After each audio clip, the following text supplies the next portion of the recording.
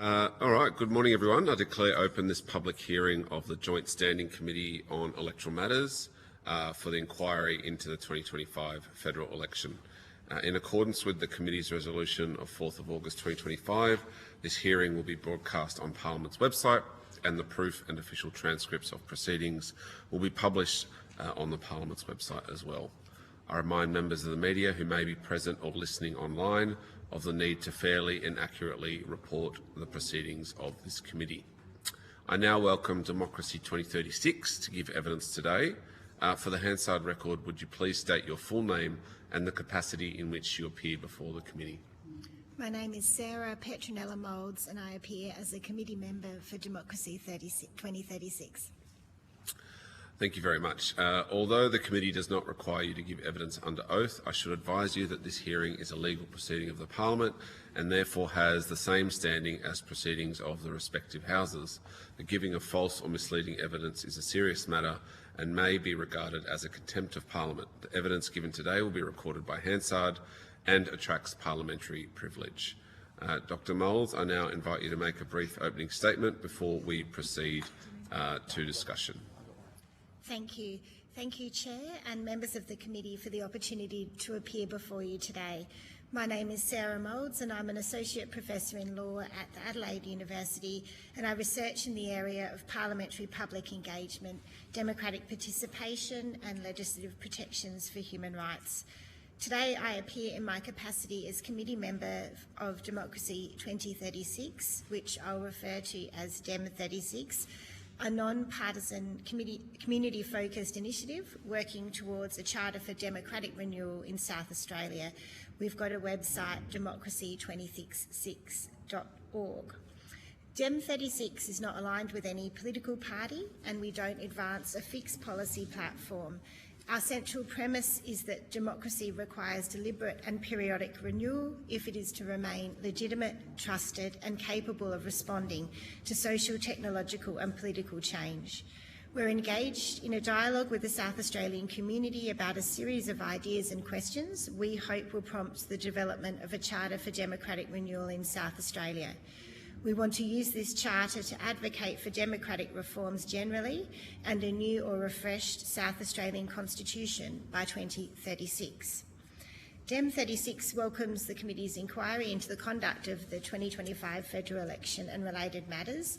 From a democratic renewal perspective, the issues identified in the terms of reference go to the core conditions of electoral legitimacy.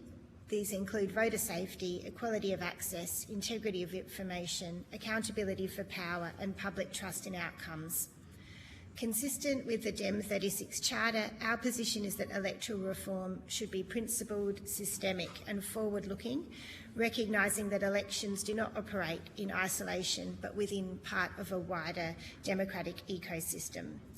This approach aligns well with recommendations made by other submission makers to your inquiry, including submissions made by the Transparency International Australia, the Australia Institute and the Grattan Institute, each of whom call for a more holistic approach to electoral reform to be considered in partnership with the Australian community. And so DEM36 is really grateful for the opportunity to assist the committee in any aspects of its terms of reference that we can, and I'll be pleased to respond to any questions. Thank you very much, Dr. Moulds. You mentioned your work with the state government and working towards a renewal constitution. I guess just from your submission, but also from what you said, what would be key areas of democratic renewal that you would apply federally if you're given the opportunity to? Yes, so I guess if I can take you through the parts of the terms of reference that might align with what DEM36 is doing. Just to be clear, DEM36 is trying to start a conversation about reform in South Australia rather than point to particular reform recommendations yet, so we're exploring what those things look like. But we're really interested in things like what elections look and feel like from the community perspective. And so, you know, we, like this committee, have concerns about increases in aggressive or intimidating behaviour towards voters, candidates, volunteers and election officials. And we understand that when voters and election workers feel unsafe, that compromises democratic rights. But we also want to acknowledge that the frustration that people feel with political and democratic processes sometimes, and that this is never an excuse for bad behaviour, but part of this renewal story that we're interested in. So part of what we're trying to do is be curious about the lives of people who are interacting with these systems in different ways. And so while we're interested in the safety and security measures at polling places and would be wanting to put that type of thing to the South Australian community as an area for discussion, and we want to look at the kind of statutory powers and trainings that Electoral Commission officers and others have, so that we're not relying solely on local police forces to make discretionary decisions at polling booths. We also were really interested in accessibility more broadly around the voting experience, and in particular this connection between the cultural and social aspects of voting and the systems we put in place to help people vote. So whilst we acknowledge that early voting and innovations in technology are really important and can increase accessibility for certain cohorts, including people with disability and regional voters, we also recognise that this moment of election day voting is very important for the social cultural commitment to the concept of participation, but also for those legitimacy questions about the experience of voting being seen as a legitimate participatory experience. Similarly, we're really interested in truth in political advertising laws, where we see lots that we want to celebrate and endorse of the South Australian model, because we think that that provides a pathway for the factual integrity of campaign communications. But, you know, we also are interested in other ways of doing this too.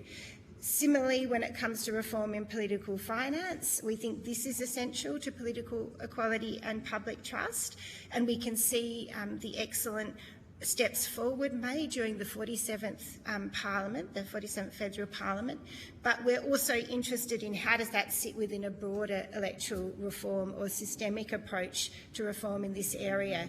And it's again that concept of making sure that the reforms are robust, but their legitimacy is shared equally by everyone in the community, and being curious as to the perspectives of those who might consider those reforms to be not yet quite right, or not yet the type of reform that secures their trust in the system. So the other type of things that we're looking to communicate with the community about are things like the role of AI, AI in democratic decision-making, AI in the sharing and synthesis of different parts of information processes that interact with both electoral systems but also democratic participation. And we're very conscious of the need to make sure that AI doesn't become only associated with something that restricts or is a threat to democratic participation, and instead we look at ways to empower citizens to understand how AI might be able to secure and enhance their own participation and ability to interact with different systems in our democracy. Similarly, when it comes to something like parliamentary size and structure and representativeness, we know that that's an area of focus for this committee. We're really interested in expanding or exploring the expansion of the number of representatives in the House of Representatives. We think that that's important to keep pace with population growth and geographic change. But we think that that needs to come with an opportunity for people to access their elected MPs more frequently and in lots of different ways, including through the parliamentary committee system. And so having a larger parliament, we think, would create the right conditions for more members to participate in public-facing and deliberative work, including parliamentary committee work. And another area that we're interested in liaising with the community on is expanding franchise. We're interested in testing whether there's appetite to expand franchise to people aged 16 and over. We've looked at different models where this has occurred in Scotland and Northern Ireland and Wales, and there's legislation before the Parliament in the UK right now expanding that franchise. So we're interested in exploring those type of reforms with our community. And similarly, local government is a site for democratic participation that's been identified as a really interesting fertile ground for innovation. In South Australia, voting at local government elections is not compulsory. We think there's a pathway for discussion about what would happen if that was compulsory. We're keen to be telling our community that they already do democracy, that they participate with all the characteristics and virtues that we want to see play out at the state and federal level as well. Compromise, integrity, the ability to learn from others and come up with decisions together, accountability for action, and we want to lean into that and get that nexus closer between those experiences and the design of our democratic systems. Thank you. There's a lot in that. I'll just ask one question, and then we've got plenty of time, so I'll pass on to Mr. Small after. You mentioned in your submission the need for the AEC to get a bit more funding to help them with the transparency register, and then also just then you mentioned the AEC could take a larger statutory role, safety and security. We've had a lot of counter-argument to that, like people concerned, and including from the AEC themselves, concerned about the AEC getting involved in more decision-making when it comes to things like truth in advertising, when it comes to enforcing some new rules and regulations. Can I just get your perspective on, I guess, what works here in South Australia with the Electoral Commission, noting they're appearing tomorrow, so I'm sure we'll ask them questions, but has ECSA being involved in truth of advertising, in sort of enforcement of the South Australian rules, created a sense of distrust in the Electoral Commission, and how does that play out, I guess, amongst those who you've surveyed on this? Yeah, so I think the South Australian truth in political advertising laws, from our perspective anyway, and the consultations that we've done, and noting that we want to do more, is really well received and considered to be very important, and a model that is delivering for people of South Australia. And I think that having, a statutory framework that delineates those kind of operational and oversight roles is really important. And the very kind of careful, sober way in which the Electoral Commission here has gone about that work has, I think, added to that sense of independence and integrity in the process.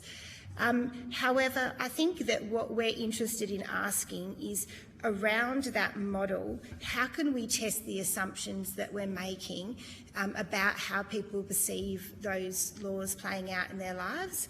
And also, is there room for a body that might bring together different aspects of the electoral system that I've been talking about?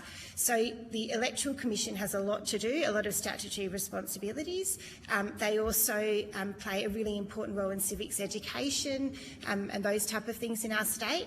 And I appreciate that as we continue to broaden their role, the risk that something might not turn out well increases, and then that has an impact on their potential legitimacy.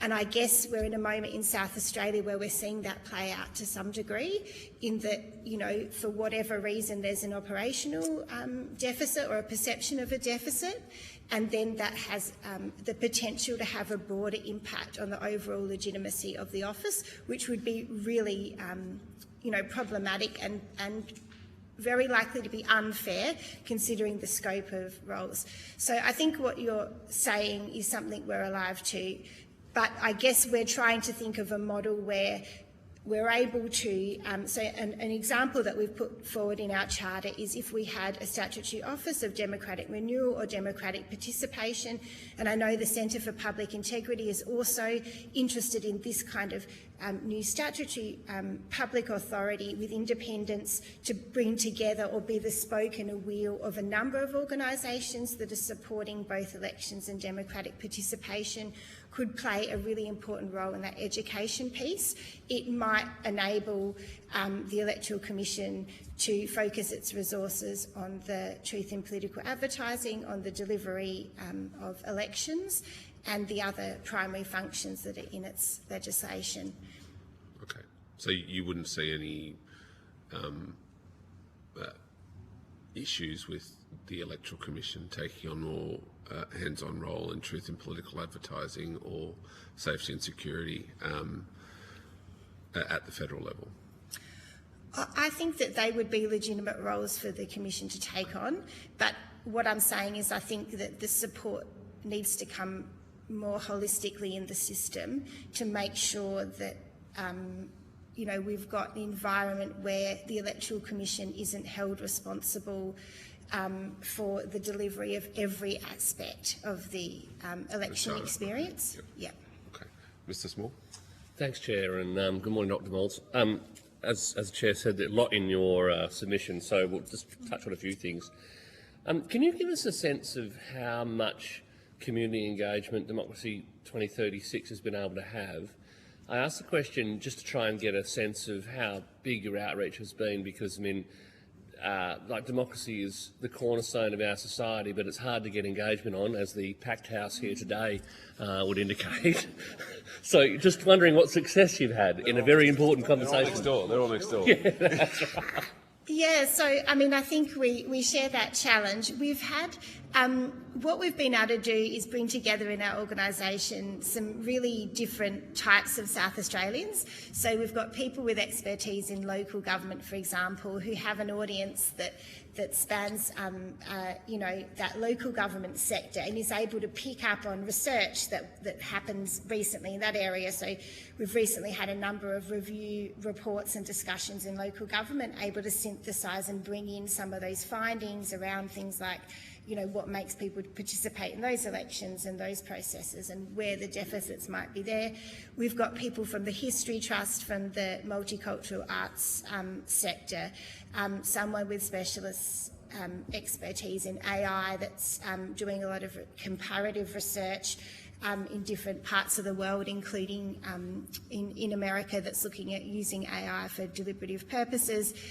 So we're able to bring in that kind of research. But I know what you mean. What about on the ground talking to community? We've done some really great work with partner organisations, Manifera and McKinnon Institute and others that have created kind of opportunities for almost but not quite demographically representative groups of people to come together. So deliberately looking for people who don't usually participate in these conversations and facilitating a kind of participatory approach. Walking the talk is what we're trying to do. But look, there are major gaps in the consultations that we've been able to do with the community, and that's something that we're working towards. We have got a Democracy Innovation Festival planned for August that is a doing festival, and we're bringing some people with expertise over to Adelaide with particular expertise in reaching seldom heard voices and sessions where we are trying to do what I'm talking about before, which is reach into communities that might not see what they're doing as democratic participation and ask them, how they see themselves in our charter reform.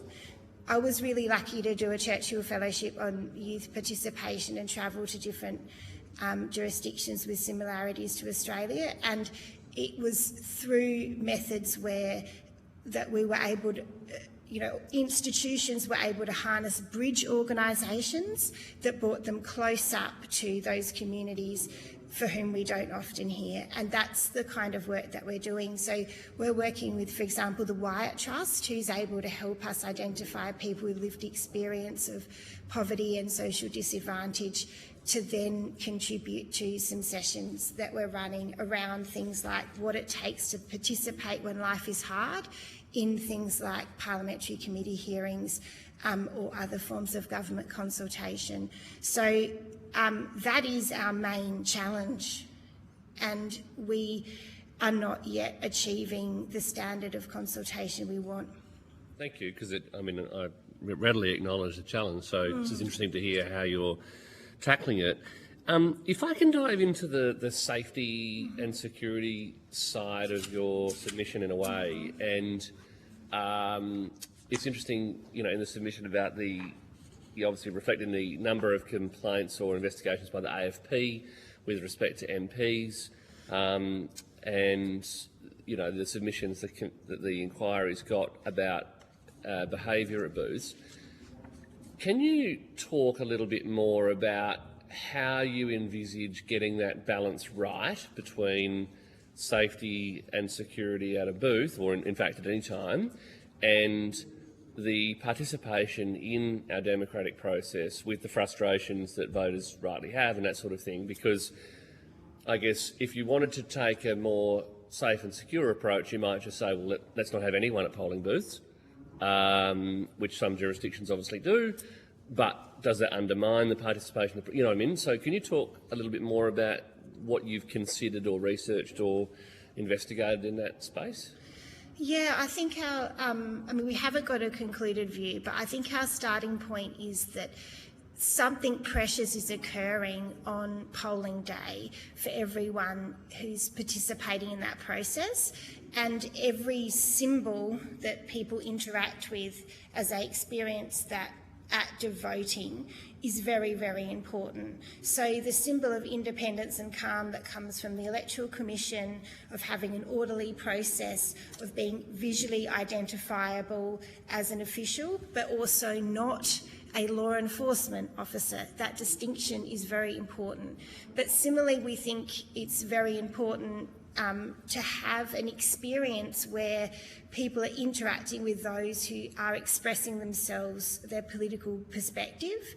And we are aware of work that, say, the Democracy Counts group have done when they've surveyed Australia, the state of Australian democracy, that most Australians want protection from misinformation, from abuse and that kind of hate-orientated language, but they absolutely want the opportunity to be able to respect other people expressing themselves politically. So one of the things we're interested in is what happens when you, say, put a big focus on early voting and, as you said, create an environment that's really different to the, school polling booth with a lot of different people interacting and being very explicit about their political positions that can lead to those tensions and harm. What happens when you replace that with something different, perhaps something digital, perhaps something where you don't have any of that kind of indications of political positioning? We think something precious is lost if you were to move to a safety priority system.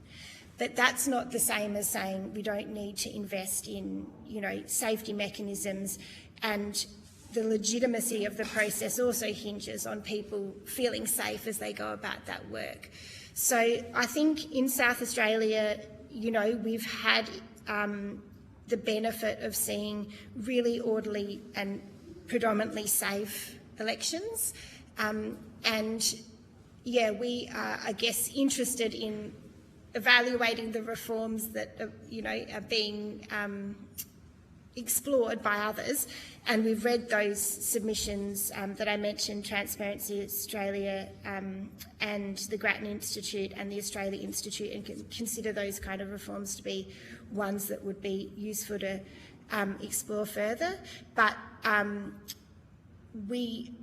our instinct is to resist a temptation to remove the cultural elements of the polling day experience, even if that experience has some level of risk or discomfort associated with it.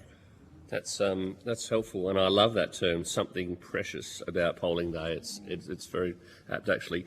So following on from that, and maybe off-piste a little bit, the balance between early voting and that precious thing about polling day, do you think that we've got that right? Because I guess our system has historically been based around the electorate making a decision on a day at a point in time with the same information, and we have crept towards a period where the electorate makes a decision with potentially different information at various points in that.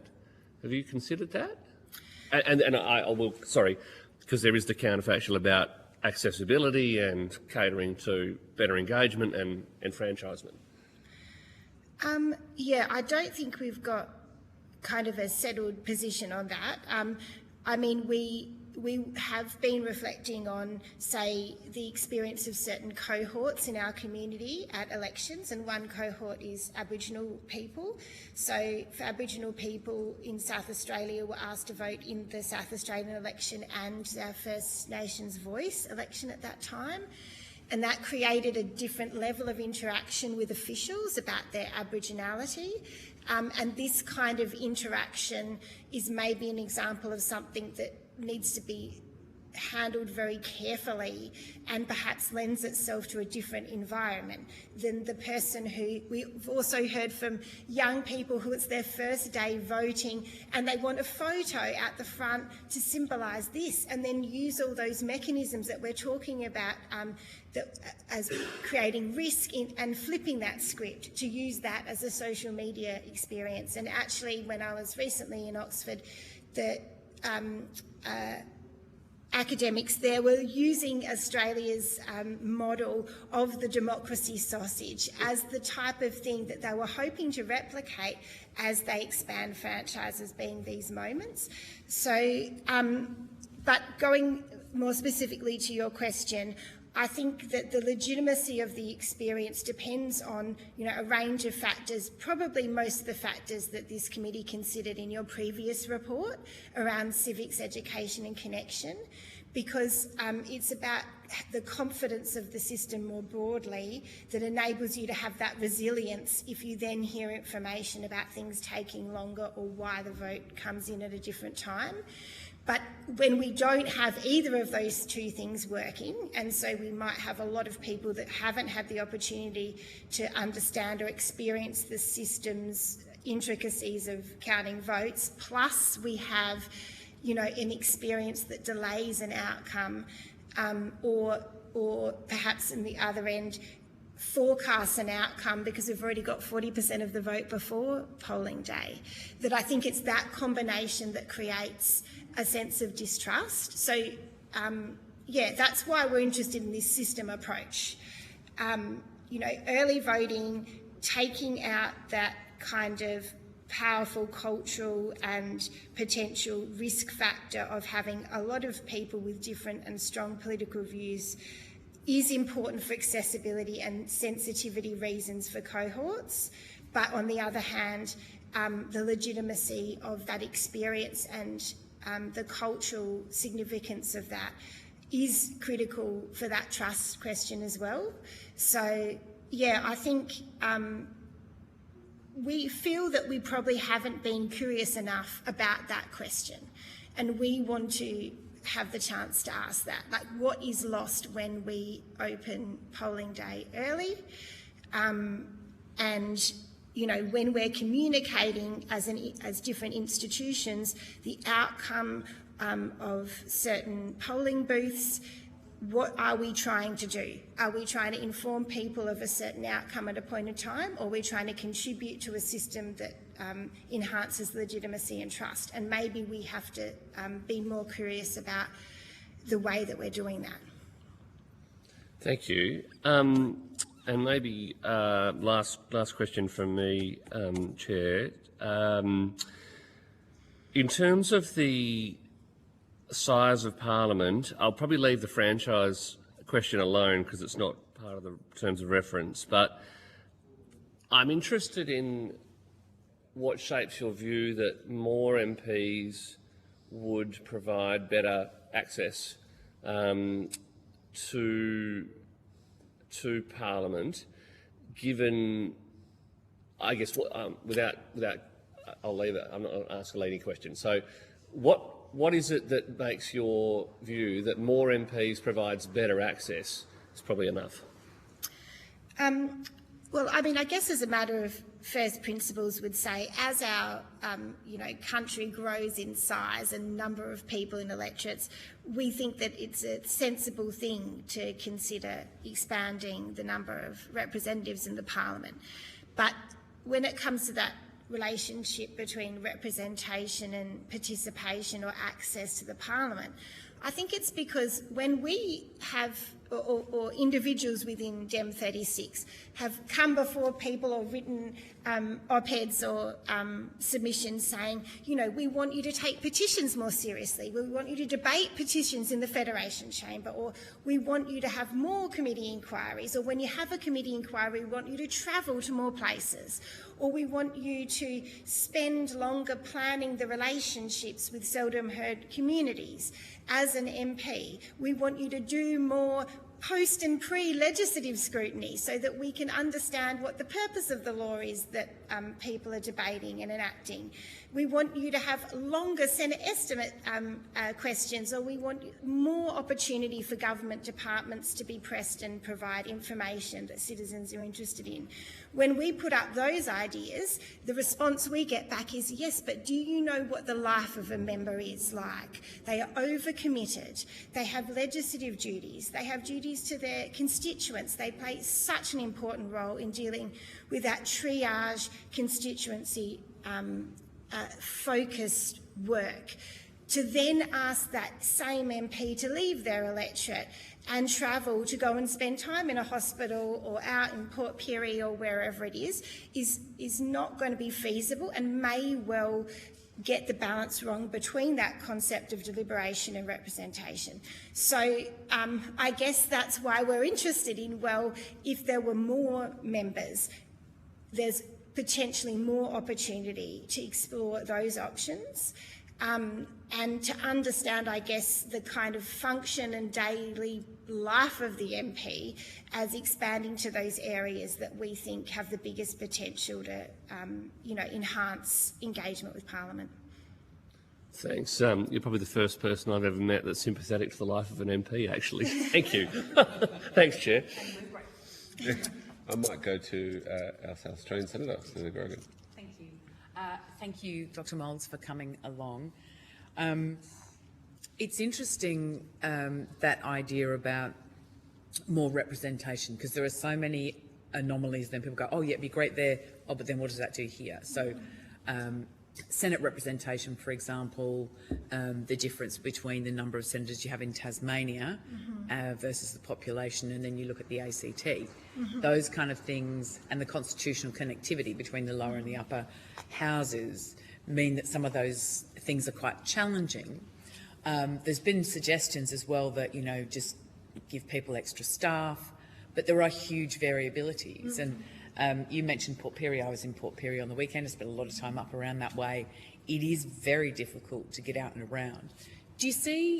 Have you thought about other models or just a trajectory? Obviously it's in the Constitution, so that it is what it is. That trajectory of how do we get a better representation, because the differential between various seats, so some seats you've maybe got 70,000 people, and then you've got other seats where it's well over 100,000. Have you thought about any sort of variations? Well, we have got colleagues that are working on those kind of areas. So we've got people like Alan Reid and Adam Graycar and others in our group who, are really interested in that those constitutional design questions.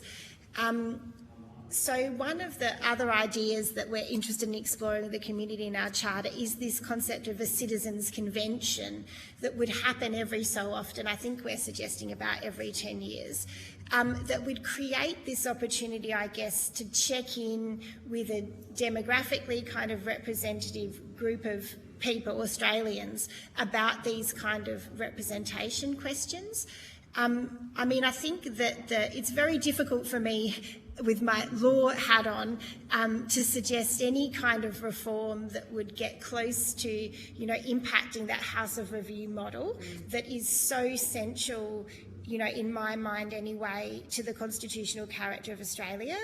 But that doesn't mean we can't complement that with some more direct citizen input into both the structural features of our institutions, but also into that question of what does good representation look like. And I guess that's what the research is telling us, that across your system you need multiple entry points, and we're interested in getting some more direct, deliberative input from citizens. And that comes out in this survey that Democracy Counts have done, and survey that other groups have done, about that trust has to be built between elections as well. So I think that our model in our charter is not to, we definitely haven't made any suggestions about the composition of the Senate, but we are interested in the South Australian Parliament, the composition of the South Australian Parliament being reviewed by a Citizens' Convention, and we want that Citizens' Convention to have the opportunity to suggest and test constitutional reform in South Australia. And yeah, I think that the manner and form provisions in our constitution are pretty interesting as well. So yeah, I think but the premise of Tasmania having the same number of senators as New South Wales, I think does go to our constitutional character. So Dem 36 doesn't have a position on that, but with my Associate Professor in Law hat on, I think that we would be wise to really carefully reflect on what that means for our constitutional character. Because it does have a rationale behind it, of course. Yes. The whole idea that you balance out the country. And when you look at the debate that's happening at the moment in the UK about the House of Lords and the qualities that they're looking for in their House of Review, it's been fascinating to see that there is a great premium placed on that concept of diversity that transcends a party political or partisan characteristic. And I think that, again, those jurisdictions look to us and look to what might feel sometimes like a strange aspect of our constitutional structure, but revere it as offering something very precious. So, yeah, I think that that's an interesting reform to keep an eye on. And the way the values that people associate with that tell us something about our constitutional character.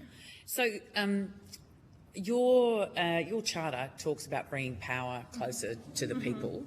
I spend a lot of my time out in the regional areas of South Australia, and the representation, the access to polling, to politicians, to democratic institutions of people, not just in places like Pirie and Port Augusta, Ceduna, but also then those people who live further out into the more remote areas.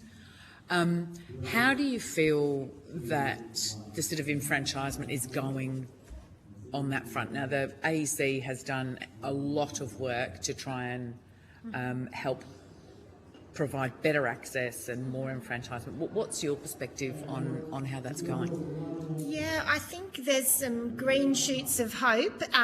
You know, I look at what the South Australian Parliament Education Engagement team is doing.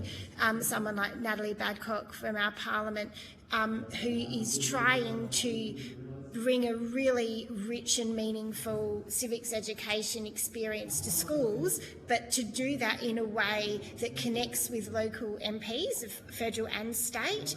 And then ideally the vision behind that is that it prompts the opportunity for different community groups, local, state and federal government, to use these moments where, you know, the kids have got the big layout of the parliament and are experiencing that, but to connect that to something real about the lives of those communities.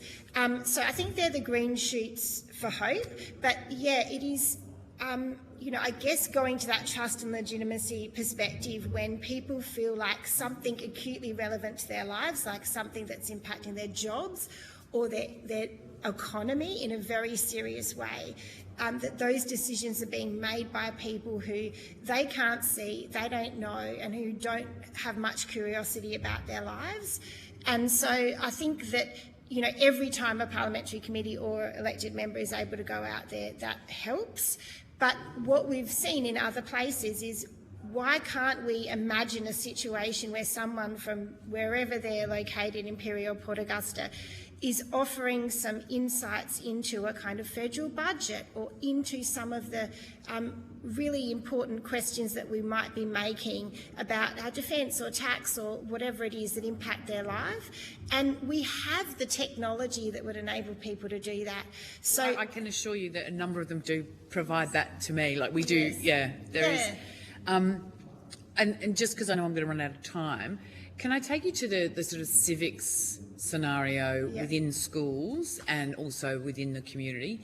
I think we're all pretty well aware that we're not doing well on that front. But in South Australia, there was the last Education Minister, Blair Boyer, had mandated the civics teaching in the schools, and it also put in place a civics conference. Yes. Do you have a sense, I know it's still quite new, do you have a sense of how that's going and if that's the kind of thing we should be looking at more broadly around the country? Yeah, so our Democracy Innovation Festival that I mentioned before is designed to happen just around the same time as that schools convention, because we think that the schools convention creates the right moment for everyone, teachers, parents, others, to think about, what those young people are doing in that moment, the symbolism of prioritising civics and democratic participation in the curriculum in that way is really important. So I think the symbolism of that is fantastically important. I guess what my research on youth participation has shown is that there has to be doing democracy, not you're the student, let us teach you about democracy. And I'm not sure that, I think the convention provides the seeds of that, but it needs other experiences where young people can do and co-design about, so that the convention is discussing something that's real about their life, and be very ambitious about that. So for example, in schools you're not allowed to have mobile phones. That could be the topic, and maybe that's what the government thinks is the right kind of topic. But I also think we have to be ambitious when we know that young people, when we ask them what they care about, they say other things. They say cost of living. They say intergenerational inequality, housing, mental health. So I think that we need to make sure that in those spaces we're talking about those things, and we're giving accountability to say, if you're coming and presenting at that as a member of government, what are you doing in response to what those students say? And that's why the question of franchise and local government participation is so important to us. We know that if the student has a brilliant civics education in year 10 and 11 and 12, and then can actually do by voting or running or participating, things go well. But when they have a good civics education in year 10 and then it's optional in year 11 and 12, and then they don't actually vote for 2 more years, that is when there's a question mark about how do we maintain that sense of participation, because school civics education is excellent because it focuses on that funds of knowledge pedagogy. Our teachers know how to do that. They say you already do democracy in this classroom. But when they leave that environment, they're not being spoken to like they've got funds of knowledge. They're being spoken to like, you don't understand anything about politics. It's cynical and difficult and partisan. So we're interested in making sure that they're doing the democracy in these environments. And I think our Premier and our government and Minister Boyer have done a great job at kind of prioritising that. But I guess I hope we can continue to be really ambitious about, so that the young person walks out not thinking, well, that was a good lesson, but actually is going, I know exactly who I'm going to call to get that thing in my life fixed. Thank you. Mr. Newman. I've only got 3 little short questions, but I'm going to ask you to respond once. It seems as Mr. Small was talking, I love that expression, something's precious about polling day. Still up to about 60% of people vote on polling day. But we've seen an increase in the number of people who voted pre-poll. And during that time, during this inquiry, we've heard more and more about instances that took place at pre-poll. And certainly by my observation, I saw a lot of police presence on polling day, but a lot fewer police on the job during pre-poll. And you talked about a decline in civility, that's your words. And there's a conflict, is there not, between wanting people to participate and conveniently involved in the political process by voting early, but at the same time risking the more conflict, that you're increasing potentially violence that we've seen at pre-poll booths. So that's one aspect. The second thing I wanted you to talk about is a decline in confidence that people have in the system. And that seems to happen sometimes when election outcomes seem very different once pre-poll and postals come in, because of the volume. You'll be sitting there watching. I know he's retired now, Anthony Green, but but then all of a sudden there's only 14% of people voted in, say, early on in the South Australian election, and it comes in a big flurry later in the evening, often after the premiers and the opposition leaders have spoken. So why don't you talk about that aspect? And the first thing is this idea of pre-poll and how it might affect outcomes. Generally, it doesn't, but sometimes it does have big impact. I'll give you one illustration. I don't know whether you've looked into it. It was the last Queensland state election, where on election night, early on, it looked like it was almost a cliffhanger. It was really close, where the Labor Party was doing, my side of politics was doing much, much better. And at the beginning of the campaign, the Labor Party looked like it was going to get slaughtered. And then the pre-poll took place, and I was there nearly every day, and you could tell there was a change during the 2 weeks of the pre-poll. And then on election night, the pre-poll came in, and the LNP opposition won a decisive but not overwhelming result in the election outcome. Now, some people obviously changed their perspective, where the Labor Party in opposition is much higher number of seats than they thought at the beginning of the campaign. Can you comment on those 3 aspects? The decline in civility, the conflict there between aspects of, participation versus something precious on election day, and affecting the outcome by having the pre-poll for as long as it is. Yeah, thank you. So I think that decline in civility point, we're really interested in that. We're also aware that, the pre-polling experience demands a lot of kind of volunteer effort from candidates and their parties. And so what we're seeing is, I guess, Electoral Commissioner officers being stretched out. We need more of them to run the pre-poll. We're having often different locations than we're seeing on polling day. And I think that's interesting and needs some research. So the polling day location's often around a community environment like a school that has a lot of symbols, and, you've got a little cake stall or the CFS barbecue, symboling a community experience compared to a pre-poll which might be in a different facility with less of that environment, and volunteers who are stretched or maybe new, and so their first experience of interacting with someone with a very, very different political view is in an environment that's not being observed by the CFS barbecue or the kids selling the plants, but is in a different kind of environment. I think those things need attention, as well as the powers of the Electoral Commission and the staffing of the Electoral Commission and others to respond to any incident. So, I think we do need to look at that question and all of those environmental aspects, as well as the volunteering kind of experience of candidates, the type of training, the type of people that might be actively engaged in supervising and enforcing standards of behaviour at pre-poll might be different, or might need to have different kind of skills and experience. And I think there's a co-design opportunity. Like we've had, through your great inquiry, we start to see the type of people who have had lived experience of this, and to be able to ask them what would good look like at the pre-poll. I mean, we have to keep pre-polling. We have to. The community wants it. It's so important for accessibility. But, you know, what does good look like? We need to ask a broader question, I think.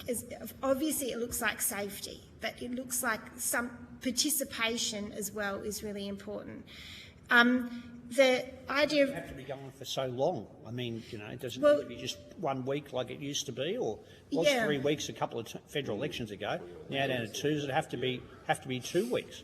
Well, I mean, that's the other thing. If the candidate is there at the pre-poll, instead of being involved in something else, what is being lost? I think these are questions we're so curious about. Or gained. I mean, so one way of saying it is, if you're at pre-poll, for 2 weeks, the candidate is talking to a lot of people for 2 weeks on the ground, and they're not involved in, you know, interviews on TV or radio or whatever. The other way of looking at that is, if you're an independent or not from a political party with all the resources around you to do that, you might not have the opportunity to do that radio interview or to respond to a certain policy development that's coming at you from one of those parties, or to be able to participate in a debate that might impact your constituencies at a higher level. So I think that, you know, that question of the amount of time, to me the test would be the people for whom we're doing this for should be the citizen who can't otherwise easily vote. What does good look like for them? Is it a length of time? Is it the location? Is it the ease of voting? And then that, I think, leads into the other 2 questions you asked me around pre-polling impacting results. I think it is potentially problematic from a citizen perspective if you think my vote on polling day doesn't count, or doesn't count in the way that I expected it would.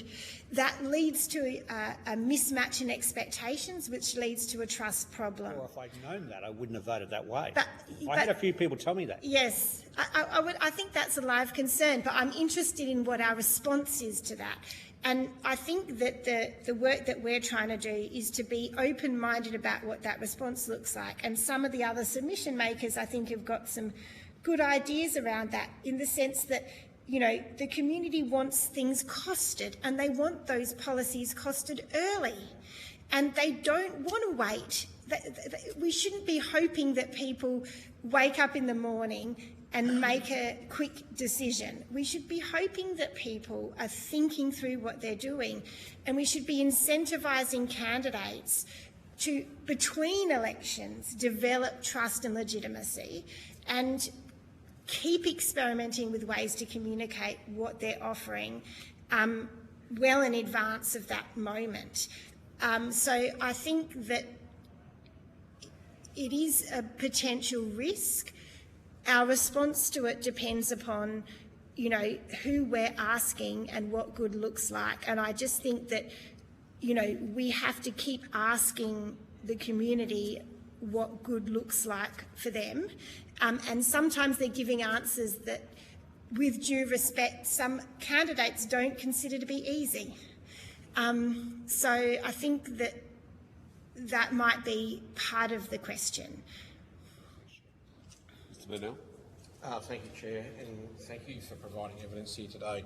I'm interested just to pick up on that last piece around the development of trust and legitimacy in our democratic process, and the rise of AI and social media, or the use of social media in conjunction with AI and deepfakes, etc. I'm keen to get your views on whether we need to be looking at digital watermarking, and how we provide frameworks around some of this use without taking away some of the creative good that comes from some of this. I don't think it's all bad, but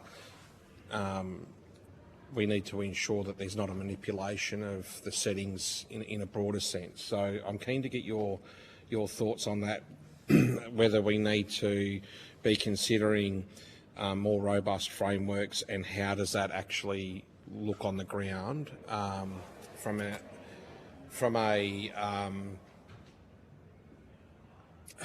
adjudication point of view, I guess, in real time, given that, especially once you're in that election cycle window of pre-poll to polling day, being as short as a week, maybe as long as 2 or 3, but especially when you get down into that last little window of a few days, where there is something that's potentially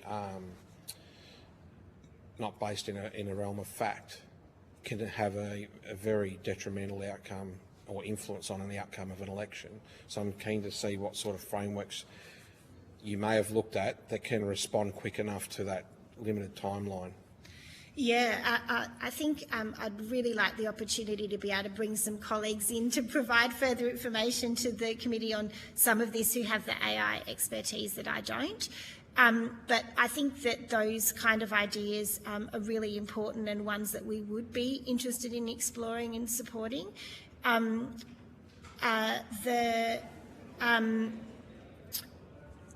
Centre for Public Integrity have been doing some work on how you would handle kind of misinformation and disinformation in that kind of AI space. And just in that area, I think that that is a really different skill set and different technological settings that demand a different statutory approach than what we were talking about before with the Electoral Commission and truth in political advertising.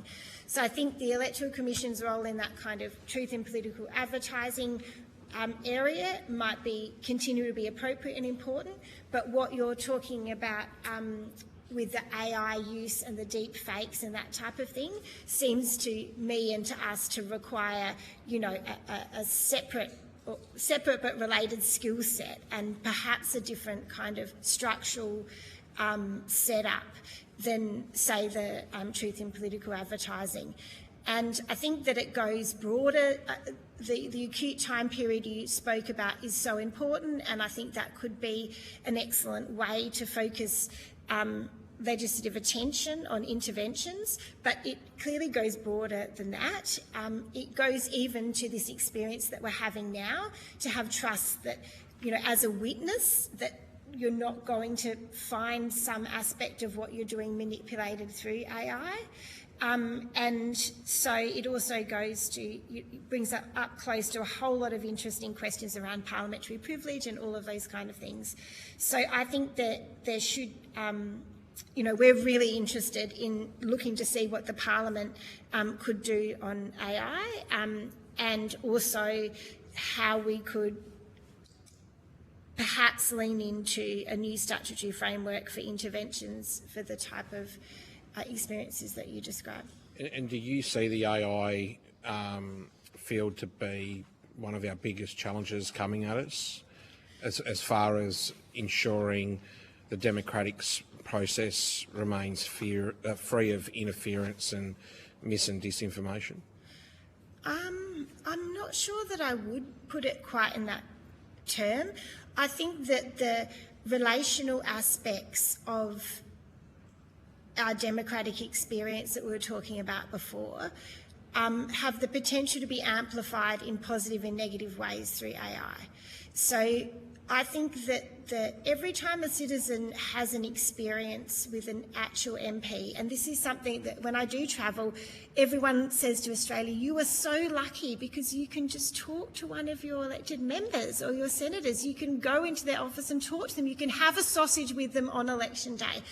And it is that human closeness that to me is the most important thing. And when people have that, their resilience level to be able to interact with, filter, respond to, critically engage with other aspects of the experience coming at them from these angles is greatly increased.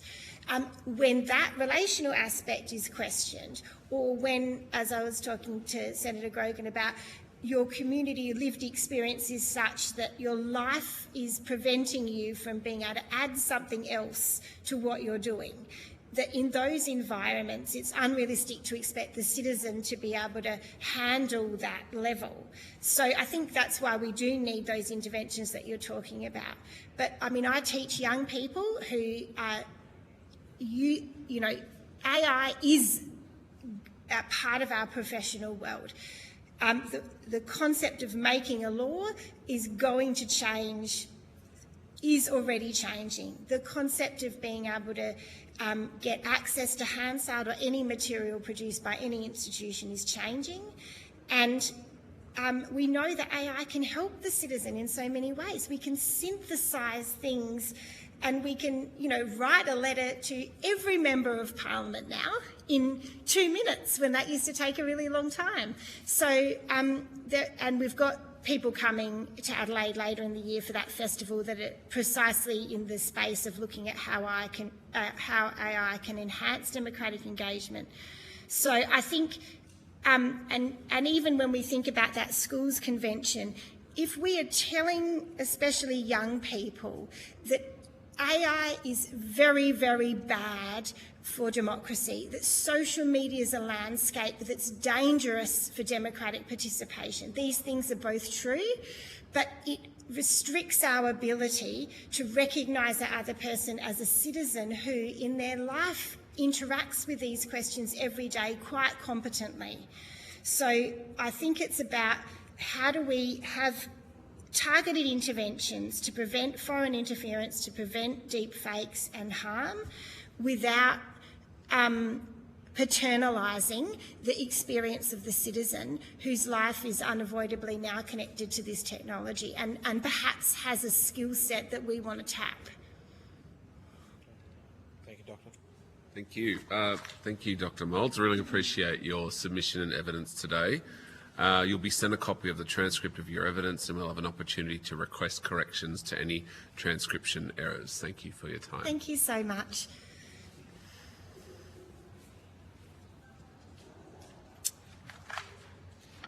Is Professor Prino here? Yes. Great, thank you.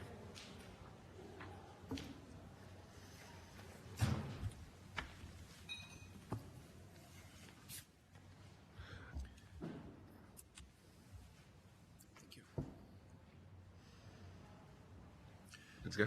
Thank you. I now welcome Professor Rodrigo Prino to give evidence today.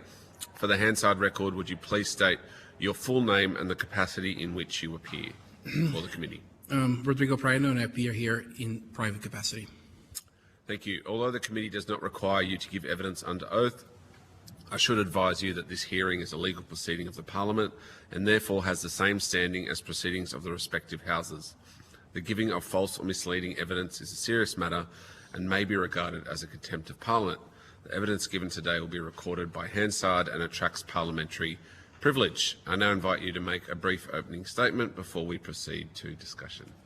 Thank you. Chair, Deputy Chair, members of the committee, thank you for the opportunity to appear here today.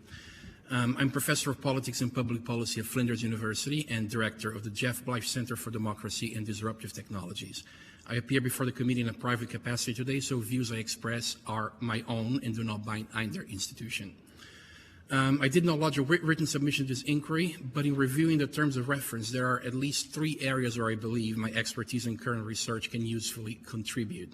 Let me sketch each of them now for you, and I am happy to elaborate at the committee's pleasure. The first area concerns the composition of the Parliament as a whole, including the length of the parliamentary term and the number of elected representatives relative to the growth in population.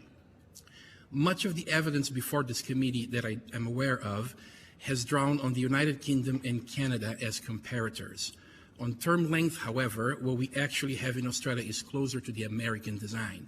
So a hot house on 3-year cycles, tracking short-term public sentiment, paired with a cool Senate on 6-year terms, tracking longer-term sentiment, with half the Senate renewed at each election. Any change to house terms has to respect that coupling. 2-year house terms, as in the case of the United States, are too short. 4-year house terms, which would probably pair well with an 8-year Senate term, would make the Senate term probably too long. So 3 and 6 is, in my view, a workable equilibrium that does not need to be changed at this stage. On parliamentary size, a House MP currently represents about 180,000 people. This is not an ideal ratio, but it's not an outlier either. Most OECD lower chambers sit between 100,000 and 180,000 constituents per member. So, we're just at the upper end of that range. Rather than expanding the House at this stage, the more efficient reform may be to properly resource sitting members so they can adequately represent 180,000 people each. On fixed terms, in a meaningful sense, we already have them. A parliament cannot exceed its constitutional maximum at this stage, of course. Removing the executive's power to dissolve a parliament early would strip out one of the defining features of parliamentary as opposed to presidential systems, and arguably one of their strengths. I would urge caution here. Second area I can contribute in is informal voting. Together with my colleague, Professor Lisa Hill at the University of Adelaide, I have led a multi-year ARC-funded project with the Victorian Electoral Commission. We developed from the ground up a 27-category taxonomy of informal votes, which the VEC has applied to every informal ballot cast in Victoria since the 2020 local government elections, and has now announced that they will continue to use beyond the expiry of the project. What we have learned from this experience is this. In Victoria, around 40% of informal votes are voluntary, that is, voters deliberately spoiling their ballot, and around 60% instead are involuntary, or voters who tried to vote formally but made a mistake. We then conducted a survey of close to 30,000 voters. Of those who voluntarily spoiled their ballot, about 3/4 do so as protest, 31% against politicians, 16% against parties, 12% against both. Among involuntary informal votes, many of the mistakes people make are very small. At the 2020 Victorian electoral government election, for instance, around 1/3 of involuntary informal votes, 1/3 of them were ballots where voters simply skipped a number while ranking the candidates. So instead of going 1, 2, 3, 4, 5, 6, they did something like 1, 2, 3, 4, 6, 7, 8, right? Skipping one number. 1/3 of voters did that in the 2020 Victorian local government election. Voluntary and involuntary informal voting are different phenomena and require different responses. Both, however, intersect with civics education, which is the third area I would like to discuss today. For voluntary informal voting, the answer is patient, organic, population-wide civic education across the formative years. South Australia has been at the forefront of this kind of democratic innovation. The Malinowska's government civics initiative, which culminated last year in the inaugural Active Citizenship Convention, which my center and I were proud to co-design with the South Australian government, is the kind of model the Commonwealth should examine for national adoption. For involuntary informal voting, the implication is more direct. If we're going to compel every 18-year-old to vote, the bare minimum we owe them is to teach them how to complete a ballot. We do not currently do that. Some students get to learn how preferential voting works and how to cast a formal vote. Many do not. It is entirely the discretion of individual teachers and individual schools, and outcomes vary widely. We would not accept a system that complains about students not understanding Shakespeare if we had not first taught them how to read and write. Yet, that is roughly where we're at. A sensible reform would be a national requirement that every student before completing senior secondary school demonstrates the ability to cast a formal vote. Finally, it's worth noting that involuntary informal voting falls disproportionately on voters from culturally and linguistically diverse backgrounds, on First Nation communities, and in lower socioeconomic areas. Civics education will help, but technology can also do real work in here. For instance, a ballot marking device, a BMD, designed to Australian conditions with proper multilingual support, an explicit none-of-the-above option for protest voters, and an in-process check that flags errors before the voter deposits a paper ballot would address much of the involuntary informal vote at its source while preserving the full auditability of a paper ballot system. I'd be very happy to expand on any of these themes or take questions on other matters within the terms of reference where the committee considers it might be useful. Thank you. Thank you, Professor. Just really interested in your research that you quoted some pretty fascinating statistics there. So, could you just explain how you were able to reach those conclusions with those numbers? Like, did you have access to the electoral roll? Did you contact people? Like, how many people participated in your survey? Just some of the mechanics of how the survey went. So the survey itself was part of the large project that is ARC funded, and Victoria Electoral Commission, VC, is a partner in that project. What happened is that we designed a system where we would not have to personally access the electoral roll because we don't want to have all that data and have to keep it secure, of course. So we worked in partnership with the VEC. The VEC sent our survey to every voter in Victoria. 900,000 people were contacted. So we were able to reach 30,000 responses. It's the largest political behavior survey ever done in Australia, to my knowledge. Second largest was then, we replicated the same thing with the Queensland Electoral Commission last year. So we had 25,000 responses there. So it's representative of the population in Victoria. And we had a range of questions. So I have a number of things that I can quote, but some of the statistics that I quoted here were a direct result of that survey. And were the results similar in Queensland out of your 25,000 responses? Queensland, we're still analyzing the data, so I don't have final answers for you at this stage. One thing that we immediately have discovered about Queensland is that while Victoria, 60% of informals seem to be involuntary and 40% voluntary. That kind of matches what we know about the federal numbers at this stage. Queensland seems to be the reverse. 40% are involuntary, 60% appear to be voluntary. We have no idea why this is the case. That's what we're working on at this stage to understand. Perhaps Mr. Newman might try and explain that to us. Coming from Queensland. Please do. I would love a few hypotheses to work on. Particularly interested in the cold community findings. You suggested a electronic remedy to that. So just go through that again. You paper ballots that then go through a check to see if they're formal or informal. Is that what you? Or did you the other way around. So what I would suggest is a BMD, a ballot marking device, which is used in a few different jurisdictions at this stage. Essentially, what they would do is you have a touch screen where you vote electronically. So you choose the candidates in the screen, which would mean that you could get language support in as many languages as you'd like.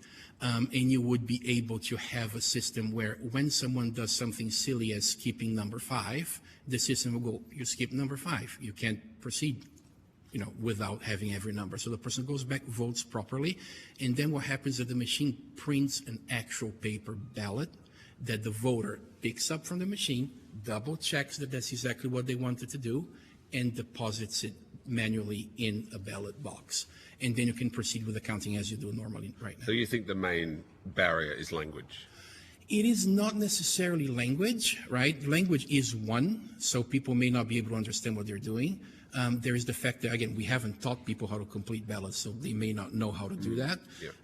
But also simple mistakes. I can anecdotally tell you, last election that I voted, I took my 8-year-old son with me to the ballot, and we voted together, and we skipped a number. So I had to go back and say, actually, we forgot that number. So if I do that myself, right, I know 30% of Victorians did that in 2020. About 20% did that in the state election 2 years later in 2022. I imagine that if we were to do, we don't know for certain what happens at the federal level, but I imagine if we were to collect data like we did in Victoria at the federal level, it would be very similar, right? And so if we're talking 1/3, last time I did, just out of curiosity, the numbers, if we assume 1/3 of informals is a mistake, as in skipping a number, it means we're throwing in the rubbish 250,000 votes in a typical federal election. We could recuperate that 250,000 people who wanted to vote formally and forgot a number, right? This is such a minor thing and easy to fix in many ways. Again, I think the electronic system with a full auditable paper trail would be the way to go. There are other ways. We could think about saving provisions, et cetera, but that would kind of like resolve the issue together with other issues as well. People voting another thing I have encountered in my research, so I did some work on the Italian. I originally come from Italy. Italians vote abroad, so I did some work for the Italian government in looking at the vote of Italians abroad. And when you look at the ballot that Australian citizens of Italian origin complete, they use preferential voting in their marking of the Italian ballot, which Italy does not have preferential voting. So people bring electoral behaviors with them, right? When someone becomes an Australian citizen and has voted in another country their whole life by marking an X into a box, they will come here and mark an X into a box because they think that's how you vote. And so all of these things would be completely resolved if we had a system that tells people, we have a technology that says you can't do that. This is how you would do it correctly. Is there anywhere that's using that kind of system? There's a few places, a few American states use a system like this. Other places have different versions of it. For example, Belgium is very proud of the electronic voting system. I did a tour in Brussels a year ago of how they do it different. They record it electronically in the machine. And I think that the consensus internationally has been that trying to record it only electronically in the machine comes with risks, right? The Belgians would say there are none, but other evidence has shown that there are risks. The best way, in my opinion, to do this would be sure, you can record it electronically and sort of like cross-reference with what happens, but if you have a physical print ballot that the voter checks, right, and deposits in the ballot box, we would be keeping the system pretty much as it is right now. And not impacting the sort of trust and faith in the system. Exactly. And then, after we've done it for 50 years and we see the results of the electronic and the hand count are the same, then maybe things will change. But at this stage, that's how I would do it. I would keep the paper trail. It's auditable, it's there, it's physical, et cetera, et cetera. Just one last question from me in regards to the savings provisions, just to address. So my understanding is that the biggest mistake in your studies is people who inadvertently make a mistake by skipping a number, or that the numbers or they miss a number. Would a potential remedy to that would be a savings provision, which I think exists here in South Australia, where if the intent is clear, yes. So 1, 2, 3, 4, 6, 7, not 1, 2, 3, 4, 6, 6, because that's not clear. But if there's just a number missed, then a remedy to pick up most of those votes would be to allow that vote to be formal in that circumstance. You would. So if there was a savings provision that, as you state, as long as the intent is clear, because again, if you skip a number, even the order is clear, you would be able to save these votes. Again, in Victoria, between 20 and 30% of votes would be saved like this. I think that would be great, right, to start. It would not address the entirety of the unintentional informal, so 70 to 80% would not be addressed. Other popular mistakes. So what we did is we built from the ground up a 27 category taxonomy. So we sat down and we said, in how many ways can people make mistakes when they're completing a ballot? We originally came up with 26 categories. We then did a field test in a by-election in Victoria, and the citizens surprised us with an additional way that we couldn't have devised. So we settled with 27 categories, which we think is fairly exhaustive. Can you send us those 27 categories? I can send you all. I can send you the draft of a paper that we are going to publish where the taxonomy is explained. Great, thank you. The categories. Yeah. In the Sorry, I interrupted you there. Go on. No, not at all. We all thought the same thing, Gerard. Yeah. So then, there are many ways that people make mistakes. The other popular things that people do is, of course, optional preferential in a full preferential system, so voting one only. There is the crosses in the box, right, which I have discussed with other experts. I do think if you put a neat X inside the box, you're trying to vote for that person, but some people think that, that's a I don't like you type of cross. There is, numbering up to a certain point, looking at a candidate you really dislike and stopping from voting. This is something that I have to explain that to kids over and over. Your last preference is not going to cast your vote for that party or person, so it doesn't actually matter. It's just the way the preferential system works. But I imagine a lot of people have issues with that. So there are many ways that people, for example, I have seen X's in one candidate, then proceeding to 2, 3, 4, 5, 6. The problem with savings provisions that, look at this case, if a voter marks an X, again, a neat X inside the box, I'm not saying crossing out the name, in rage, but a neat X inside the box, and then proceeds to marking 2, 3, 4, 5, 6, 7, right? We can't be 100% sure that that was one, that the X means one, right? So savings provision go only so far. Again, we have a way, just like when you're compiling a form online and they say you didn't put your phone number, we can say, oh, actually, first of all, you don't let them put an X, you just allow them to put numbers. And you say, actually, you didn't complete, you have to vote all the way to the end.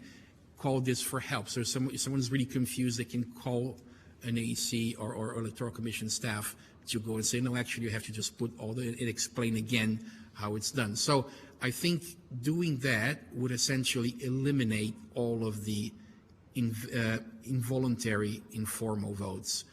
I also do want to make the point that because we are in a compulsory vote system, so we are forcing people to go vote in a way, which is good, and it's a great feature of the Australian democracy, in my personal opinion.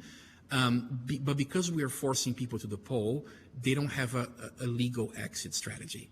So we would need to include in there a voting no, voting blank, none of the above option. So if a voter really believes that they cannot in good conscience cast a vote for any of the candidates, there is an option for them to do so. Again, I wouldn't encourage, I would try to make sure we teach people not to do that, but we need to leave that option open to them. I certainly relate to one of the anecdotes you said there. It is difficult to figure out sometimes who to put last in a list of 8 candidates, isn't it, Mr. Small? Over to you. Thank you, Chair. You've raised so many interesting things there, Professor Brino. Can I just dive into for a second a comment you made around the resourcing for MPs to be effective advocates? Have you done any research on that to sort of benchmark Australian federal MPs internationally, or I actually asked the library about this and they said it was very difficult. So yeah, I'm just interested if you've I haven't. But the issue goes as the population increases, you need to do one or two things, right? You need to either increase the number of members, or you need to increase the ability the member has to engage with the constituents. Again, as I said, we are not in a great spot with about 100. And again, it depends on how you count them, right? Because then I'm counting citizens. I'm counting residents, right? You could count citizens, you could count voters, you could count. There's different ways. So it goes between 120,000 and 180,000 on average in Australia. Not a great spot to be at the top end of the OECD average, as I said before, but not a terrible place either. If you look at our American friends, every member of the US House represents about 770,000 constituents. So they're 7 times or so worse off than we are. If you compare to the UK sits at around 100,000, same thing Germany and other Western democracies. So again, not in a great spot, but not terrible. So if you're not going to increasing the number of members of the House comes in Australia at a cost, because we then would have to modify the number of the Senate as well, right? And so it's a major reform. It's not something that I would do lightheartedly. Again, because we are not yet at critical time, I don't think we need to do this at this stage. but resourcing properly the members. And I've seen evidence presented before this committee in the past has actually argued like, oh, you should have less resources and more members. So I think properly resourcing the members, it's not impossible to adequately represent 180,000 individuals. We just need to make sure that you have the resources to do so. Great. Can I just Okay. ask a really quick question following that? In those other countries that you've cited, what's the resourcing? Is the resourcing better or worse? I don't know. Okay. I don't have data on that, unfortunately. It's something that I can find, but I don't know from the top of my head Okay. Thank you. the comparison. Just to change tack, the idea of optional preferential voting versus full, in terms of error rates, but also, I guess, reflecting voter intent, given what we've talked about in terms of by the time you get down to the bottom of a ballot, do people really know what they're sort of trying to indicate? Or perhaps sometimes in the middle they don't really know what they're indicating. Have you sort of considered that, researched that, done any work on that, and how it might apply to the Australian system?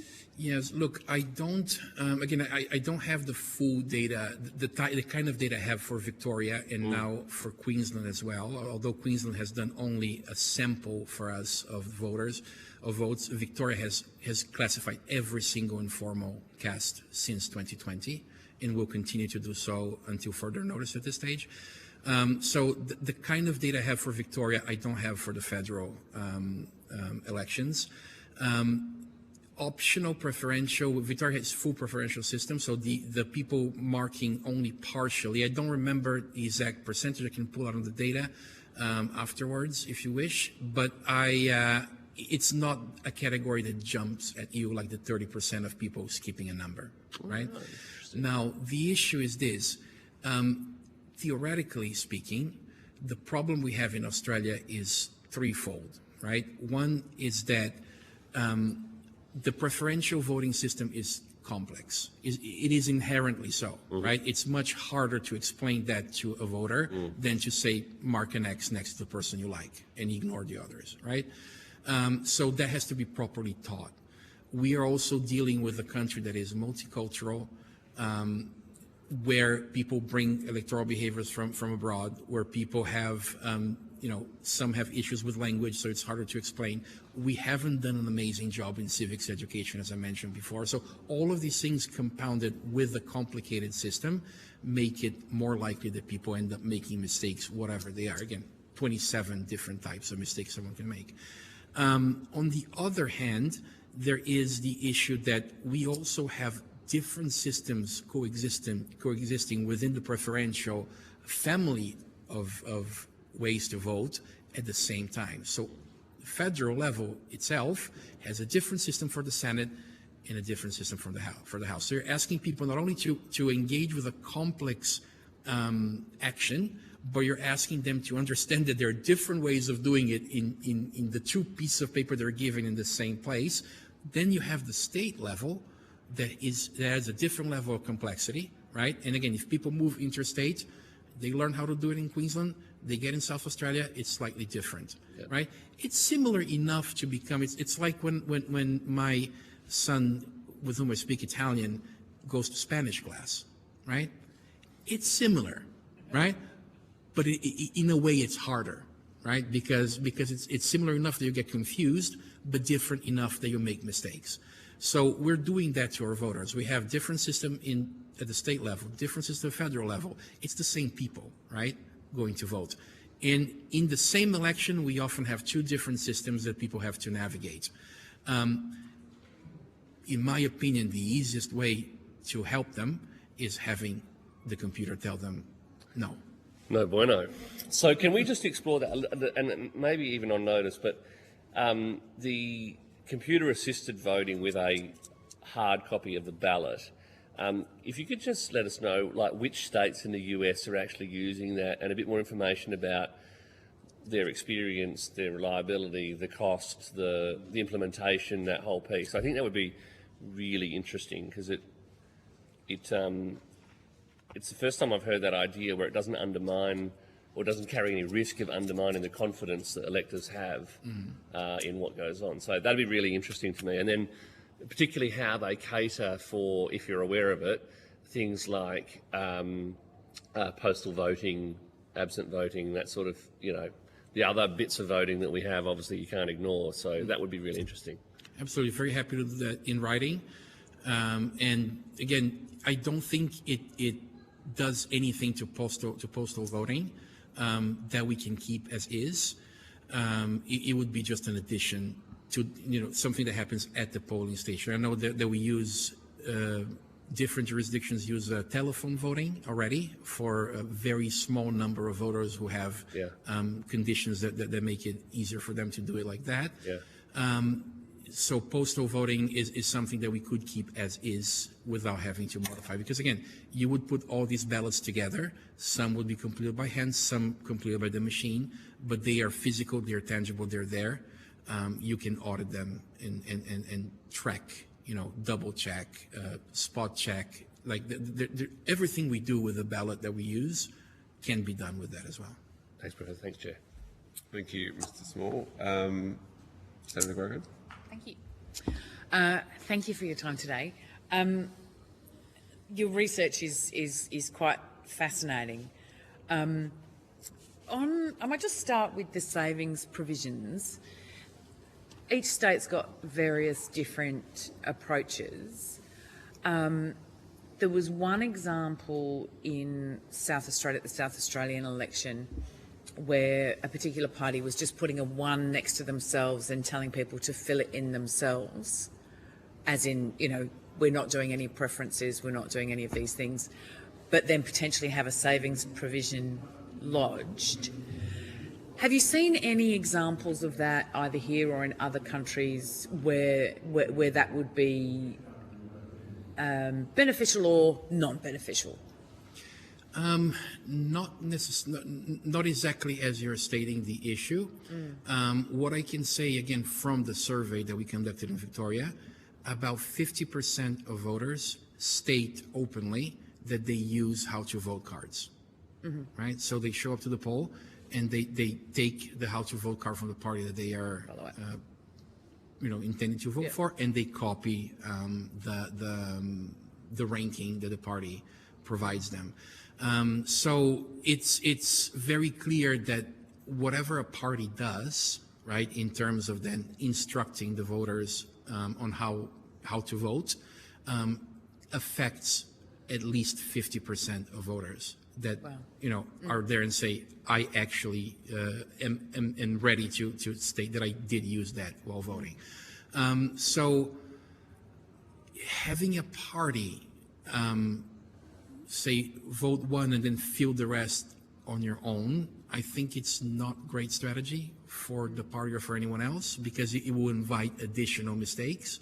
I think if the party is and again, it's not necessarily something we can legislate, right? Yeah. But it's something that I would advise all parties to not do. At least put in a ranking order that works for you, and have that be the instruction you give to the voters, because otherwise you are potentially losing votes for your own party. It's difficult, isn't it? Because you want to say, well, I'm not doing deals with anyone, so just, Maybe not doing, sure, if you don't want to do deals, don't do deals, right? But at the end of the day, the preferential system is what it is. Yeah. If you don't get that vote will go to someone else, and I'm sure every party has a least bad option, at least, right? So it's the vote will go somewhere. Instead of leaving it open, which will invite further mistakes, choose where you would want it to vote. And again, if you don't want to favor another party, maybe have different how to vote cards compiled in the same district or in different jurisdictions. You could do something that doesn't comply with the system and doesn't give an impression that you're having to deal with anyone or even favoring anyone, but that still allows people to not make a mistake. Okay. Truth in political advertising is something you didn't sort of cover it in your opening. Do you happy to answer some questions around that? Sure. Yeah.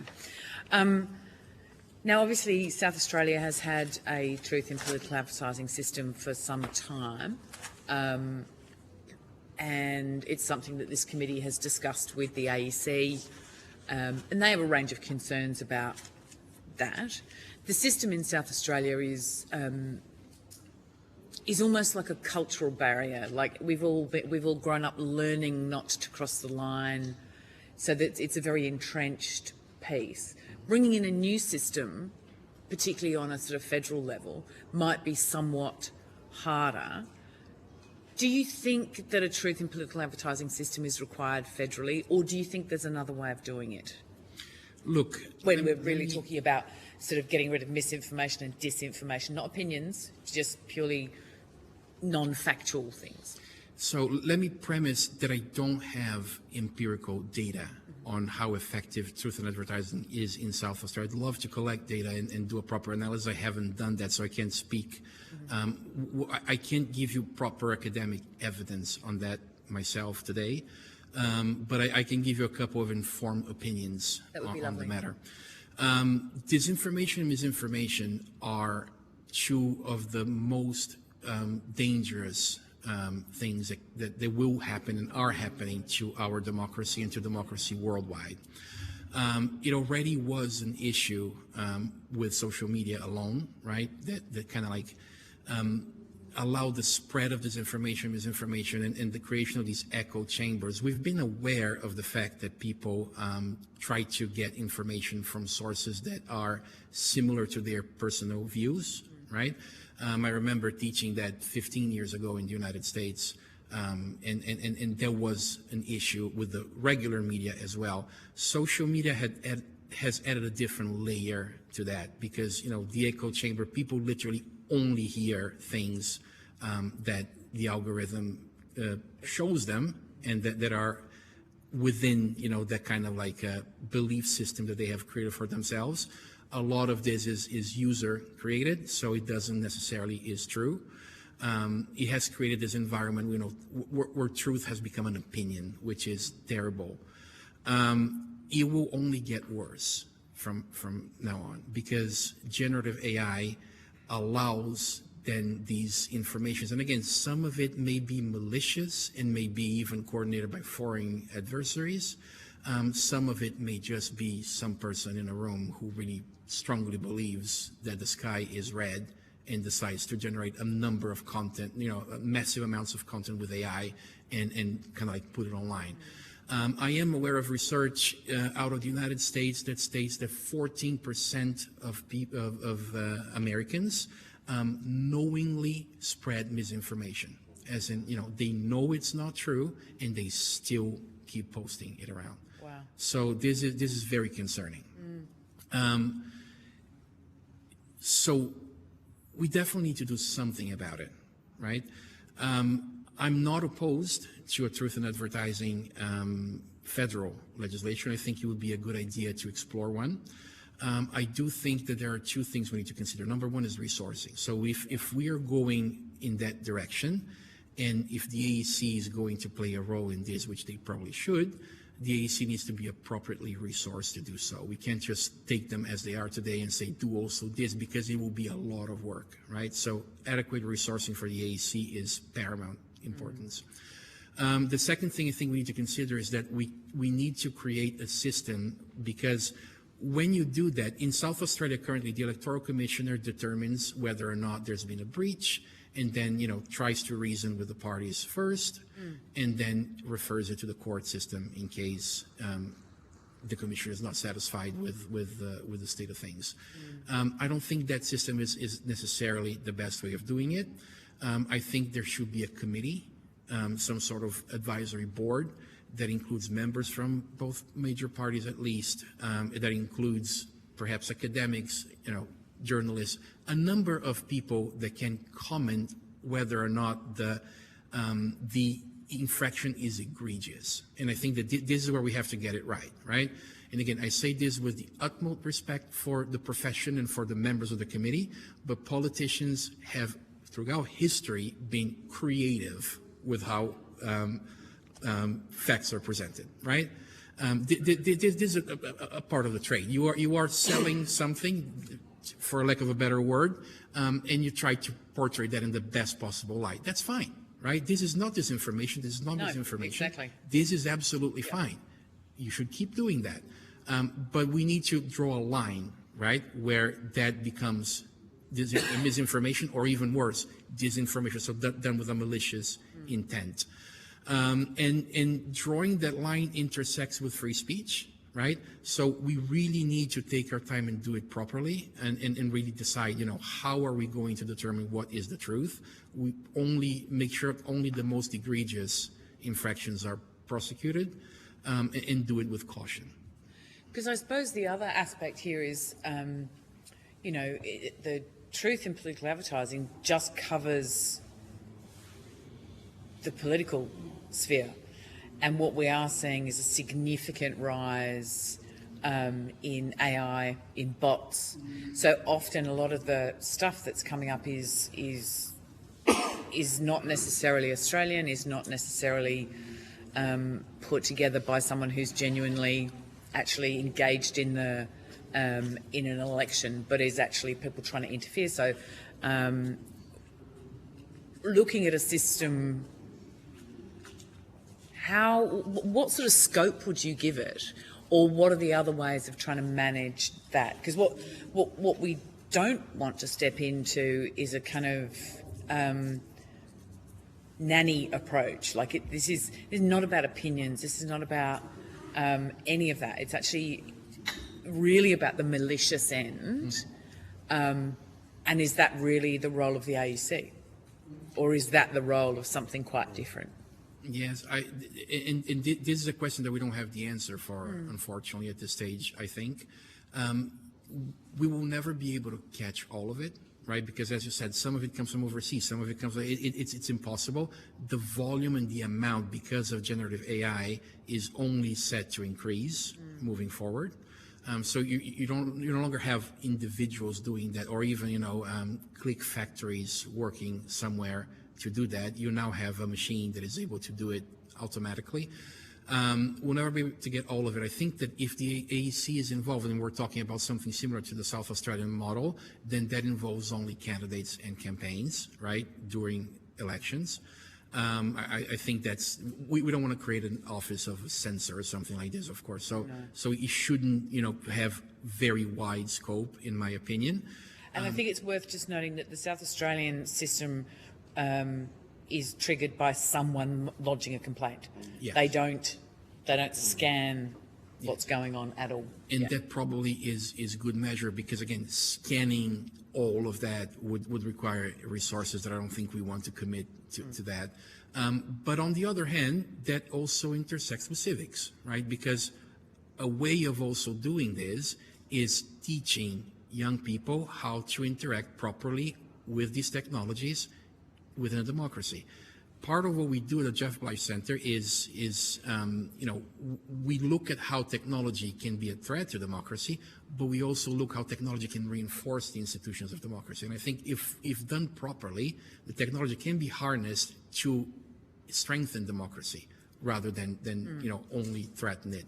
And so teaching young Australians how to properly use the technology, how to properly understand these things. And again, we've done that. There was an activity in the Active Citizenship Convention last year with 1,500 South Australian Year 10 students. And one of my research fellows at the Jeff Blyth Center ran this activity there, where we exposed the students to disinformation, innocuous disinformation about penguins flying, an old video done by the BBC. Showed them the techniques that were used in there and started explaining to them how to recognize these things. So if we are able to create a group of, citizens that are able to recognize disinformation, misinformation, or at least that are that critically question, what they see, I think we will handle a lot of what is about to come. I just have to stop you there, Senator Gregg. We're short on time. I know. We'll go to Mr. Burnell. I could sit here with Professor Burnell for 3 hours. Unfortunately, not that much time. got a very, very smooth voice, your dulcet tones. So I think it's encapsulated everybody on this panel. Thank you so much, Professor, for providing evidence today. I just wanted to go back to your opening statement around the composition and term length. You're very specific about 3 and 6 and keeping the provision for the executive to be able to trigger an election in the window of which they see fit. I'd just like to get a bit further understanding on that position and why not, or seek your views on whether or not there is value in potentially a 3-year fixed term to give the AEC more surety around the resourcing of the physical vote to take place at a lot of the vote centres around the country. And the reason why I probably lean that way is, especially in my electorate, I've noticed on a repeated occasion now, we tend to get very poor voting facilities, especially for pre-poll, that are not fit for purpose. But unfortunately, due to the late notice, the AEC doesn't have the time to secure something that's potentially better access friendly for people with disabilities. So I'm interested to get your thoughts around that and go from there. Yeah, so I think it depends on what exactly you mean by a fixed term, right? Because there are different ways for us to interpret that sentence. As I said, in a way, we already have fixed terms because there's a maximum. We cannot go over the maximum.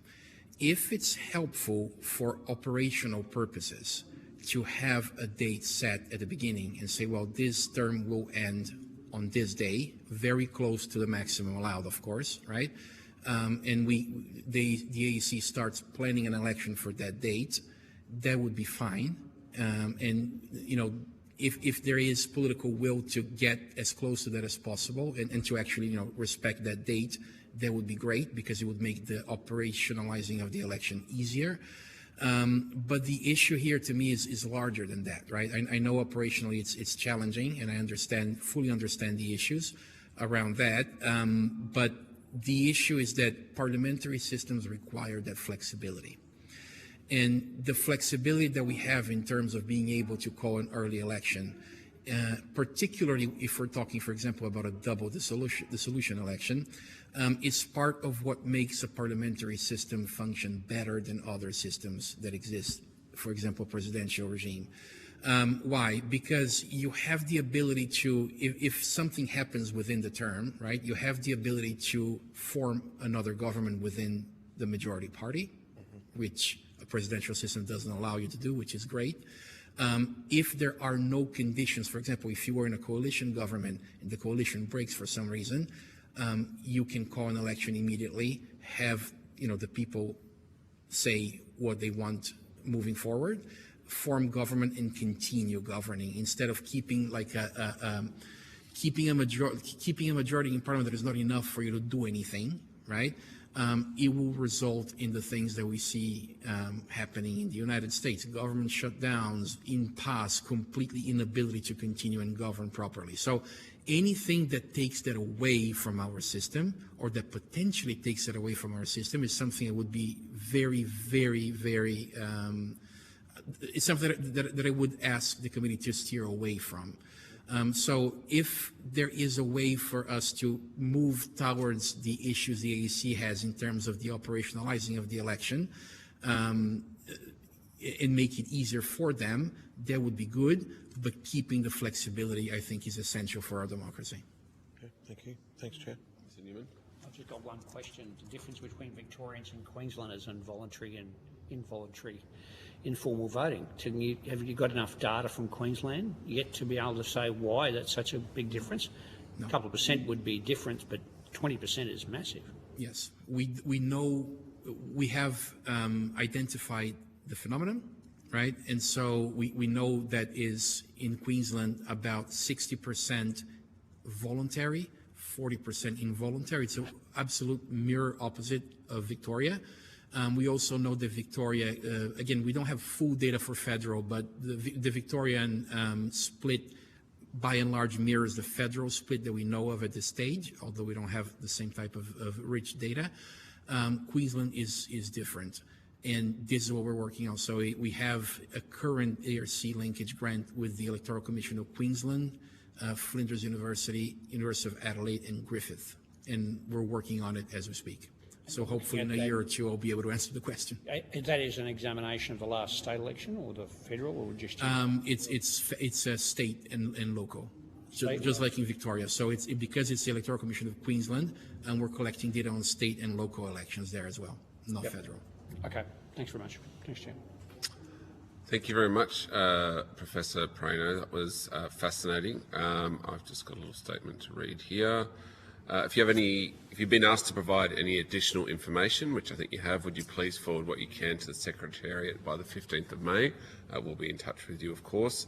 You'll be sent a copy of the transcript of your evidence, and we'll have an opportunity to request corrections to any transcription errors. Thank you for coming here today, but also thank you for the work that you do in the organisation you represent. It's extraordinary. Thank you. Thank you. Thanks for having me.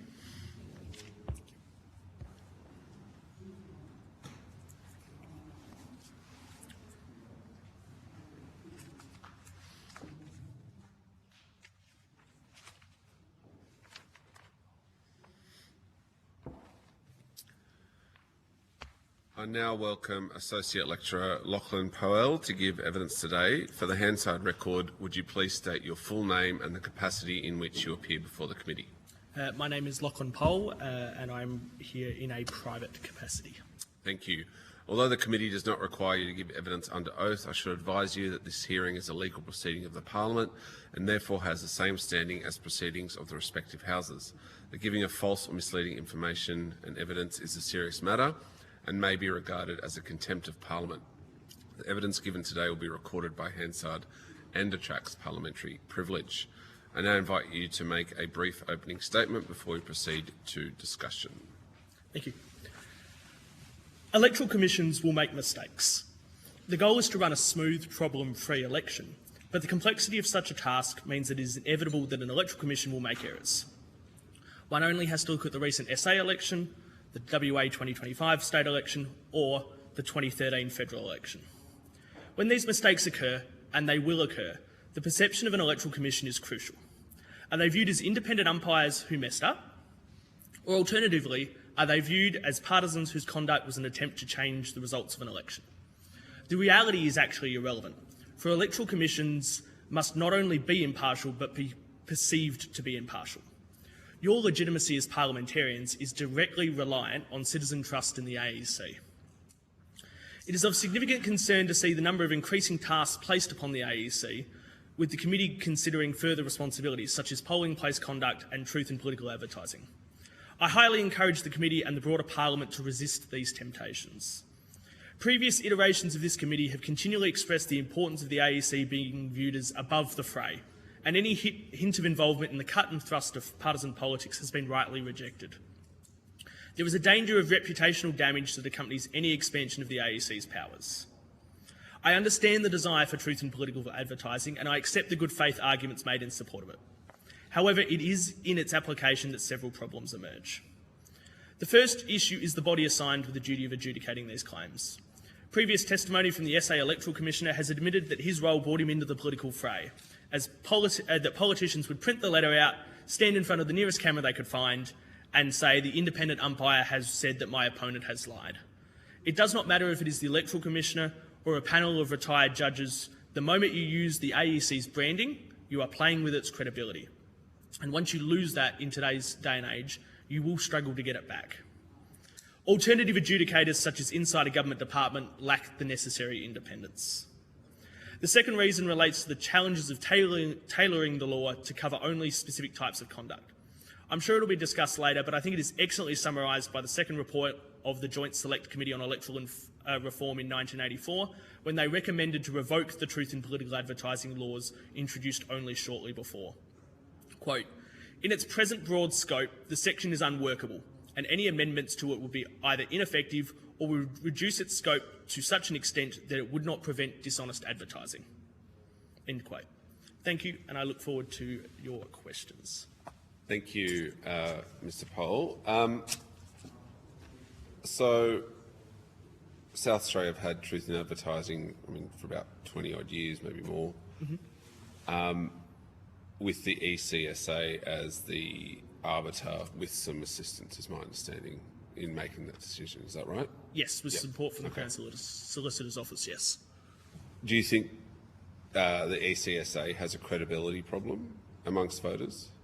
Not yet, but I think the recent challenges with the recent election have indicated that it may create a problem. And it's not so much that being involved in truth in advertising creates a credibility problem at that moment, but when things start to go wrong, and if I may pose a hypothetical, but if the missing votes that were found in Narungga, if they had been enough to overturn the result in Narungga, and then it was during that campaign that the Electoral Commission had made a number of determinations against the candidate that it was initially thought to have won, but later had the result overturned, you're going to create a sense of potential view of bias, or that the election was rigged or the election was stolen from that candidate. The Electoral Commission may have been acting entirely reasonably. But I'm also reminded that when we had the Section 44 issues, the committee sort of said that it was a dangerous and unworkable suggestion for reputational reasons, that if the AEC was getting involved in some of these issues, what happens to the view of the AEC? And I think so that not that they have a credibility problem now, but it can create a credibility problem that I think is best avoided.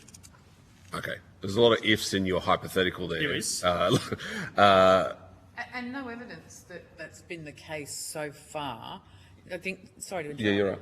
But the South Australian election, there are many questions to be answered. Absolutely. Following the state election. For sure. Many questions. And I think there's a caution here in conflating those things. I think there's, like I say, there's, Sorry. Kick the microphone. The mic off the table. Yeah, so do you feel that there's any evidence that sort of the role that the Commission has played, the South Australian Electoral Commission has played in truth in political advertising, are you saying that you feel it should not do that any longer? I am saying that. I think it is a mistake for electoral commissions to be involved in truth in political advertising. I do. So what would you do? Because you've also said that you wouldn't put it in a government department because of the trust issue, which I think is a very valid point. What then? Or do you think it's not necessary? I think there is a role to be played in civics education. I think, and I think parliamentarians have a responsibility also to protect electoral institutions.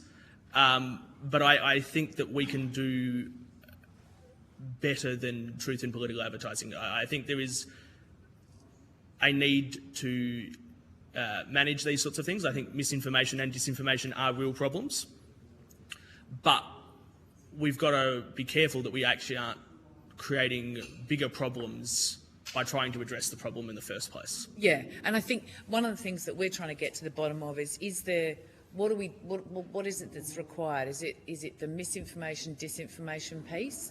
In which case the vast majority of that's online. It's not politicians, it's third parties, bots, and who knows what. Yeah. I'm reminded of through various committees. I think it might have been the Senate Foreign Interference Committee received evidence from some of the social media companies, and whether you agree with their evidence or not, is fair enough. But suggested that half of the coordinated inauthentic behaviour that they saw was domestic in nature. Right. So there is a domestic. Yeah. I think we like to envisage disinformation as foreign actors acting that. But I think there's a cultural issue within Australia about making sure that we are being responsible with the words that we use, because they have impact. So I just want to drill down on some of your evidence, because like you're saying that electoral commissions shouldn't deal in truth of advertising because that might impact on their credibility and trust. but you've just said that the Electoral Commission that's been doing this for 20 to 30 years doesn't have a problem with credibility and trust. So I'm just trying to understand, I guess, your thoughts with the reality, right? Because the reality is that there isn't a distrust in this process, but your evidence suggests that there might be. So I just want to try and get to the bottom of why you think it might be. Sure. I think I would go back to some of the evidence of the Electoral Commission in that they are rightly concerned about the reputational damage that comes with it. And I think whilst I think South Australians like to suggest that South Australian politics is, you know, the centre of the universe, I think it is a very different... I know, as a South Australian, I know, but I've come to realise that people don't care as much about South Australian politics as South Australians. Yeah. But I think there's a big difference between state issues and the point made by the previous in the previous session about the culture that exists in South Australia that does not currently exist federally in terms of truth in advertising, but also the issues are a lot smaller in South Australia in terms of, like, you know, most people can't tell the difference, unfortunately, between what's at a state level and what's at a federal level. So I think whilst we haven't seen massive issues at a state level, I think at a federal level there's a different environment that creates different circumstances that means that this is actually a little bit more fraught. We see some of the election campaigns that are being held at a federal level that are engaging in, to be generous, potentially misleading, if not outright false. And I think that's a different environment. And I think the fact that the Electoral Commissioner is... consistent electoral commissioners have said that we don't want anything to do with this because of the reputational concerns that might come, suggests that they are rightly worried about this situation and it's something that should be avoided. Because if they're concerned about those reputational damages or those reputational costs, I think it's fair to say that the committee should be as well. Look, and I respect their evidence, but it's also always easier to do nothing than it is to do something. So I guess it'll be up to us to decide what recommendation we give.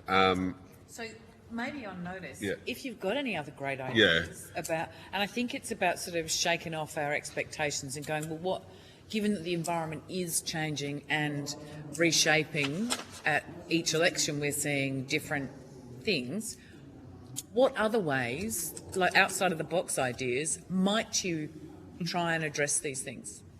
And if I may, I think the fact that the environment is changing is actually creates an additional danger for electoral commissions. We are seeing declining trust in political institutions. We are seeing declining trust in elections and election results. We only have to look to other jurisdictions to see that. In my mind, this is actually a really dangerous period for electoral commissions because there is already this air of distrust that exists that electoral commissions have to be really careful not to fall into.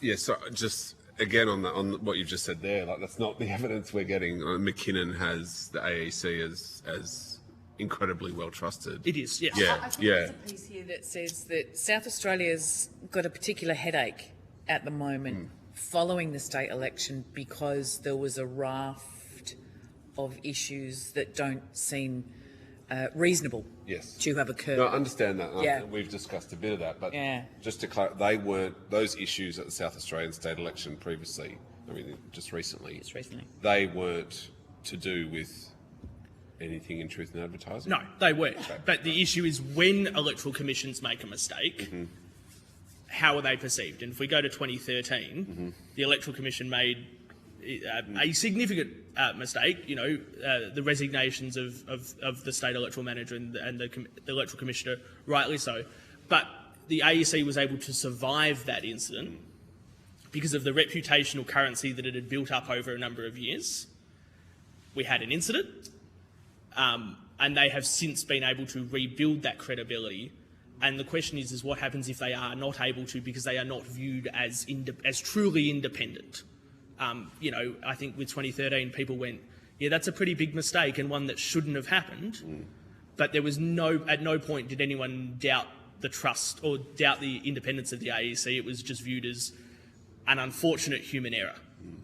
And that's sort of where I'm concerned, is that what happens if there's not that same level of trust in the independence, and when the Commission starts getting involved in these matters, does that start to disrupt their independence? And we see bits of it on social media with things that the AEC actually has nothing to do with, like corflutes on signs, and when the corflutes go up, the social media posts go up saying, oh, the Electoral Commission isn't taking this down because it's the election period hasn't happened.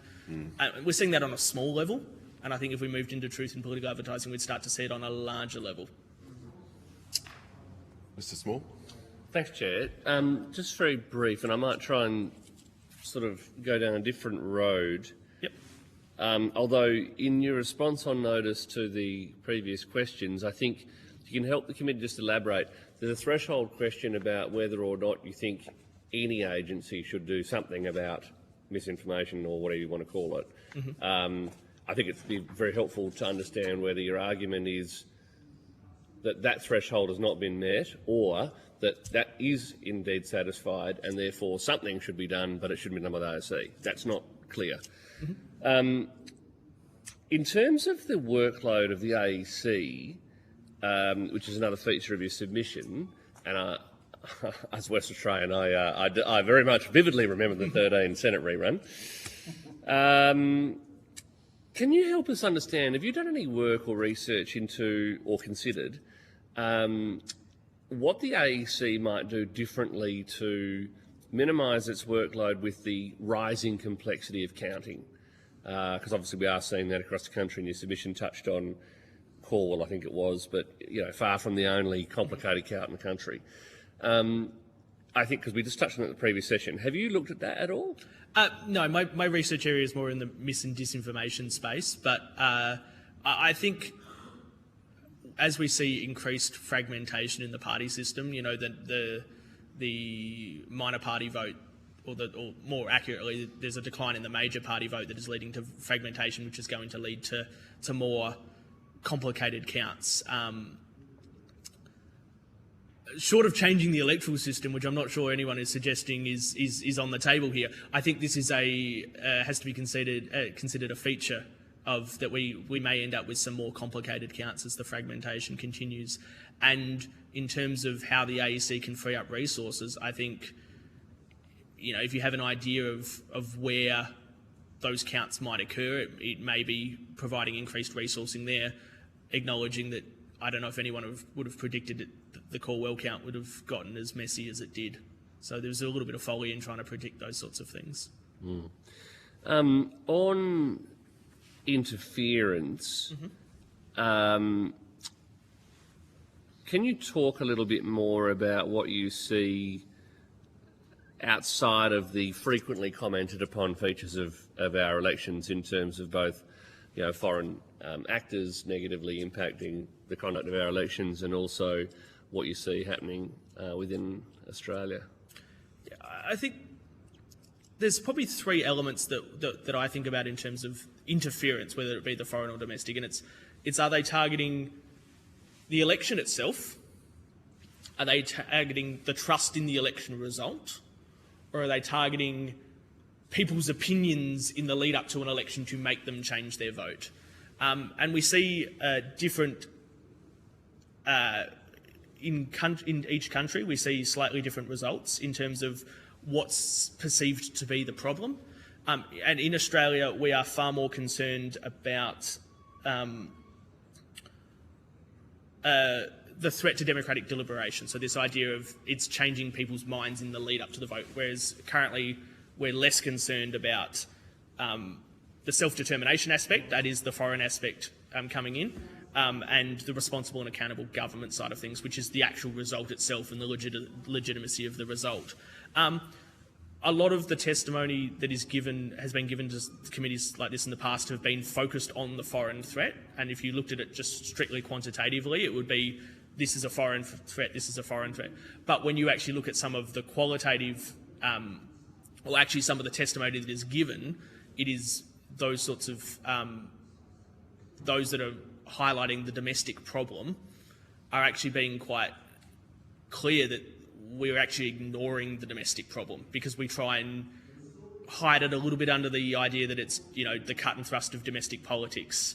And it's also a lot harder to deal with that. It's a lot harder to construct the domestic problem as an issue because it's much easier to say, those foreign people that are interfering in our elections, as opposed to, politely, politicians are quite okay to call each other out, but are they holding their own parties to account with some of the things they put out, acknowledging that it's not just a party issue, but there are, third-party organisations and even, third-party organisations that are being liberal with the truth. So how do you delineate between electioneering or campaigning and, I'll use your term, domestic interference? Yeah. How do you delineate those two? Very difficult, with great difficulty. And I think that's part of the difficulty also with truth and political advertising, is that line is very, very blurry. Because trying to adjudicate what is and isn't true in a political environment, the old adage, you can say, make statistics say pretty much whatever you would like to, gets into that really awkward kind of space between the two, which is another reason I think there's this view that truth and political advertising might actually be the magic bullet that solves all the problems, but it's not, because of that really blurry line. Some things are just straight up false, and other things sit in the margins, and I think that's where you can really draw a distinction that, if we go back to, say, COVID times or just after that, where, the government is going to put everybody into lockdown in 2 weeks, the army has been prepared, and that sort of stuff sits well in the margins of interference. But when we're talking about, if this party gets in power, this is what they're going to do, that gets a lot trickier. So it is a really blurry line. And I'm not sure that there is a good solution to it. I think this is, in a liberal democracy, this sort of freedom of speech idea, certainly not necessarily a free speech absolutist, but I think that's what makes it challenging. If we're going to have these free speech aspects to our democracy, sometimes we are going to have to take the bad with the good. Yeah, because to explore that, like if a voter, an Australian voter in Australia, has a genuinely held view that the Liberal Party, if they won government, is going to lock everyone up and call the army in 2 weeks, which, okay, I have my own views about how plausible that is, but if that's a genuinely held view of a voter and they jump on line or in their local paper or down at the town square with a megaphone, they're saying that, it's not really domestic interference though, is it? Like, where does that, in academia, where is the distinction drawn? Yeah. So that one, I think you're looking for more coordination. So like where a coordinated group knows that this is false and coordinates to do it anyway. If this is a reasonably held belief of this hypothetical individual, then, yes, if he would like to grab his megaphone and go down to the town square and yell it to anyone that will listen, yeah, that is freedom of speech. I might not agree with it, but when it's starting to get into that coordinated thing where organisations or groups knowingly spread this sort of information with an intent to change the election or change outcomes, then I think that's where you lend into the domestic interference category. But that's, not to labour the point, a group of Australians with a view coordinating their public discourse to influence elections is called campaigning. Knowingly false. But again, you've just also said that there's a great deal of difficulty in delineating there is patently false. Mm-hmm. And I mean, if you take the freedom of speech element, just because something's false, we think something's false doesn't mean someone else can't mount an argument that's true. Mm-hmm. How do you? Because it's fundamentally really important to the idea of domestic interference. So how do we delineate those? And if we can't, if it's complex, I'm happy with that answer. And just trying to give you absolutely every opportunity to give me what I'm looking for. No, it is. Yeah, I mean... Yeah, and some people might genuinely believe the world is flat, and I think this is where it gets really tricky, because you have to get into the mind of the person, and this is where a lot of this stuff, and it's an impossible task. It is a really difficult task, which is why when the social media companies have their policies on mis and disinformation, they are looking for the coordinated efforts to spread, because they can't get into people's heads, so they don't even try. They're looking for that coordination of a group of people using bots or super spreading or things like that. So they've given up on the intent, and instead are looking at the behaviours like the bots and the super spreading to try and get that message out.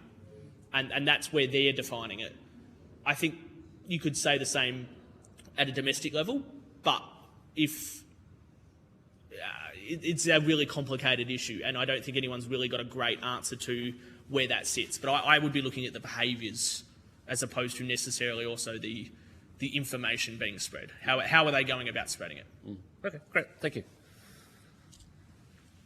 Thanks, Chair. Can I just have a real quick one? I know I've hogged a little bit. It's your home state, you're allowed. It's my home state. Yeah. Civics as part of the answer.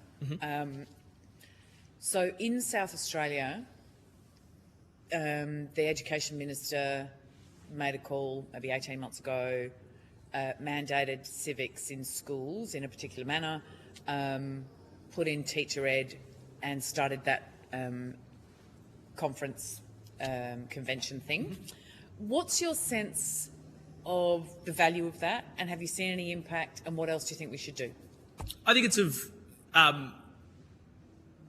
extremely important impact. I think it's got an extremely positive impact, and I think it's something we should do more of. Back when I went to school, it was year 7, you'd go and you'd do your Canberra trip. My school was fortunate enough to do Canberra trips, and you would do a session like a lot of schools through the Parliament and the Parliamentary Education Office. And then I had nothing else. Yeah. And so there was a gap there, and I think anything that we can do to fill that gap, because there's a big difference between when you go to school in year 7 to when you finally get the opportunity to vote at 18. Like I was not like most of my my colleagues at school. I've always been interested in politics. So for me, I knew what I was doing, or would like to think I knew what I was doing, and knew how to go about it. Whereas in communicating with my friends at that time, there was not that same understanding of the division of the division of powers between the various levels of government, or who was responsible for what. They would sit there blaming the federal government for the fact that their bins weren't getting picked up. So anything we can do to fill those sorts of gaps. I think it's also to keep in mind, though, that they are not the only people that need that sort of civics education. We have a lot of people who come into Australia with citizenship, but I also see it in talking with older people that have not really had that either. Like, they either didn't get it during their school, or it has been 30 or 40 years since they've gotten it. So I think there's elements in all of those that I think are really important, because if we're going to, as Professor Prano said, if we're going to require people to vote, and I am in favour of compulsory voting, we have to give them the tools to do so. The method through which is really tricky, because a lot of people have tuned out from politics. Yeah. And are not particularly interested at the moment in listening to anything that politicians have to say. And so how we address that is a real challenge. So part of what I always say is, if you don't understand how to influence your state, your country, your local community, then that's a problem. So approaching civics as this is how to learn how to influence your life, influence the community around you. If you put it in that broader term, how might we look at increasing the sort of civics understanding across all the cohorts across the country? I think framing it in that way is really good. I think also government has to be seen to be responsive. And I think that's a real challenge amongst young voters who, whilst they don't vote at the same level as older voters, certainly I don't feel like their voice or their interests are being respected. So you end up creating a situation, and I think we're starting to see with populist movements, and I'll deliberately comment on populist movements abroad, that there's this view of that they're not being listened to, they're not being heard. So there's this, there's this idea that we need to do something else because they're not listening. And so I think if government was viewed in some way or shape or form to be more responsive to citizens, or at least perceived to be, because people that understand politics understand what politicians do, but your average person on the street doesn't. And so if there's a way we can bridge that divide, I think that's a helpful way of going about it as well, in addition to framing it as this is how you can get in touch. But that's only one part of it. This is how you can get in touch and make an impact. But also this is how government at all levels will work with you. I think it's a two-way street in that regard. Thank you. Thanks, Chair. Mr. Burnell? I think nearly everything's been covered that I had in my quiver, but I do just want to go back to the powers of the AEC and whether or not we increase their powers to deliberate over other issues.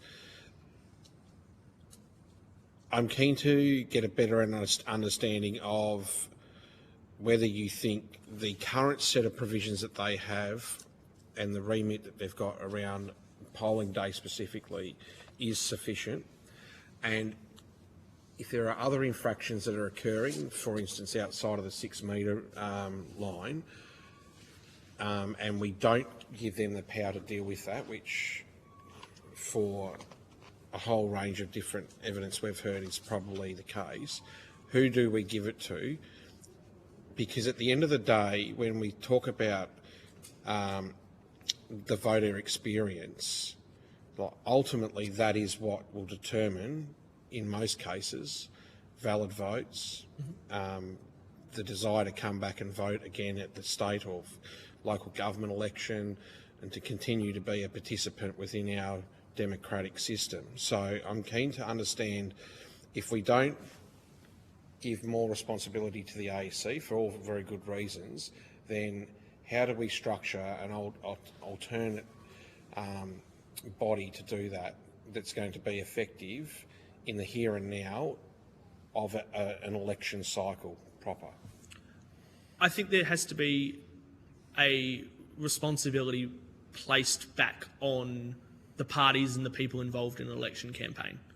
I think the way in which the voter experience is created in that environment is the responsibility of those who are creating that environment. And I think that the problem with having the AEC come out and do it, or any organisation really come out and do it, is going to be the consistency of that interpretation.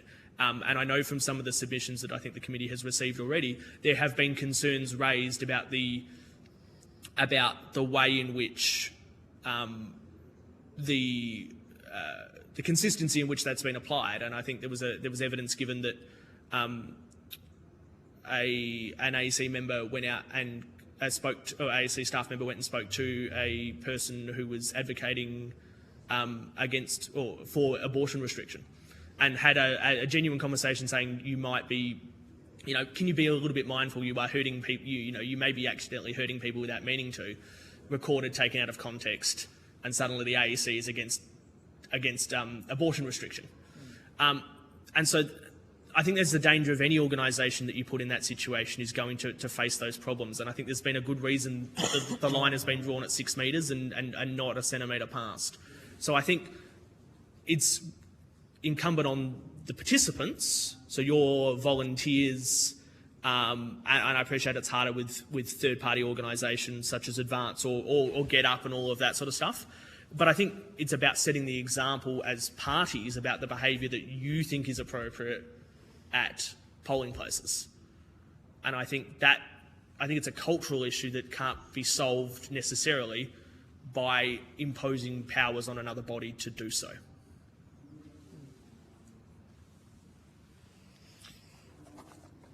Interesting, because at one level, like, you're asking for a level of maturity around behavioural issues, which I think for most of us on this panel would like to think that most of the people from our teams would be acting in the best interests of us as individuals when trying to encourage people to vote a certain way. But the problem is sometimes that there are external factors outside of the control of representatives that will be responsible for those campaigns that go beyond the ability of being able to be codified essentially under a code of practice that people sign up to. And when you get into that area that is not in the remit of the AEC,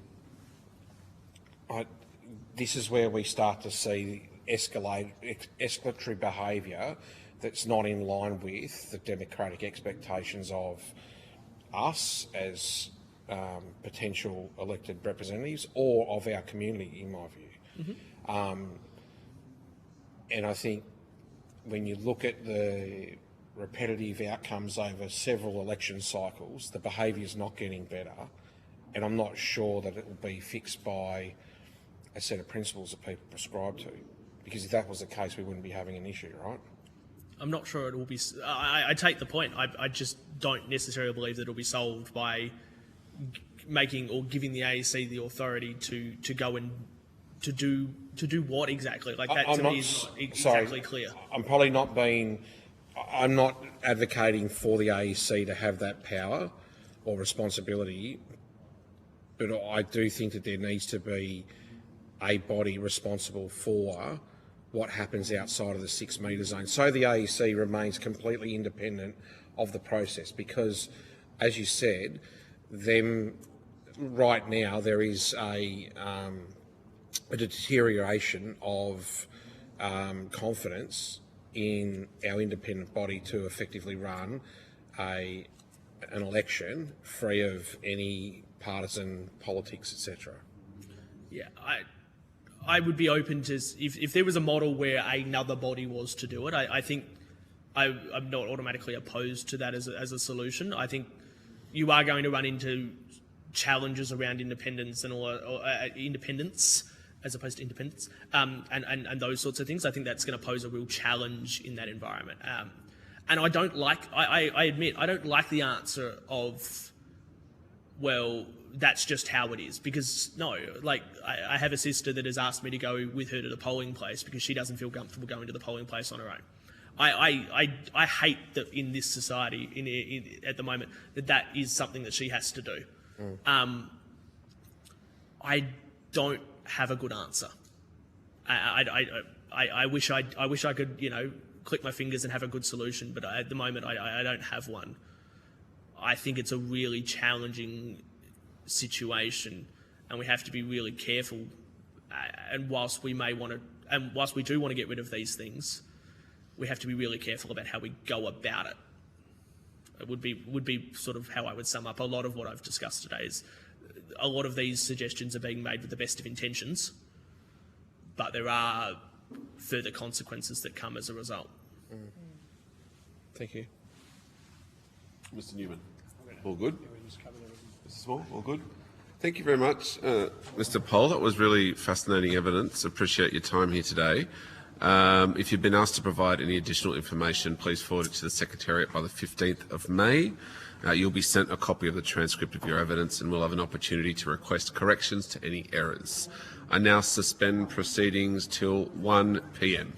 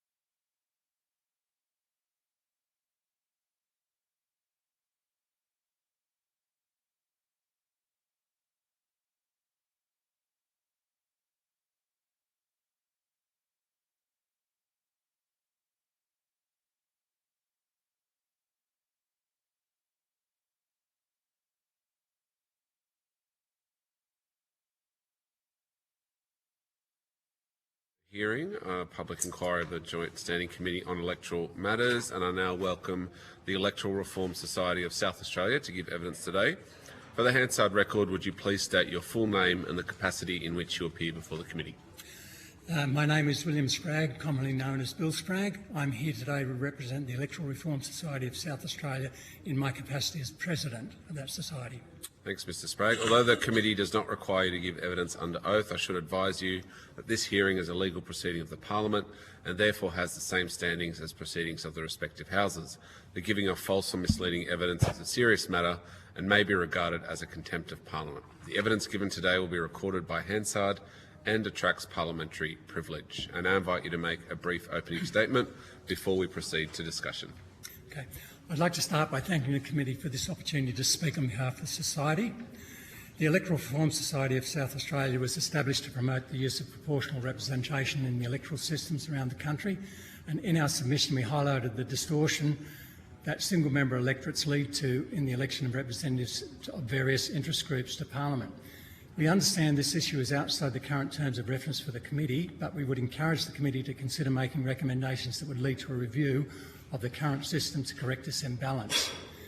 In relation to the committee's terms of reference, the Society believes that the universal voter access is important to ensure that no individual is disadvantaged in their right to vote for the person of choice.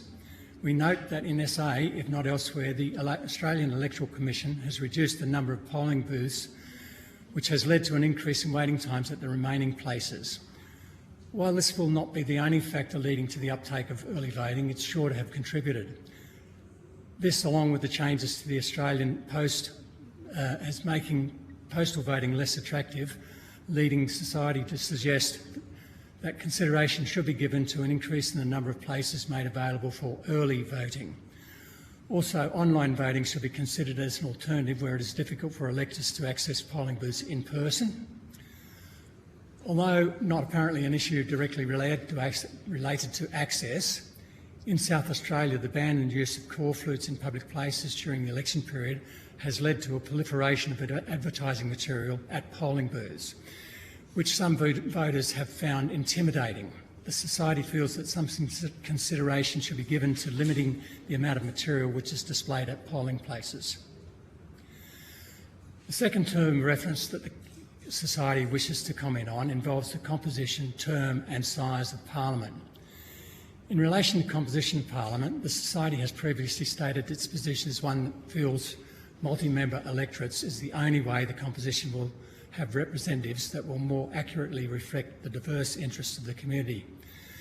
With respect to the bicameral nature of Parliament, the Society believes that this should continue while the single-member electorates continue, as it provides a check and balance against the otherwise unbalanced membership of the House of Representatives.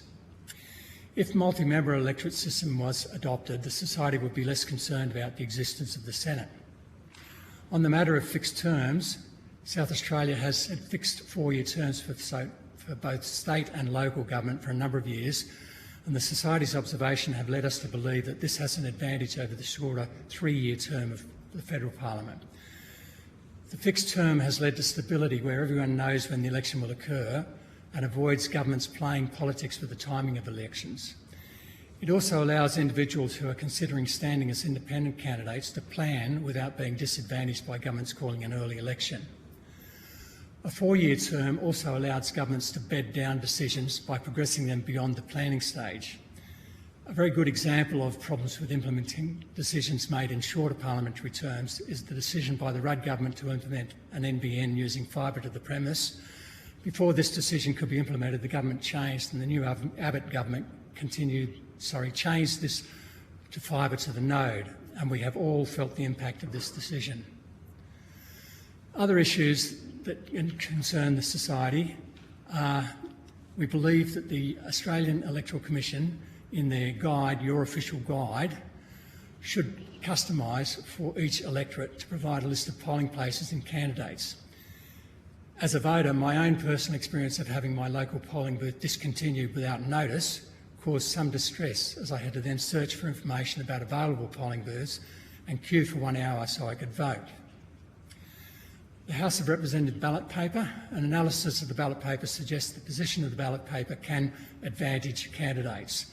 The effect of the donkey and the reverse donkey votes should be negated by the use of the Robson rotation, so that no candidate is advantaged by the position on the ballot. The public funding threshold of 4%, the Society feels doesn't take into account the number of candidates that might be challenging a particular seat. The Society argues that such a threshold, because it implies that support for minor candidates is less important, we feel that we should also then reflect the degree of difficulty that these candidates face. It's much harder to get 4% when you're up against 12 candidates than it is against 3. The Society would also encourage the committee to propose the recommendation made by this committee in a report in 2016, where it talks about the most appropriate count and surplus transfer method for the Senate elections and the need for progressive reduction of quota. It also given the requirement for 12 candidates in the Senate, we believe that the above-the-line voting should be discontinued and allow below-the-line voting alone, as above-the-line voting disadvantages ungrouped candidates. Thank you. Thank you, Mr. Sprague. We'll just have some questions now.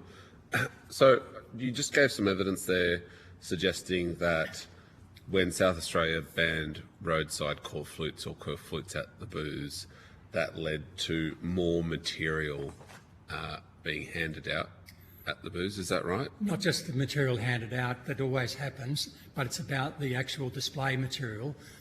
The core flutes being placed at the booth instead of at the road. Right. So what our observation was, there was a lot more of that advertising material actually placed around booths and a lot more activity at the booths, which some people found a bit confronting. Okay. Could I just follow up on that one? Mr. Sprague, did you compare the volume of material between the state election and the federal election, which was just 12 months earlier? No, we haven't actually done that. I think it might be worth it, because I think we noticed that at the federal election it had gone nuts, like there was so much more material. So I don't know that's a correlation between the posts, but if you had any further analysis of that, that would be really helpful for us. We'll look into that. Thank you. You didn't mention this in your submission, but I did wanted to ask you about the truth in political advertising in South Australia. Do you have any knowledge of that regime, or do you feel comfortable to speak on it? No, I don't feel competent Okay, that's to fine. comment on that. No, that's okay. Society does believe that there should be some effort put into making sure that there's no misleading information put out at election times, and we understand that the jurisdictions have different rules. Yeah. Okay. And just with your pre-poll commentary there, you mentioned more venues. We've had some evidence to suggest that, I guess, to protect election day as an event, or people making up their mind at the same time, that pre-poll perhaps should be reduced to a week, but perhaps the amount of venues increased. Is that something the society has considered, the length of time of pre-poll? I personally, it's not something we've discussed with the society, but I personally believe that would be a reasonable thing, that more booths giving more access, but not necessarily a longer time. Because clearly in that period, if people go and vote early and something happens that changes their mind, then they've got no ability to reverse that. I'll come back, if that's all right. I'll go to Mr. Small. Thanks, Chair, and g'day, Mr. Sprague. I must confess I was not aware until I read your submission of the Electoral Reform Society South Australia, or your parent organisation nationally. How many members have you got? Nationally, I'm not sure. In South Australia, we have about 15 active members at the moment. Yeah, great. Okay, thank you. In terms of the view of the society about people finding the booths less approachable or more intimidating than they had been in the past, was that due to the signage or the volunteers handing out how to vote information, or both? Because I just be keen to differentiate the two. My sense is that it was more about the amount of the advertising that was around the booths now in comparison to the previous elections, not so much about the people, the booth helpers who are handing out how to vote cards and promoting their organisations. Yeah. So your society hasn't really taken a sense that people are concerned about the behaviours of those people handing out. In South Australia, it was more about the corflutes. It was more about the corflutes at this stage. We're always concerned about people's behaviour at the booths, but it's one of those things which is a bit outside our remit. We're more interested in making sure that people get an opportunity to vote and that they get represented in the way that they believe they should be represented. Yep, okay. So obviously advocates for the Hare Clark being our system of representation nationally. Can you give me your best shot at how we might sell that to the average Australian voter? It is a challenge that we've considered because we understand with the way the electorates are designed around states, it's not going to be an easy task to actually divide states up into multi-member electorates. It would be much easier, of course, if we had one nation, not one nation as in the political party, but one nation where we divided our electorates not on state lines but on population lines. So it is a challenge we understand will continue to exist while we have states. Yeah, because I mean, we have a Commonwealth that was made by the states, which I guess is why we find ourselves where we are. And each state has its own constitution, which gives it a right to exist. Exactly. But how do you, notwithstanding that complexity, and particularly when it applies to the idea of an electorate crossing state boundaries and Senate voting and all that sort of thing, but how would you sell it and explain it to the average Australian voter that we need to change our system of voting because? Well, I guess we'd have to focus on the balance that we get in the House of Representatives when we have the single member electorates, and to point out to them that to have representation which is really proportional to the attitudes of the community, we need to have the multi-member electorates, and to have the multi-member electorates we need to change our electoral system to allow us to create those electorates. So what I'm looking for is what's the society's pitch as to why full compulsory preferential voting is not reflecting, I'd quote like the words back to you that you just used, but like reflecting the prevailing views of the people. Yes, the attitudes and beliefs of the community. Yes. Well, when we look at the outcome of the voting, we can see what first preference votes were cast for what particular groups, individuals and parties. And when we look at that and compare it to the seats that were won, we quite commonly see a disproportionate where someone gets 30% of the first preference votes but might get 55% of the seats. And you get someone who's got 20% of the first preference votes and might get 2 seats. And I know people don't like particular parties, but we understand that everyone deserves a voice in Parliament according to their beliefs, and that means that you cannot disadvantage groups that you don't agree with. You must allow them also to be represented. Yes, but the system of compulsory preferential voting caters for that by reflecting the fact it's not just who gets the highest primary vote in a seat, it's in a way who is the least objectionable candidate in that particular seat that gets up. I mean, I've been the beneficiary of it in my own seat and the loser of it nationally with, you know, the major parties having similar primary votes and vastly different numbers of seats, right? So, but I'm just keen on what the central argument is that you would make to the average punter in the street as to why, because I mean, it's the central point of your submission, right? The system is change. Why? How do I explain it to the average person out here who currently doesn't know what the Senate is? And I guess that's a starting point might be to say, as you just said, that the least objectionable person is elected. And if we say, is that really the person you want? We know that people talk about the fact that they don't want to have to vote for, sorry to say this, the 2 major parties, but they are forced to because we've got full preferential. If we had partial preferential, they might say, well, that's great, I don't have to vote for them, but then we allow other people to make the decision for us. which from my perspective, and I think from the society's perspective, we'd be happy to live with. But the fact that people are forced to choose someone that they don't really want is the problem we have with the single member electorates. And I do say that the first preference, if we look at the percentage of first preferences and percentage of seats, we see that this is because people are forced to vote for someone they don't particularly want in a single member electorate. If we had a multi-member electorate, you could vote for the person you want and have a reasonable chance of getting that person elected. So if we had 5 people in an electorate, then we know that you've got to get 16% of the vote to get elected. So it would mean that people who form a cohort of 16% have a very strong chance of getting a person that they want up, where at the moment, because it's a single member electorate, they're forced to take a second or third or fourth choice when they don't really want that person, but they know they have to because it's full preferential. Isn't that sort of like, you're kind of describing the Senate, which you've said Absolutely. you'd happily get rid of. But your multi-member electorate is essentially what that is. That's correct. And we look at that and say, no, you look at the representation in the Senate and you can see it reflects more the attitudes of the community. But having two different houses, do you see having two different houses on two different methodologies as being a better way to capture all views, or, If or you no?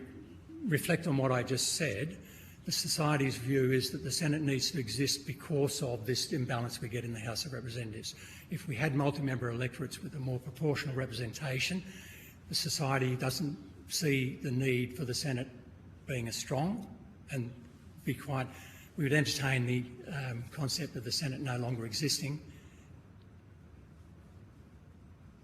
Sorry about that. No. I'm just taking that in. Not taking that personally. Can I, just one more, Chair. Aside from perhaps a view about first principles or whatever, can you point to like a Hare-Clark government, or is there any evidence that the society would point to suggest that the governments that are formed in a Hare-Clark system somehow do a better job by the people that elect them than the compulsory full preferential voting that we have federally now? It's difficult. Is that the outcomes there? Yeah, I was going to say it's difficult to do exactly that, choose an example where we do get better governance, because I know that in Tasmania there are issues. I don't know, I'm not totally familiar with Canberra, but Canberra seems to run reasonably well with its system.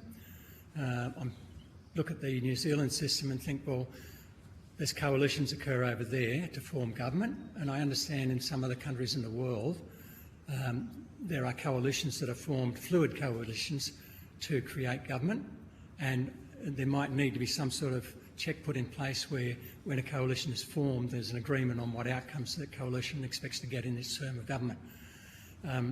It's one of those where I'd hate to back away from it, but I do agree that it doesn't definitively create better government. It just gives a better representation of communities' attitudes. Okay, thank you.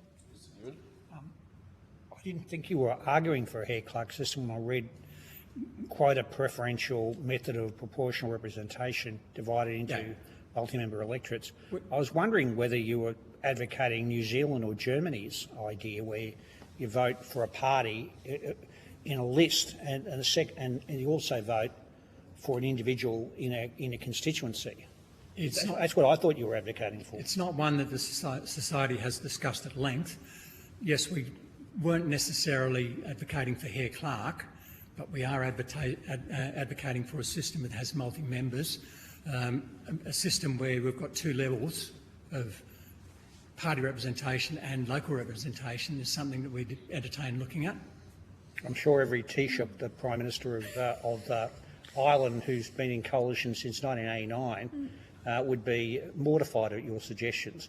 But because they've been having to force, the two Conservative parties finna go and finna foil together and there are times over there where the smaller Labor Party gets almost no constituencies, but then gets people in the Dale because they just get a certain level of vote. It ends up with instability. It takes them ages to form governments, etc. It's not like Borgen or whatever it might have seen in that show. So you're suggesting a Hare-Clark system that's done so poorly, in my view, for most of Tasmania's existence, and it's done so poorly in the last decade or so, as being the national approach. No, well, as I said, we're not advocating necessarily for the Hare-Clark system, but we are advocating for multi-member electorates, Okay. in some form, because coming back to it, what we look at is we're interested in getting proportional representation.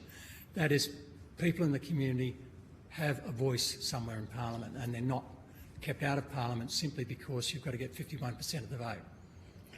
Okay.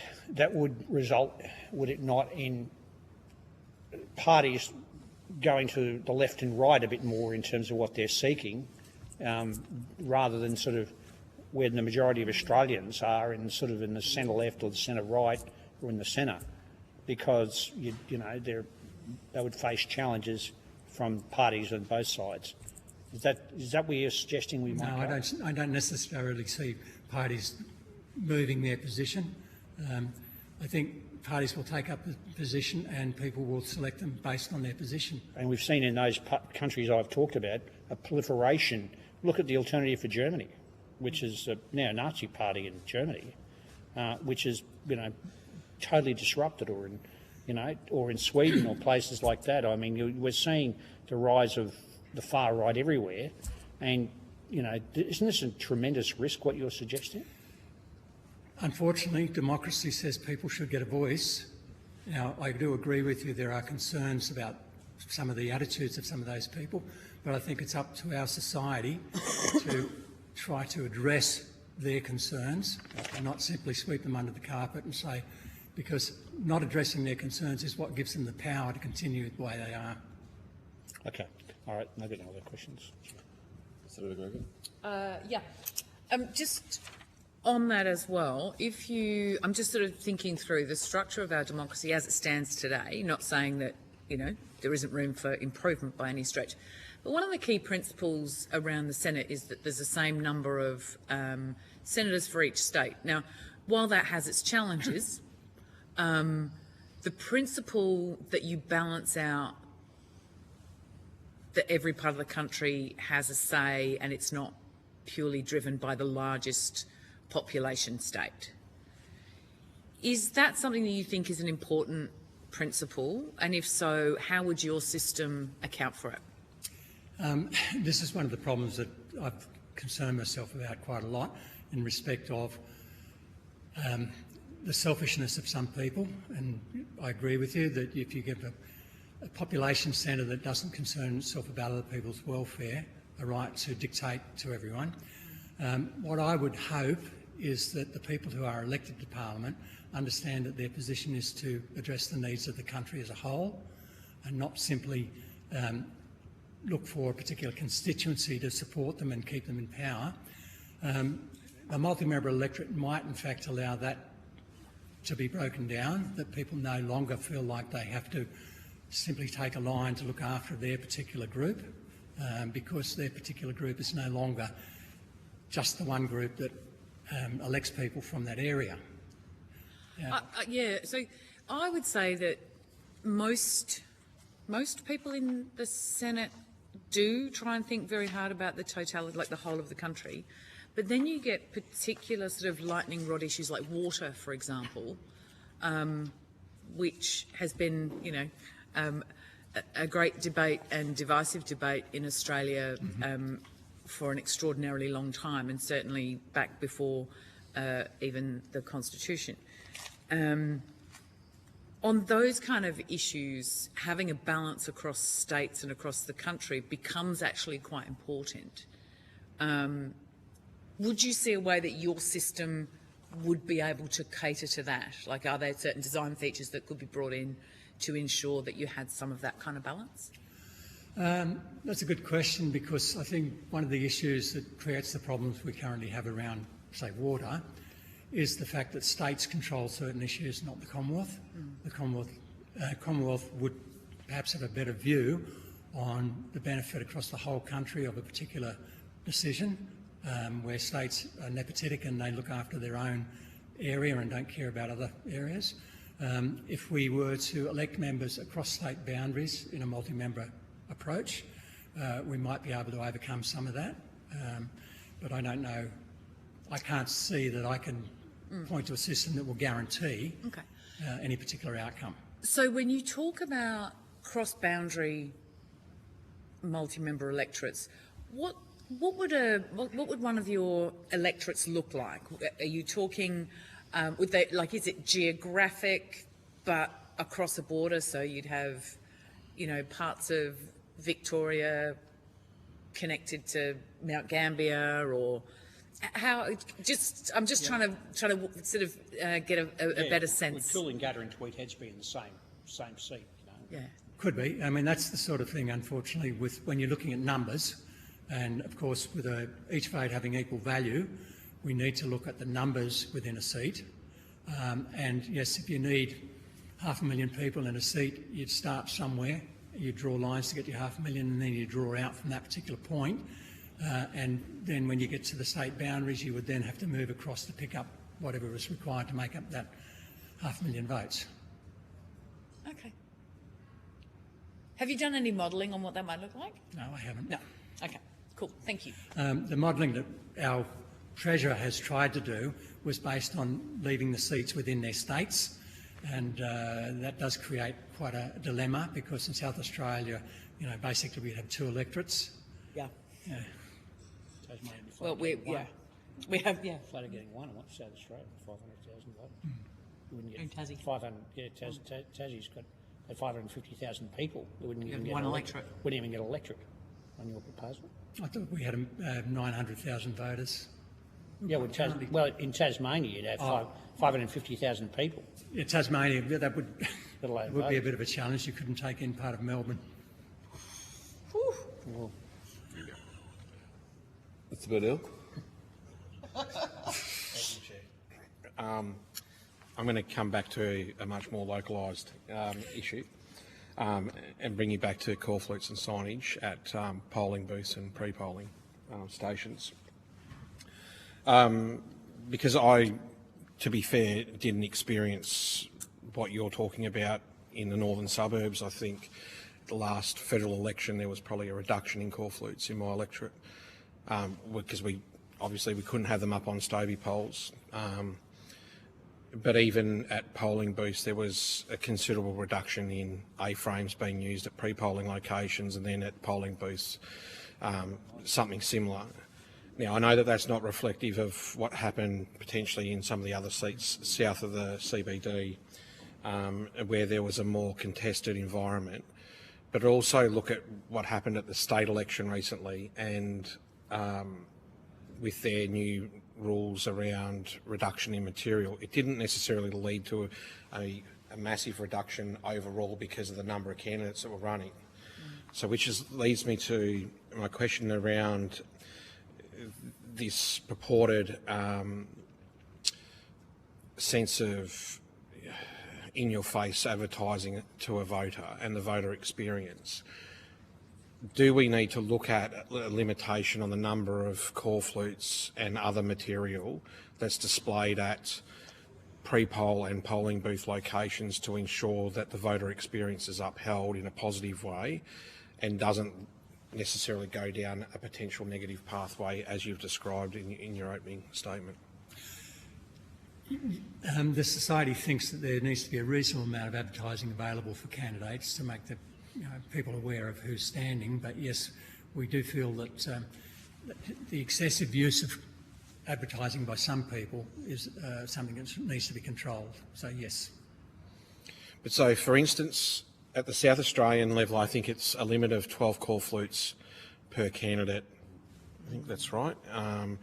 And then there's a number for the upper house. But so if we just go on, say we limit it to 10 call flutes per candidate at a polling booth, and you've got 10 candidates that all decide to, that's what does happen, and this is why I think that there can be an escalation in this, is that when you say that you can have 10, well, I'm going to put 10 out, so is the next person and the next person, before we know it, we've got 100 call flutes on a polling booth. that in previous elections may have only had 10 or 15. Because for the most part, you know, it's not always the number of call flutes.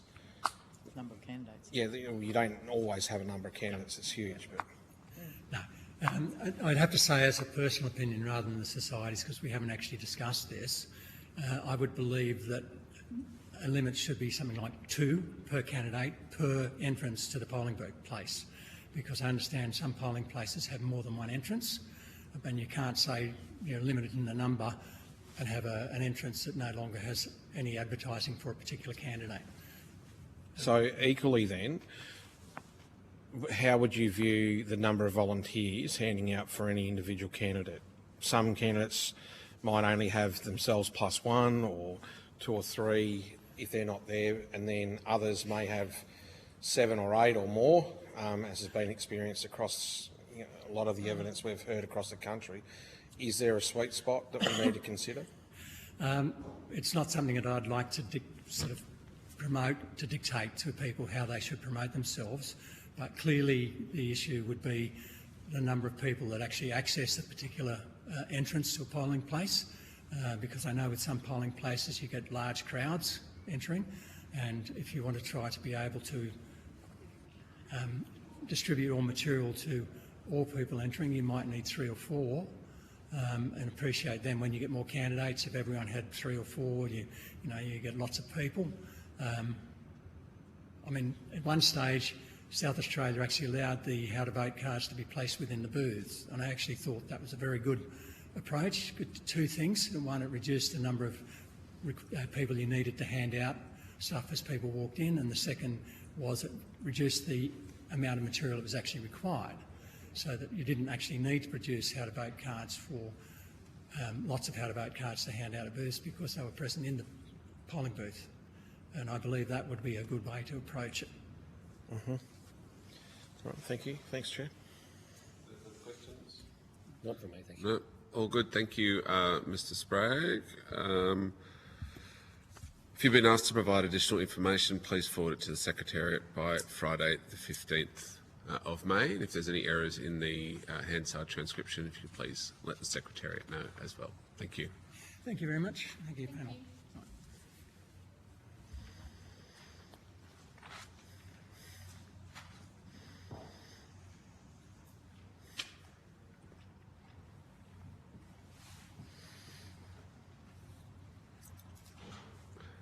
Just checking, Gail, are you online?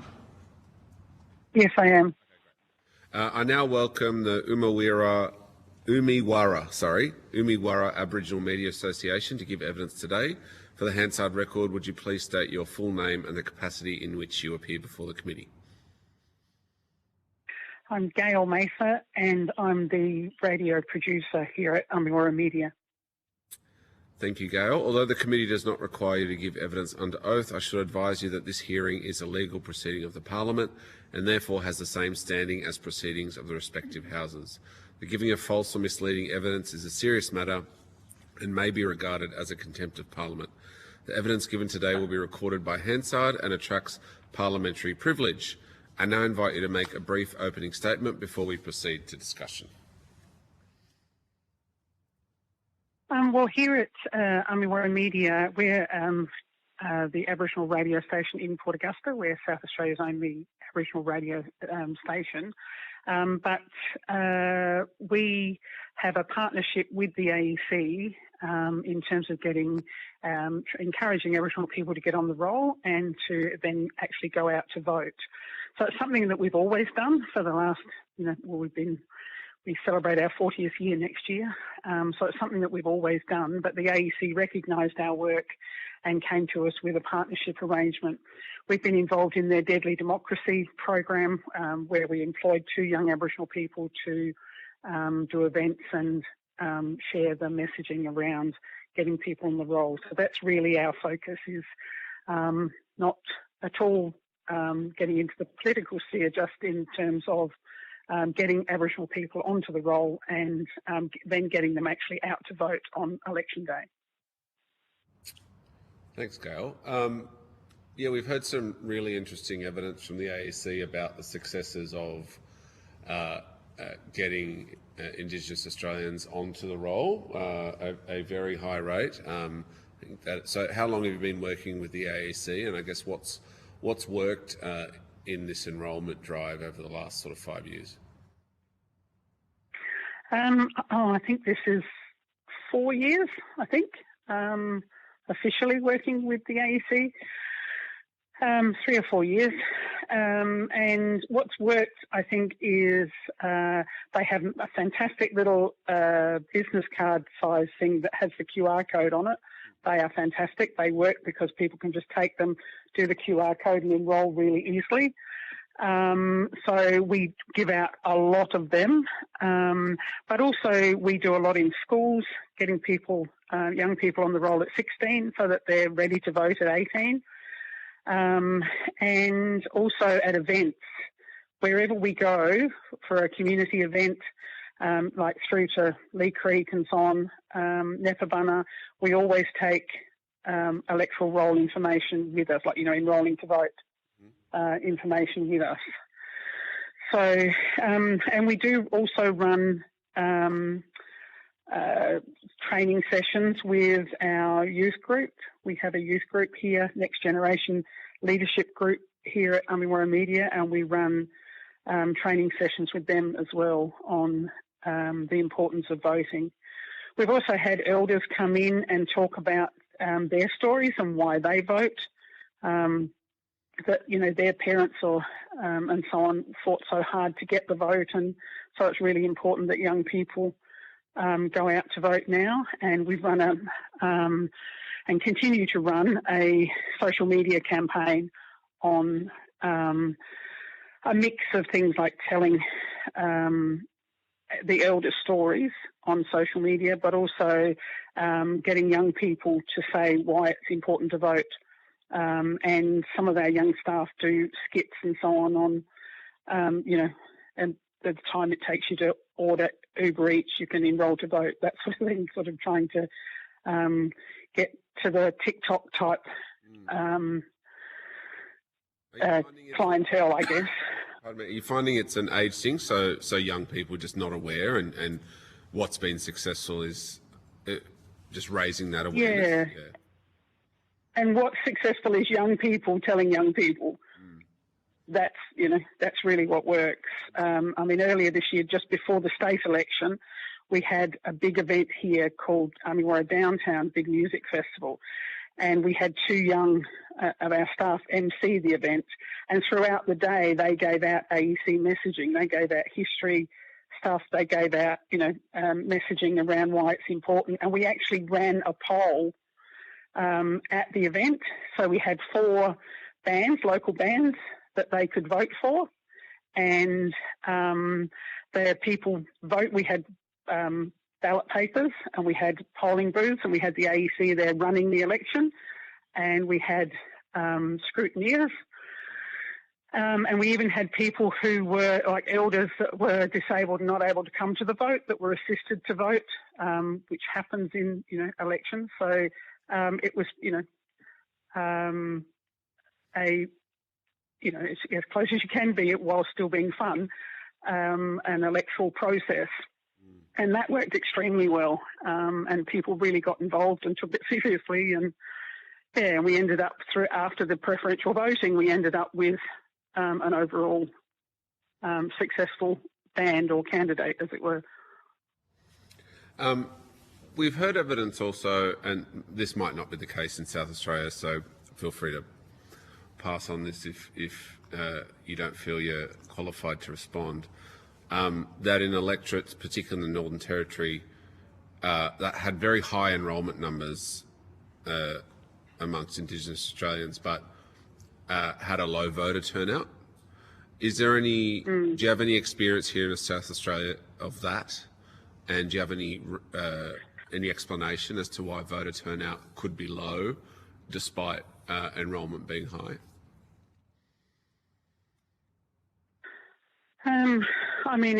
It's a continuing problem, I believe, that is the case. I think there's all sorts of reasons for it. There's sorry business, there's all sorts of reasons why people don't turn out on the day. And a lot of local people here don't tend to pre-poll, they go on the day. That's an important day for them to actually go on the day to vote. So if they then can't make it on the day, they can't vote, sort of thing. So that does happen.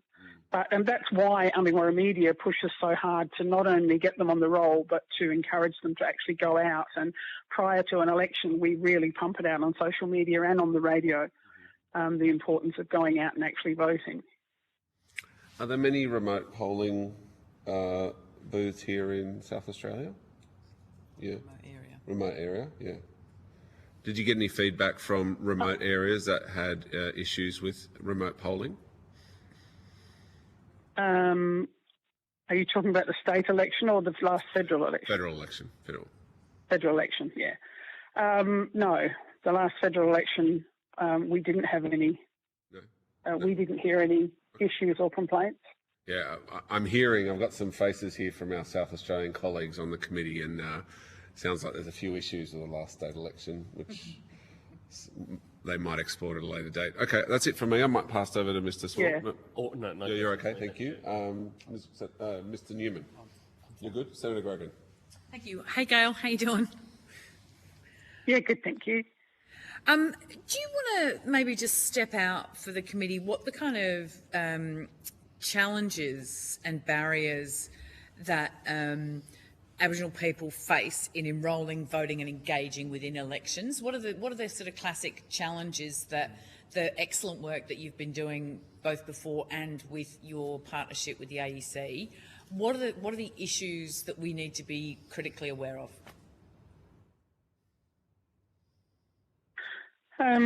Obviously things in language make a difference, but also things in Aboriginal English also help. And, from our perspective, using local people gets the message out easier. But in terms of barriers, a lot of Aboriginal people are busy doing, family, community, and so on. And it's trying to get voting up there on that already busy, stressful agenda, I guess. Is an issue. A lot of people don't understand that they can enrol at 16, so that's been a big push to try and get people on there at 16. But then, of course, you've got to get them out to vote once they're 18. Yeah, and I think that's probably one of the issues. Like we've seen enrolment go up really well, but it's whether we're getting that translation to people turning out to vote. So I guess we're just trying to work through what are the other things that might be valuable in terms of encouraging people to vote, particularly Aboriginal people, people in more remote areas, those kind of things. Do you have any suggestions or any things you think that we should consider?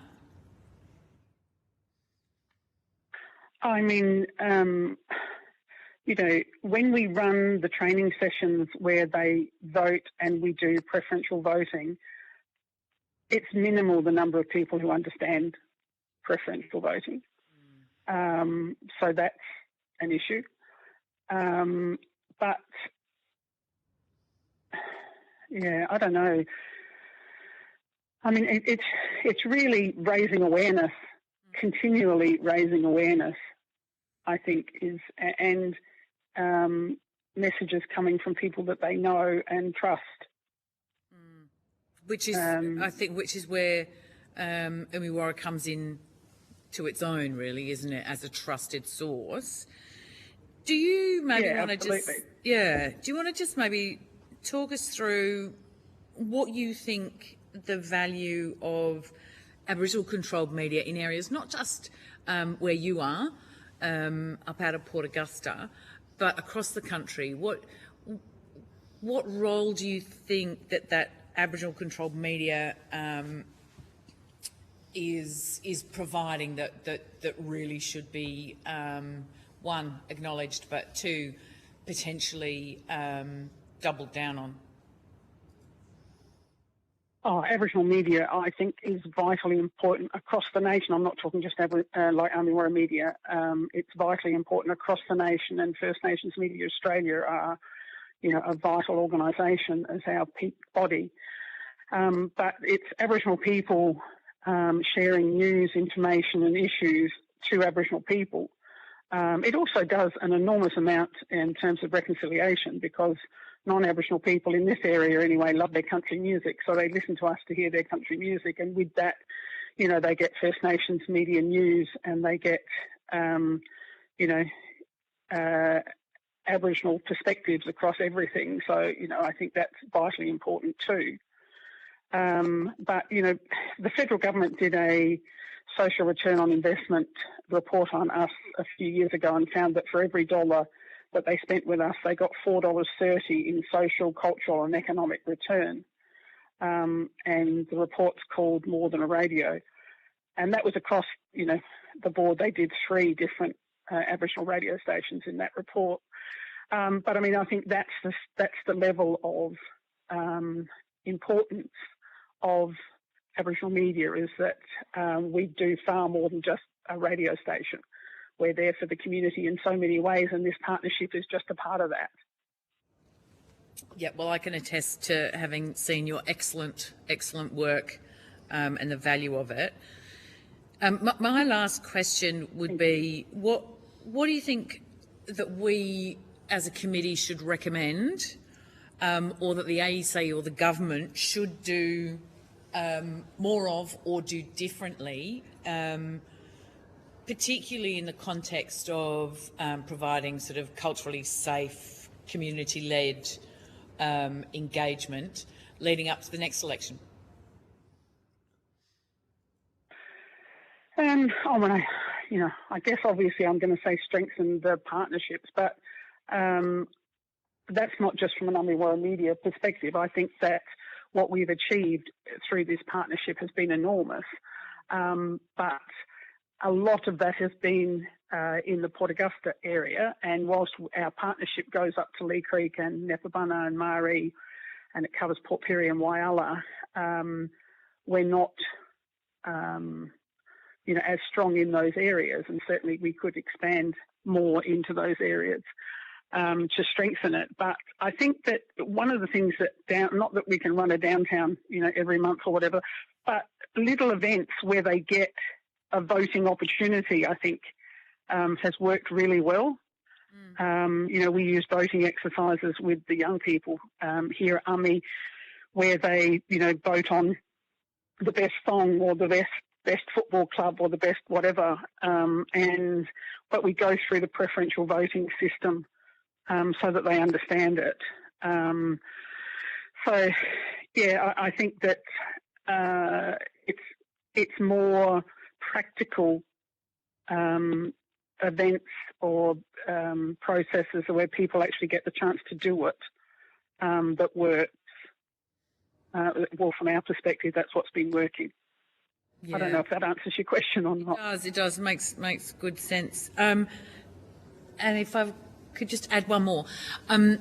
What do you think, how do you think the civics education is going across Port Augusta in terms of how kids are coming through school? What are they getting sufficient civics education to understand how to influence the world around them? I'm not sure I can answer that. I can answer it from the perspective that we have employed 6 young staff in the last 12 months, and none of them really had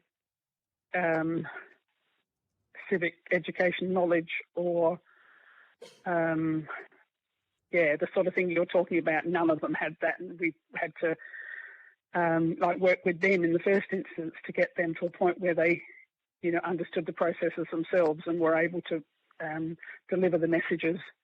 Yeah. We made sure that they understood what the messages were.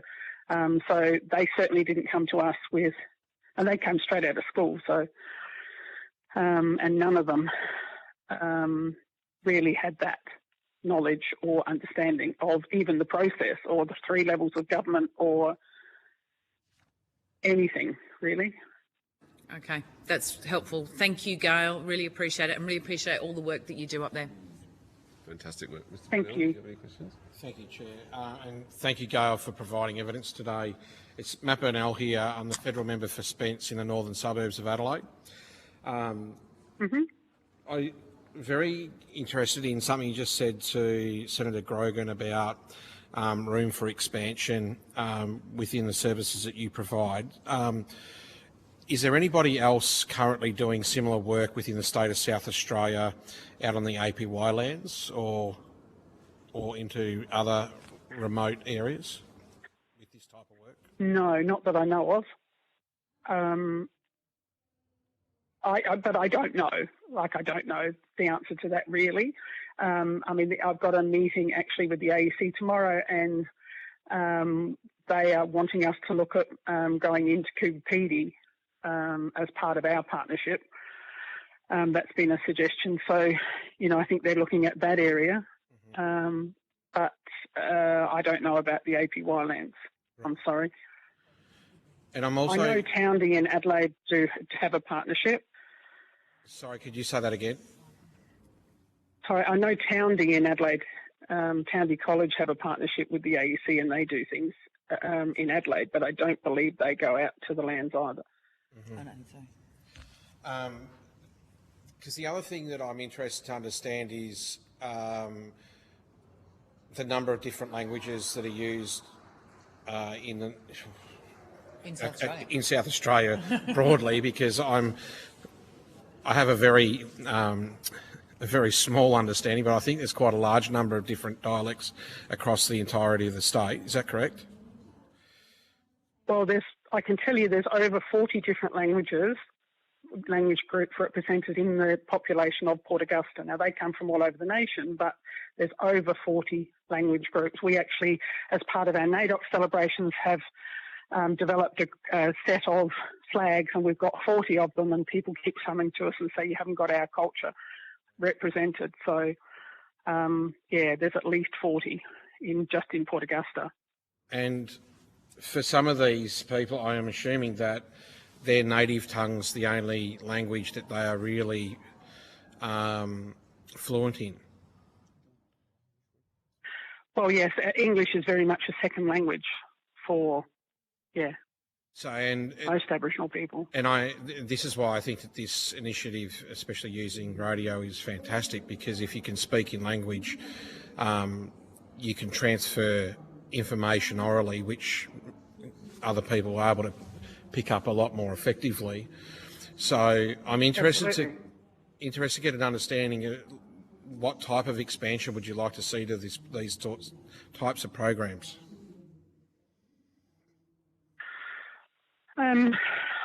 Expansion on what we can do, we have, we put up electoral, enrolment information all around the town. We put it in all the Aboriginal organisations. We, do all of that sort of thing.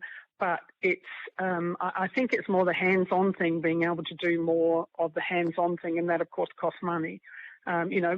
I don't know, for example, if we could have a roadshow, enrolment roadshow, say, where we took a few Aboriginal performers out to, Hawker, Lee Creek, Marie, Nepabunna, and we had mini events where and you included the voting and so on in that. That's just I don't know, I got that off the top of my head. So, but that sort of thing where people are getting that, and they're getting more excited about the process and, being involved in it more and understanding it, I think is the important part.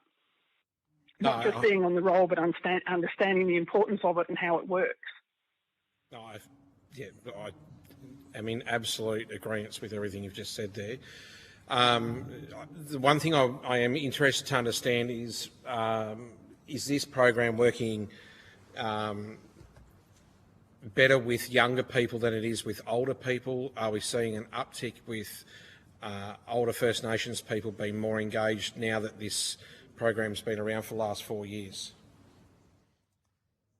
Yeah, I think we've seen it, across the board in terms of young people and through to middle-aged sort of people.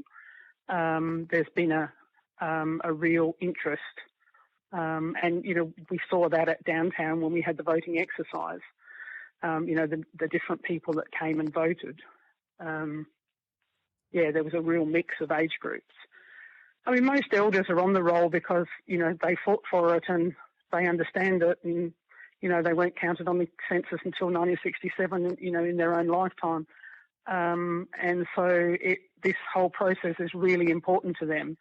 So their stories are really important for young people to think, that, we've got all these rights now and, maybe we should be doing this sort of thing. I think that message comes across from the elders, that it's your responsibility to vote because we fought for it sort of thing. We fought so hard for it. So, yeah, I think it's, you've got to have a mix, but our young people, the young people that we have employed that have been out there doing this stuff, they are making a difference because they are young Aboriginal people talking to young Aboriginal people in the main. No, fantastic. Thank you Does so that much. answer your question? Yeah, I really appreciate your time today. Thank you for your answers. All right. Thank you. Thanks for that, Gail. Thanks for your attendance today and for being a bit flexible with the timing.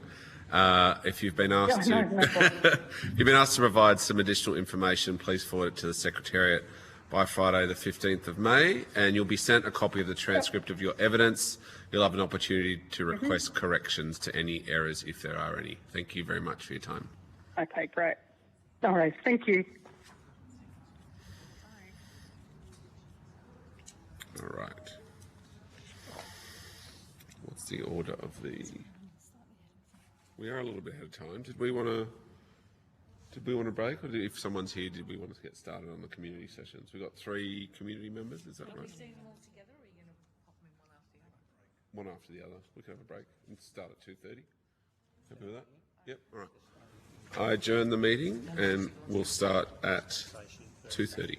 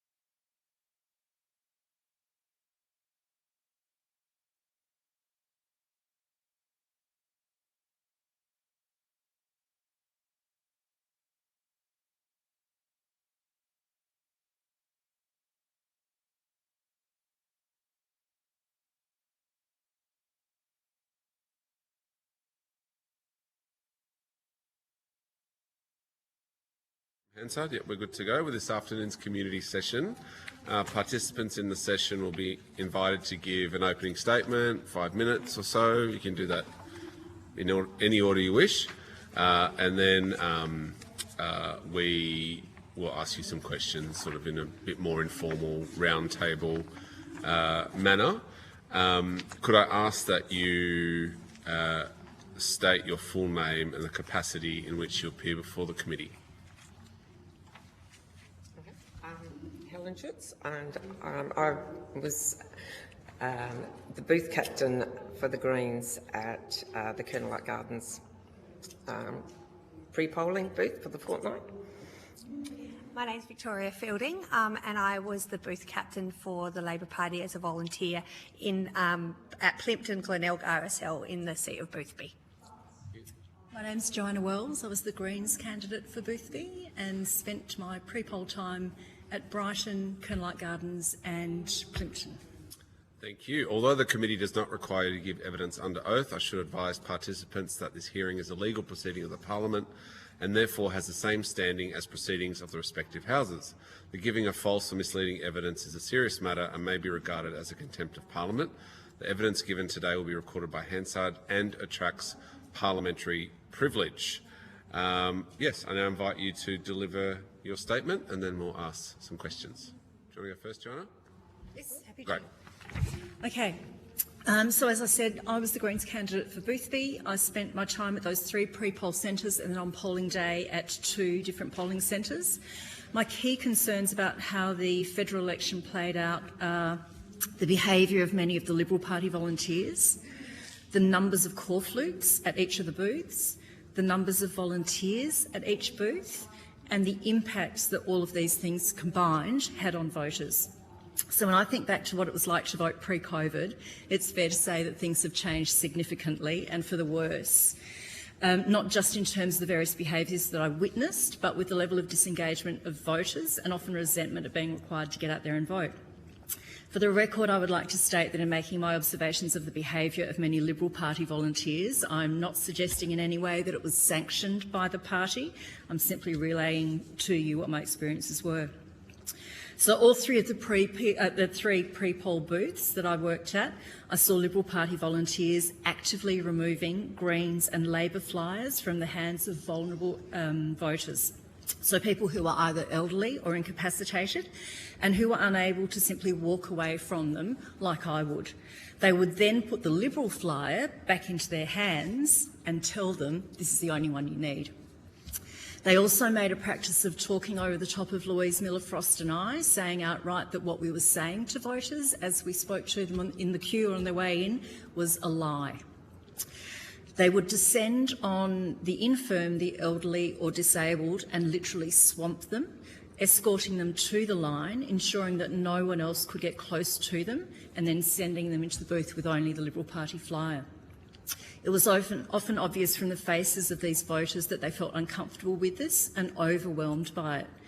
As a candidate handing out and hoping to speak with people, the only way that I could have got close enough to these voters to actually speak to them and offer them a flyer would have been to add to their obvious sense of overwhelm.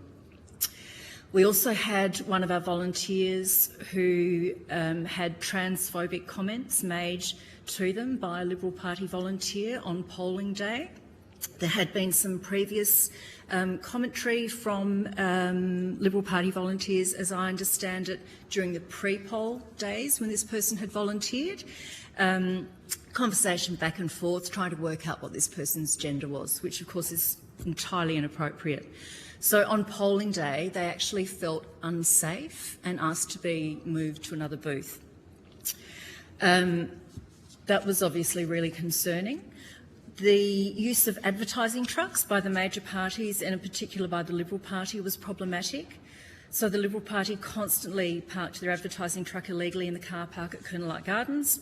When asked to move it, they simply didn't. They also had one parked in the street at Plimpton Pre-Poll Centre, which added to the mayhem of voters coming and going, mostly by car, in what is actually a really narrow residential street. It was not uncommon to see these advertising trucks circling the block in those narrow streets that were already further congested by voter parking. AEC staff at one of the booths in particular were more than happy to deal with issues brought to their attention by the Liberal Party, but when it came to issues regarding them, the Liberal Party, that had been brought to their attention by other candidates, they simply stated that it was only what happened beyond the white line that was anything to do with them. On more than one occasion, I was rudely told by the site supervisor, and I know this happened to the Labor volunteers who were at the site as well, that I needed to move my corflute out of the way and put it back against the wall, whilst the Liberal Party corflute, which had been in line with our corflutes, was allowed to remain where it was, apparently not in the way.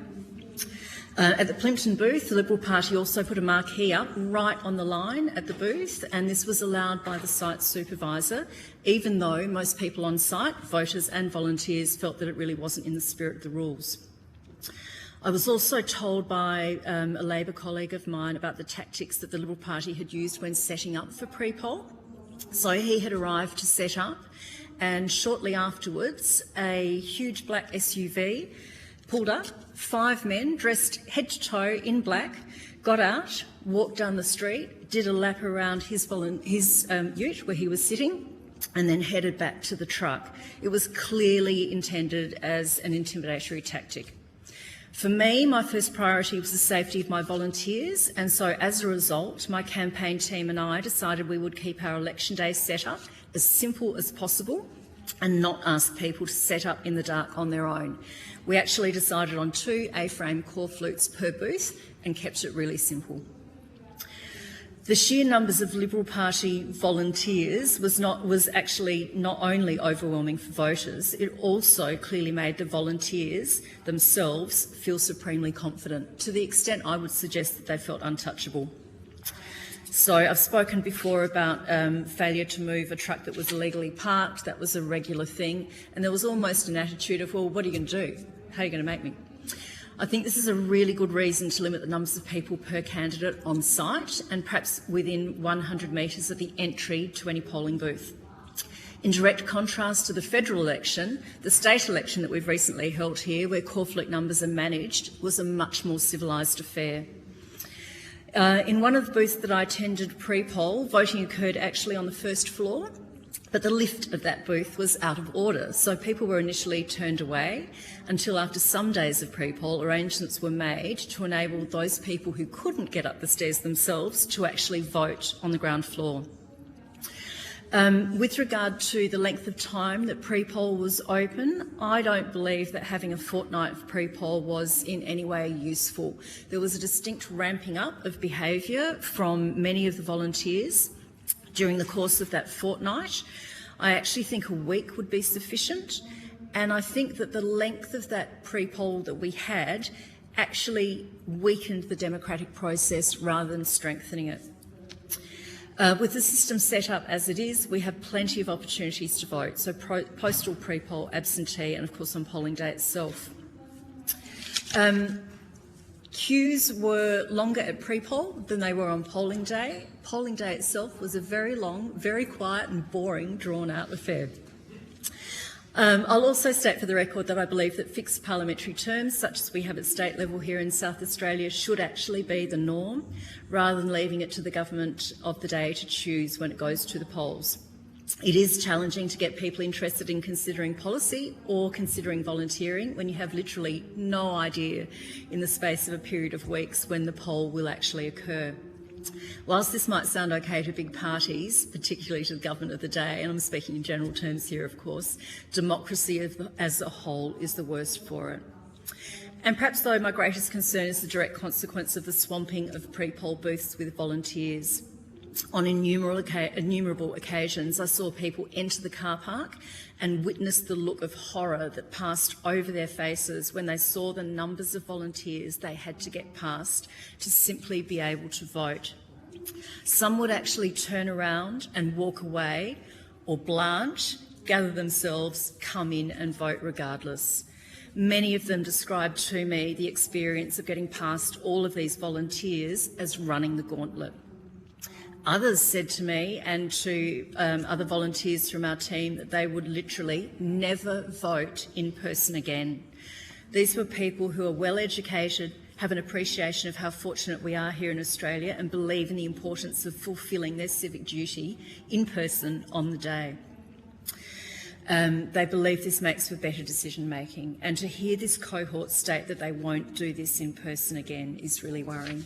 So I'll leave my comments there and I'm happy to answer any questions. Thanks, Joanna. Victoria, did you want to add anything? Yeah, I won't speak for quite as long, but I'm speaking as a volunteer who has probably about 20 years of experience working for the Labor Party as a volunteer across state, federal elections, sometimes helping out at council elections and that sort of thing. And I would say this is the first time I've ever felt uncomfortable doing that, and it's the first time that I've ever sort of felt that there was something quite organised behind the intimidation that I was experiencing. So basically the first time I realised something was going on that was different was on the Saturday before the election. I did about half a day at the Brighton pre-poll at the Surf Lifesaving Club. And I'd been warned that there'd be lots of Liberals there, but I don't think I quite realised that they meant there was going to be literally a small army of people. So I did a count at one point and there were 15 Liberals handing out how to vote cards in small groups, sort of anywhere that the voters could come through, they were standing. And there'd also been, I think about 30 or 40 of them walking up and down the street earlier in the day chanting, and also going out across the jetty at Brighton and chanting as well.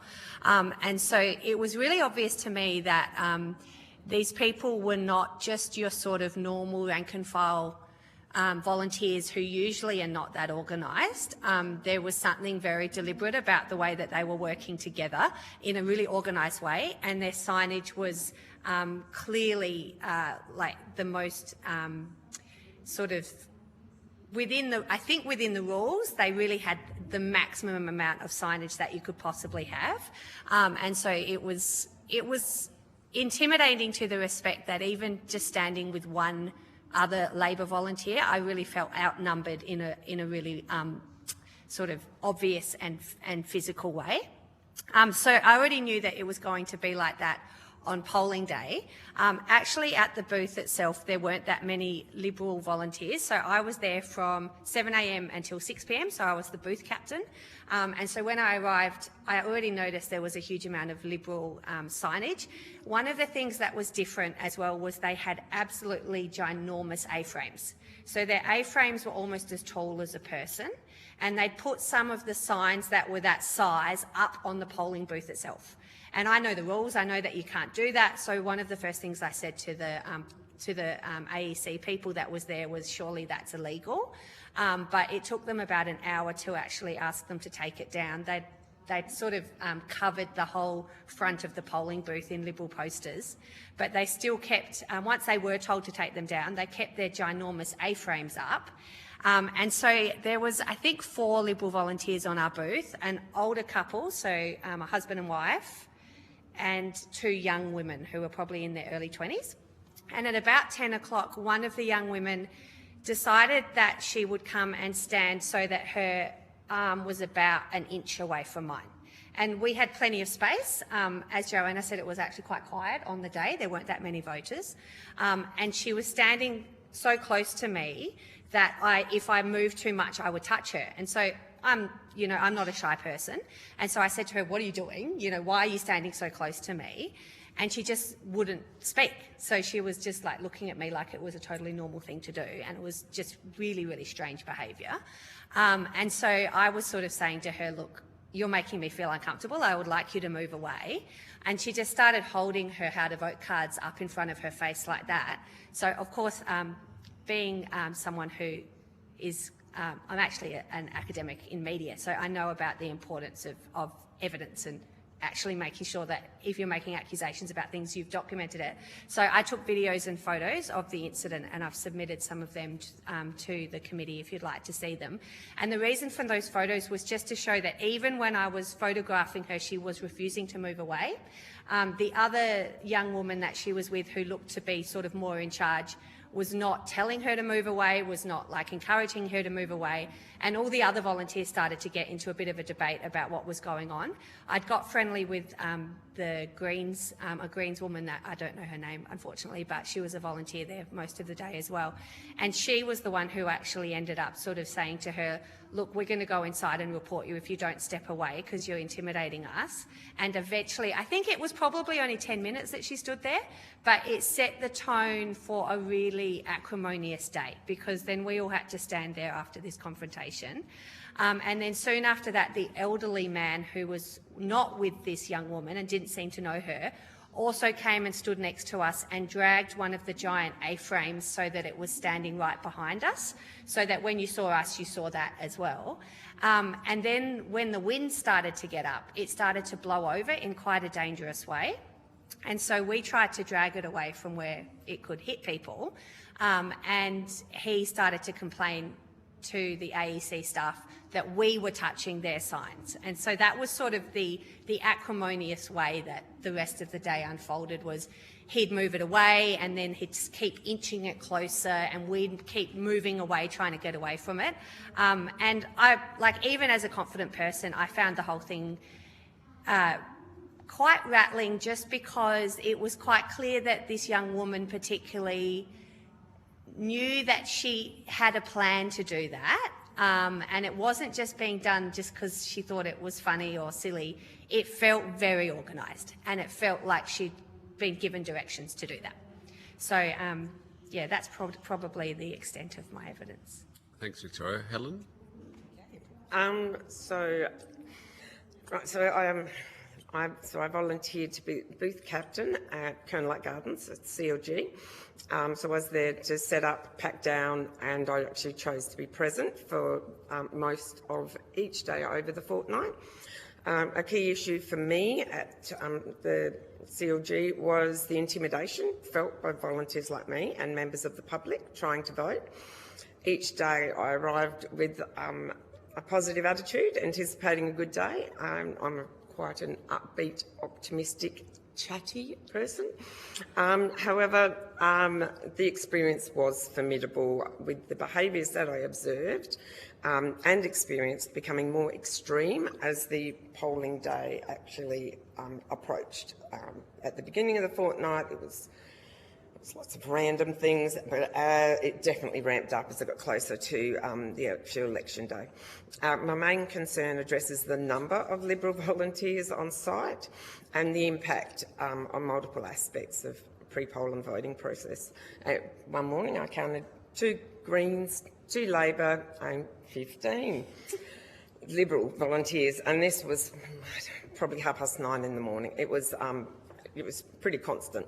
It was daunting. There appeared to be a preference for staffing the Colonelite booth with tall, large men whose presence gave them, in my view, an elevated physical urgency. Personally, there were many occasions where Liberal Party volunteers tried to intimidate me in multiple ways. I was frequently boxed in by several men, Liberal volunteers. They would surround me and talk over my head, making derogatory comments about the Greens, their policies, and just wild accusations about the Greens were a coven and I was a witch.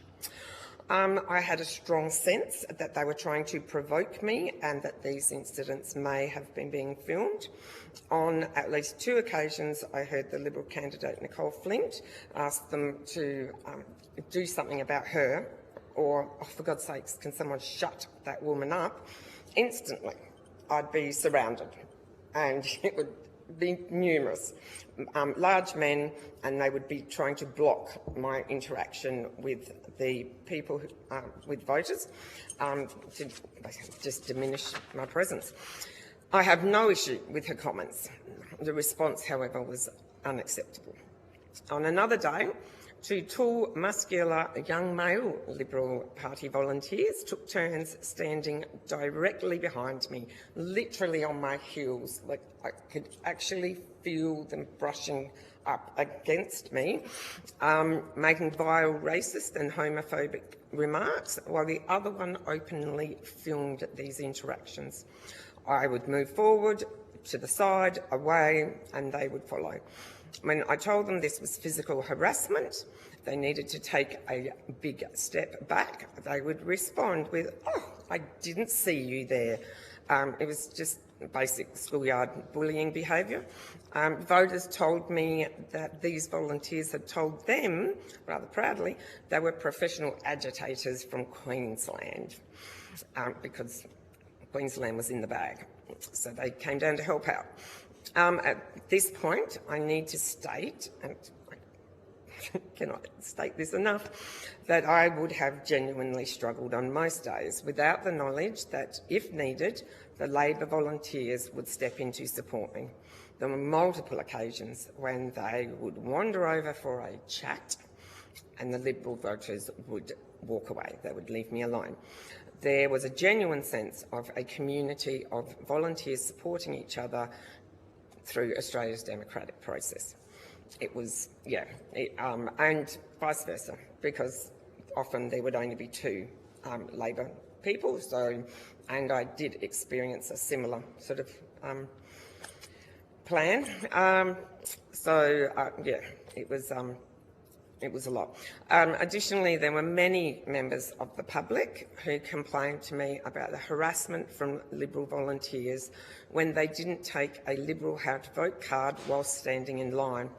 This definitely ramped up in those that Wednesday, Thursday, Friday before election day, where there were lines that came out of the polling booth. I'm not sure if you know the setup, and went through the car park, a rather large car park. It wound this way and down, and then along the footpath along Goodwood Road. It was probably at the worst point, it was like a 90-minute wait, and people were queuing up rather than queue up on election day.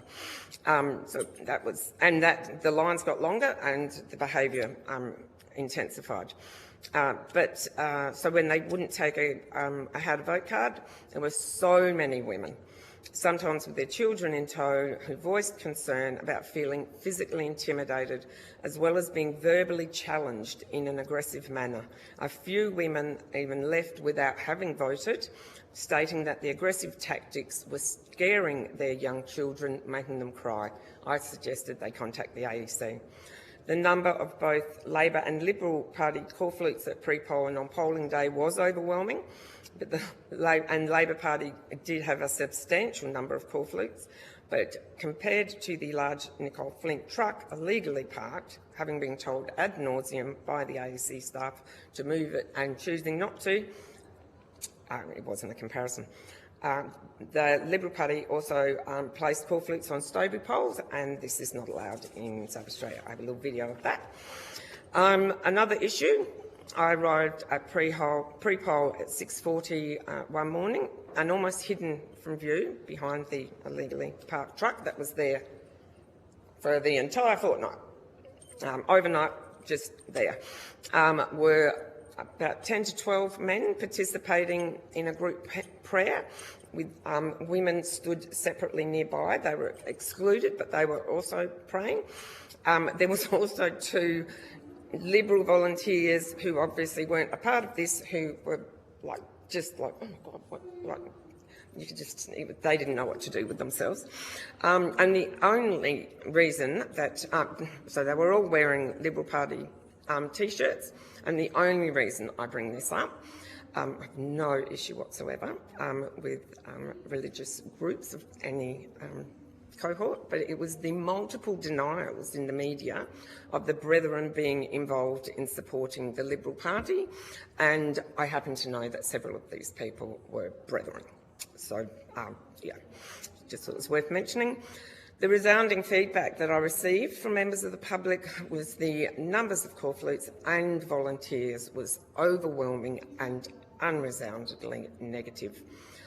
I would recommend limiting the numbers of corflutes and the numbers of active volunteers allowed at polling booths at any one time for any one candidate going forward.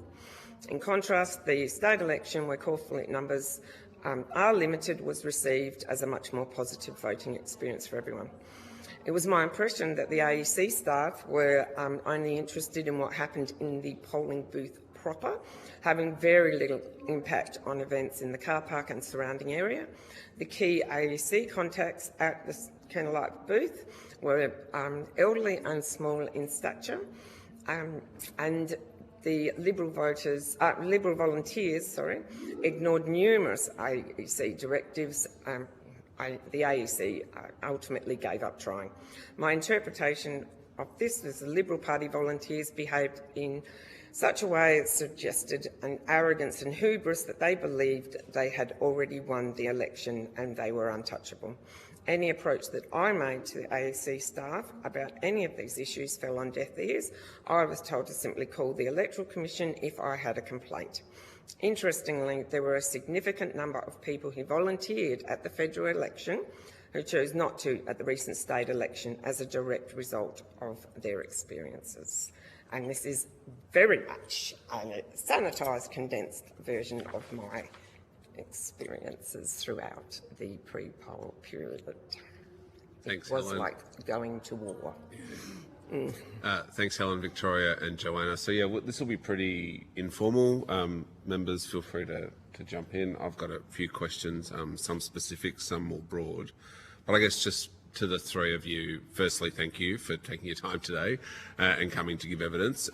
We've done this around the country, and what I find fascinating is that I guess what you three experienced is very similar to what people have experienced in certain booths in target seats or contested seats. And it's interesting, Helen,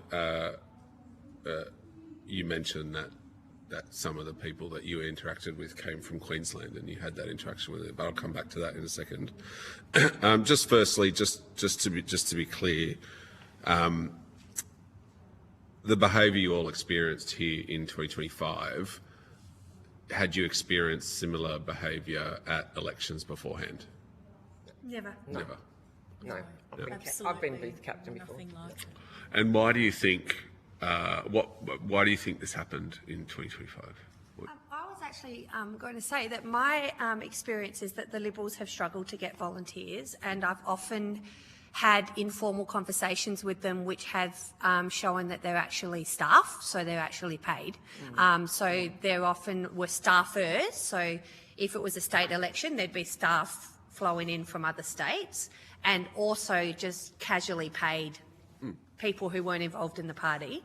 And so this was really different because the previous times you would see maybe one or two because you knew that they were struggling to get people. And it's like they'd almost got this army out of nowhere that just was suddenly incredibly engaged, whereas the volunteers previously were much more like weren't really policy savvy or didn't really have that much to say. Yeah, Victoria, you said... Yeah, just didn't really do anything aggressive. You said they weren't normal rank and file volunteers. So who were they? So I've got a couple of clues for that. Yep. So with the older two, she was dressed very much like a conservative religious person. So long skirt, wearing the sort of bandana, the thing on the head. Scarf, yeah, Yep. let's say that. And they were talking a lot about what I would sort of call religious right politics. So they were talking about Trump a lot. They were talking about abortion. They were talking about illegal immigrants. And they were also saying actual religious things to people, like quoting things from the Bible and that sort of thing. With the younger girls, I suspect one of them was the one that stood really close to me.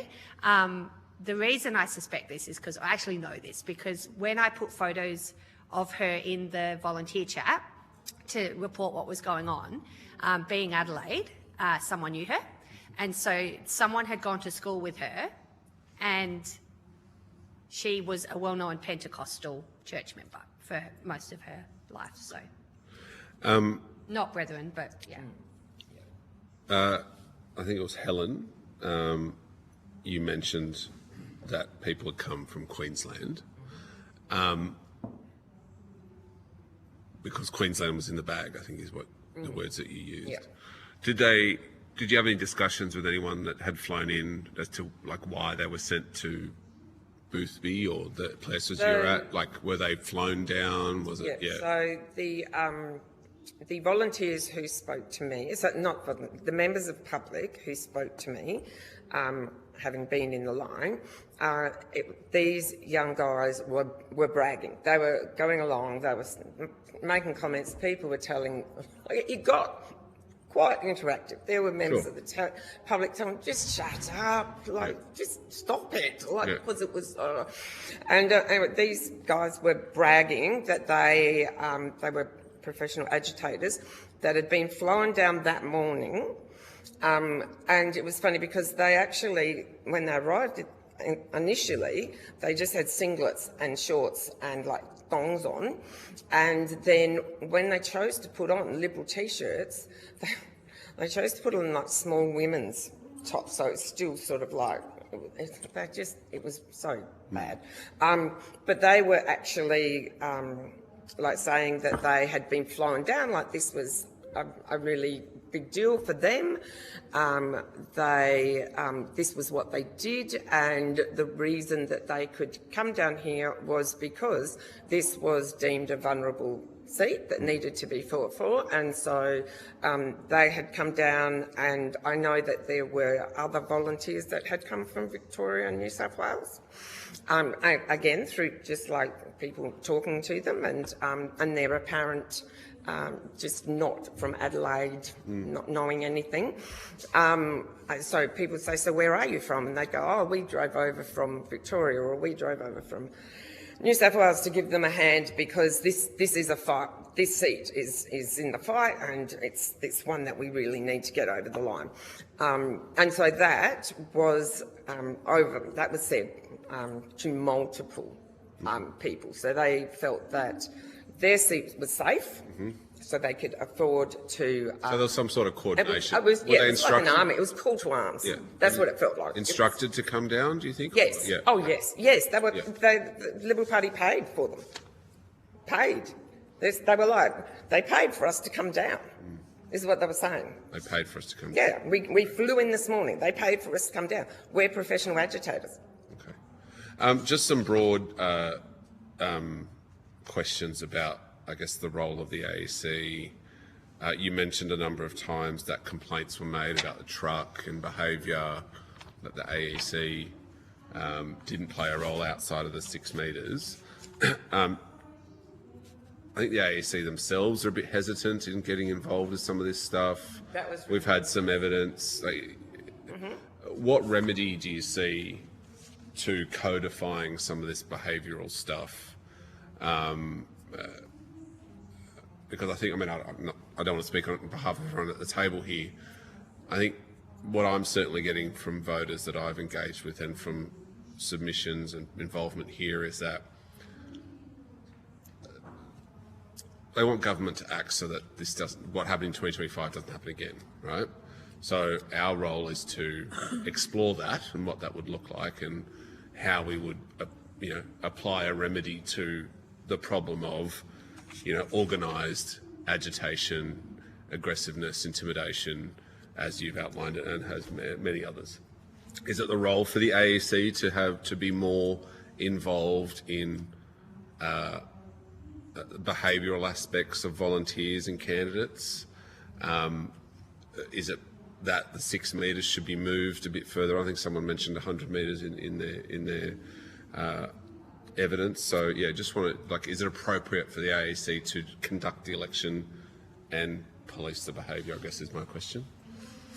I'm happy to jump in there.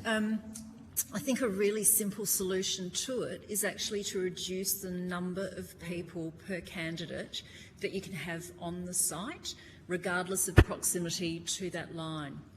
Because what we saw with the Blue Army, and that's what they were referred to as, was that they clearly felt, because there were so many of them, that strength in numbers basically made them untouchable. And so for a lot of the time, with me as the Greens candidate pre-poll, there were days or sessions when I might be the only person at the pre-poll. Now, if I'm spending all my time on the phone to the AEC saying, sorry guys, can you sort this out? This is really... I would never have a chance to hand anything out to anyone, let alone actually engage in a conversation. So you have to make a decision about what you do, which means that you actually let that behaviour that's inappropriate and intimidating for voters, and I think that's one of the really key things here, you actually let that continue on. And so, over the period of 2 weeks, the first day they get through it, not much happened, that was okay. The second day they get a bit bolder. By the end of the fortnight, the territory is theirs. They've literally swamped in numbers. But my greatest concern was the fact that voters clearly felt intimidated. Like, you could see it on their face when they parked on Goodwood Road, walked around the corner and literally blanched at the sheer volume of people and the corflutes. So it was actually... this is Australia and this is a democracy. Going to vote shouldn't actually be intimidating. People felt that they were really sort of taking their heart into their hands and having to gird their loins to walk through those people just to get to the door. Helen, you mentioned you lost some volunteers from the 2025 experience to the 2026 state election. Victoria, Joanna, just before I pass on to Mr. Small, did you have any feedback? You had feedback from voters or you saw the impact on them. What was the impact of all of this on the volunteers that you managed, Joanna, and that Victoria you were dealing with as booth captain? I definitely think people were reticent to do it. And it was more the people like me who were quite experienced at it that sort of took it in our stride a bit more. But it was the ones that had never done it before who they were just like, why would you do this? Yeah. But I was going to add as well that I don't think it would hurt. I know it would be bureaucratically difficult, but if people actually declared who they are when they volunteer, so, if you were worried that people were acting for parties, if you don't have any accountability for who you are and no one's taken down your name, no one's taken down any ID or anything like that, you could send people around the country and do all sorts of weird things. But I'm not saying that you'd have to register people or anything, but even if you just turned up and the AEC the captain of the booth basically came out and said, write down the names and the phone numbers of all of the people that are working here, and the parties themselves then also have some accountability as well, because they can claim at the moment that that's not our people. So we don't know who that person is. We didn't ask them to come and hand out. We don't know who they are. But if there's some sort of accountability mechanism, if there was a complaint made, you'd know who it was about. Yes. Maybe you would be even allocated a little badge and you had to wear a number. Like the police are identifiable to keep them accountable, it would be the same for volunteers. And if you are doing it legitimately, I don't think you'd have an issue with that. Mm-hmm. There's been a suggestion that similar to scrutineering volunteers, where the candidate needs to register their volunteer, that a similar system that happened for booth volunteers as well. The people I work with would not have a problem with that. I think people who are the transparency, they would see that as this is a good thing. Haven't got a problem with it. Look, I've got a lot more questions, but I know there's a few others that might want to ask them, so I might hand over to Mr. Small. Thanks, Chair. I guess all three... I'll ask the same question, and I just appreciate a response from each of you, that all three of you are heavily invested in Australian politics through being booth captains or candidates or whatever. So do you accept there's an apprehension of bias in any perspective that you bring to a reasonably independent third party? Every human being has their own subjectivities. Yep. And I can actually say, so because there was the polling fell over Anzac Day, I made vast amounts of Anzac biscuits that I took down the day before, and I wanted, and they were for all the volunteers because there were so many volunteers, and the Labor people and even whoever else, nobody else had a problem. Not a single Liberal person took them, and I offered them to absolutely everyone. So then I go around again and I'm like, take the politics out of it. They're Anzac biscuits. Tomorrow is Anzac Day. Have a biscuit for the diggers. And more than half of them were like, oh. And then I would have them coming back. So I genuinely thought, I am going to be that person who yes, I'm a Greens, but I am going to accommodate everyone. And the more I tried to do that, the more of a threat I became, and the more they tried to shut me down. And I've had that experience on polling booths, being pursued by people with sledgehammers from unions wearing Labor shirt, and I've had very, very pleasant experiences where we share cupcakes and coffee. So it is the spectrum of involvement. As you've been there a long time, you get that. I suppose as a female, I'd have to put that out there. Constantly being surrounded by these rather intimidatingly large men was triggering. It was very hard. And I also think as well that we're all sort of experienced enough to know that there was something very different going on here. And so, you know, if this was just the normal rough and tumble of electioneering and it was just, you know, different tactics that people were trying to, you know, get more engaged volunteers or whatever it is, then that would have been different. But I feel like the organised nature of the intimidation is really what the key idea here is, and that is working outside of the norm. And so, you know, if there is any subjectivities, it is about an informed subjectivity that this isn't what we have experienced in the past. We could spend the rest of the afternoon arguing about informed subjectivity, but I'll resist that. There's a concerning element to me as a parliamentarian in the evidence you've provided suggesting that there is overt bias on the part of the conduct of the AEC in respect of the booths that you were on. So I want to understand whether that was reported, if it was reported to whom and at what levels, and whether the parties involved then took that further. So I actually had a chat at the end of the Friday immediately before polling day as we were packing up. So the booth was closing down, we were starting to pack up, and someone said, and I can't remember whether it was someone who's packing up for Labor, but there was some misapprehension about whether that particular booth was open the following day on polling day as a booth or not. And we had been told that it was, and someone was saying that it wasn't. So we had people rostered on, all that kind of thing. So I thought, well, the easiest way to find out is just to quickly ask the polling booth coordinator. So it took a couple of minutes to get him to the door, and he was just point blank rude and refused to answer the question. And I said, well, it's actually really important, and I think it's actually a really simple question, so I don't want to waste your time. All I need is a simple yes or no, and that will be sufficient. He was so rude that I actually stood my ground and demanded then and there that he give me the mobile number of his supervisor so that I could speak to her, get confirmation from her and report his behaviour to her, which I did.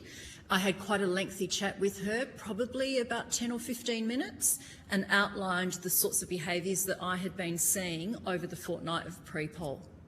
No one from the AEC has ever got back to me about that. So just to be clear though, so that was a conversation with who, like the divisional returning officer or? Yes, that's who it was, the divisional returning officer. Sorry, I couldn't think of... Right, because that's interesting. So that was at time, I guess, a complaint relating to events that had already taken place in the previous fortnight. Correct. That's yeah, right. But also in relation to that event that was occurring then and there in terms of just not being able to get a simple answer.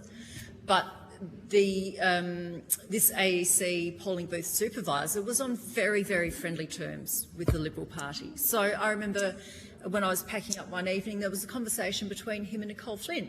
And I didn't catch what was going on, but he said, yeah, we'll see what we can do for you tomorrow, as she trotted off. So what's the actual accusation of bias towards the AEC? Because that's very serious, you understand? Yes, I do understand that, and it's not something that I say lightly.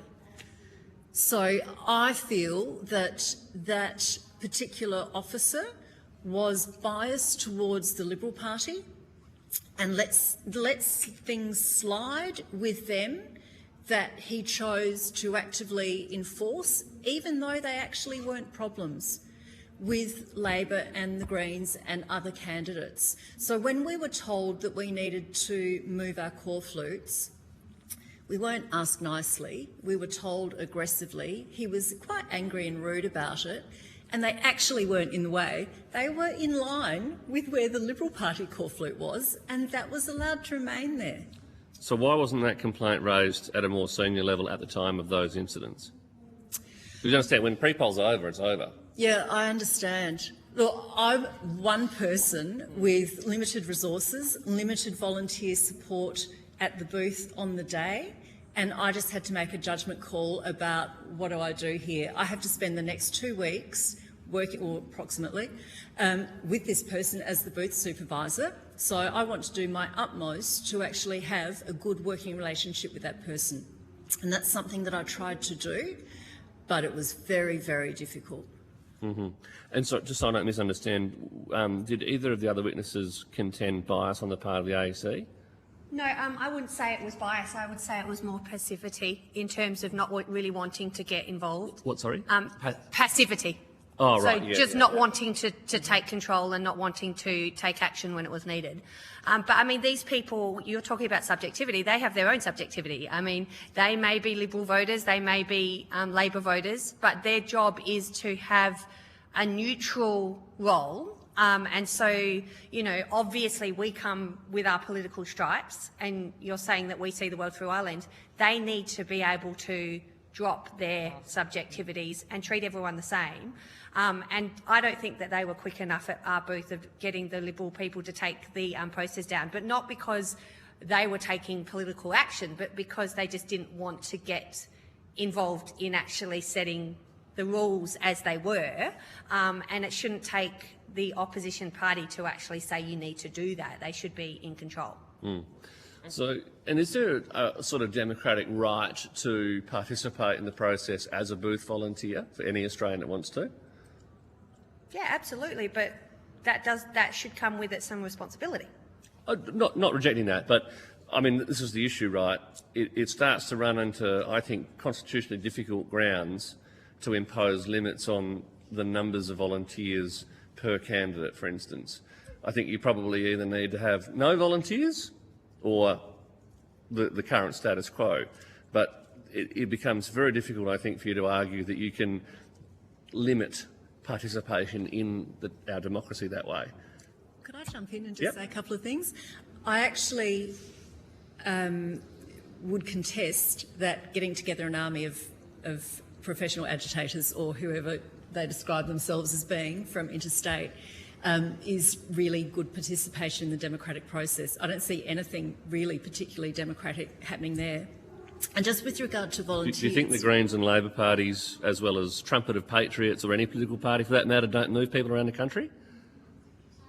Well, are you suggesting that shouldn't be allowed? I'm not suggesting that that's the case at all, but I think that in the numbers that it occurred in terms of the aim of that exercise was clearly to swamp the seat of Boothby with Liberal Party volunteers. I don't think that adds anything to democracy. And that's said as a Greens candidate, you know what I mean? So, like, yeah, that's said as a Greens we're all candidate. Political opponents. We get that. How do you limit participation in our democracy by imposing arbitrary things like you can't move around the country, you can't have certain numbers of people? Your argument is sort of this absolute between 0 and however many you want. We have caps on how much you can spend on an election. Currently in the High Court, but in South Australia, which I support. And that's like saying, oh, we can't put a cap on without either being 0 or everything. You can cap things, it's called regulation, and that is designed to make sure that everyone is behaving fairly, and it levels the playing field. So just say you had, say, $1 billion from Gina Rinehart, and you wanted to pay for 500 people to be at each booth. No other party would be able to do that. And so to level the playing field so that the Greens, so that the minor parties, so that even One Nation gets to have the same amount on every booth, then everyone's got the same level playing field to work with. But the Victorian law has just been thrown out for breaching the implied right in the Constitution for political freedom of expression, right? So this is serious. That there are. I know it's serious. You know. But it levels the playing field. So what's your suggestion, though, to go forward? Because ultimately the committee has to make recommendations that change or not change the status quo. So I guess that's what I'm really trying to tease out here. Conscious of that very explicit provision in the Constitution. What is your suggestion to the committee that the electoral law be changed in Australia to, or the regulations associated with that Act, to enable free and open democracy without the experiences you've described as political participants? You could still, you don't have to, we're not talking about capping it at 2. You could have, say, 8. You could have, like, this, it's again, it's like that 0, it's all or nothing. You could have, like, an amount, but it's a fair amount. Having 15, 20 volunteers that the public have to walk through. So, but tell us, what is a fair amount? And But that, surely there would be Less than consultations. 10? Yes, I'd say 6 to 8 people. Like, I don't. That would be. And That that's should be plenty. ample. That should Plenty be of people. ample. so 10, And then that 10 accom- per candidate. If you went, The seat of Farah is in a by-election right now with 12 candidates, right? So we could have 120 volunteers per booth under your system, and that'll be fine. No, because they don't all work for 8 hours. So some of them will do 2 hours, some of them will do 1 hour. Oh, so it's 10 for the entire day. Yeah, so you've got so at you've got any 10 at given any time. given time. So you do a roster, Yeah. so you might have 10 times. So There's if you 12 did have a cast of candidates, thousands, so each of them's entitled to 10 volunteers per booth. No, 120 each people. candidate could have 150 volunteers. but they'd because only be able to some- have 10 at one time. Some come at different times. Per candidate. No, at each booth. So what if, per so if there's booth, 12 candidates running and you're limited to 10 people per booth, 2 of At the any candidates given aren't time. allowed to have someone there? I'm just going to jump in and say I'm very conscious that Registering. That was I the think bit, the right? idea Let's of go registering. there. Yes. Yes. And Yeah, code of conduct that you sign up to. Could I say 2 things on the volunteer code of conduct as well, because that's something I didn't get a chance to respond to earlier. So for me, I think to be in the weeds about arguing about what the exact number is, I think that's probably not a great use of all of your time right now. And I say that with a whole lot of respect. What is really important for me in terms of my suggestion about perhaps looking at limiting the numbers is that it's about the experience for the voter. Democracy is the poorer when people feel intimidated just by the prospect of turning up to the booth and walking through the car park. They should not feel like they are running the gauntlet. Do you feel that registering to attend would naturally limit the numbers? I suspect it probably would. And the other thing that I wanted to mention about a volunteer code of conduct was when you were talking about, the green stacking and all that kind of stuff, and we all have our subjectivities.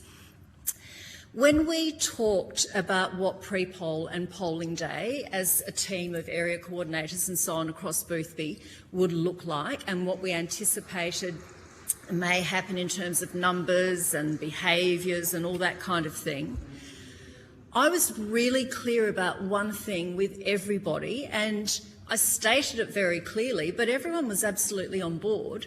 And it's something that I've heard the absolute opposite of in various conversations in the lead up to our most recent state election, which is, well, they're volunteers. Like, what can you do about their behaviour? And I actually think the opposite. I think they are volunteers and they're representing the party, and they are like any worker in any workplace. There are expectations. So we were really clear in terms of any harassment or inflammatory statements from other volunteers or people handing out or voters.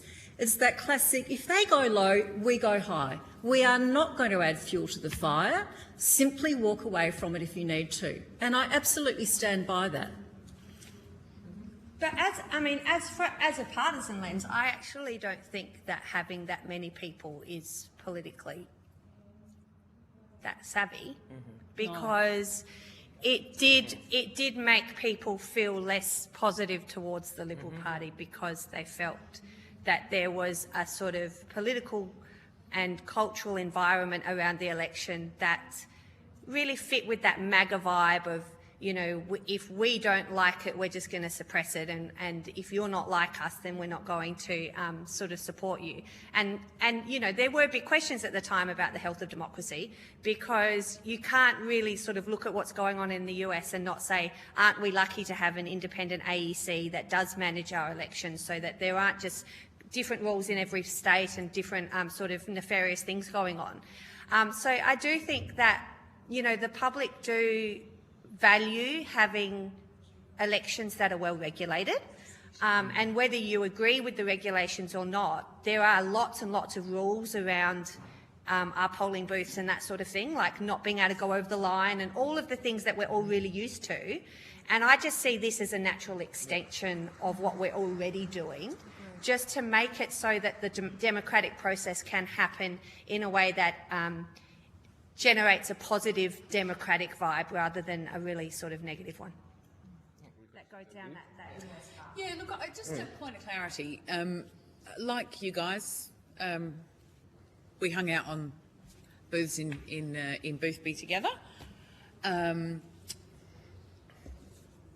The federal election in 2025 appeared to be a significant anomaly. Would it be your experience, because I'm very conscious of how this conversation is sort of coming out, would you say that in past elections the experience you had with all volunteers was one of camaraderie? Yes. Yes. With the occasional hoo-ha. You'd get the occasional snarky voter who might make a comment on the way through. Yeah. And make Even it at obvious. the recent state election, I was chatting all day with the Liberal people that were there. And that feeling of collegiality and camaraderie, and we were all there.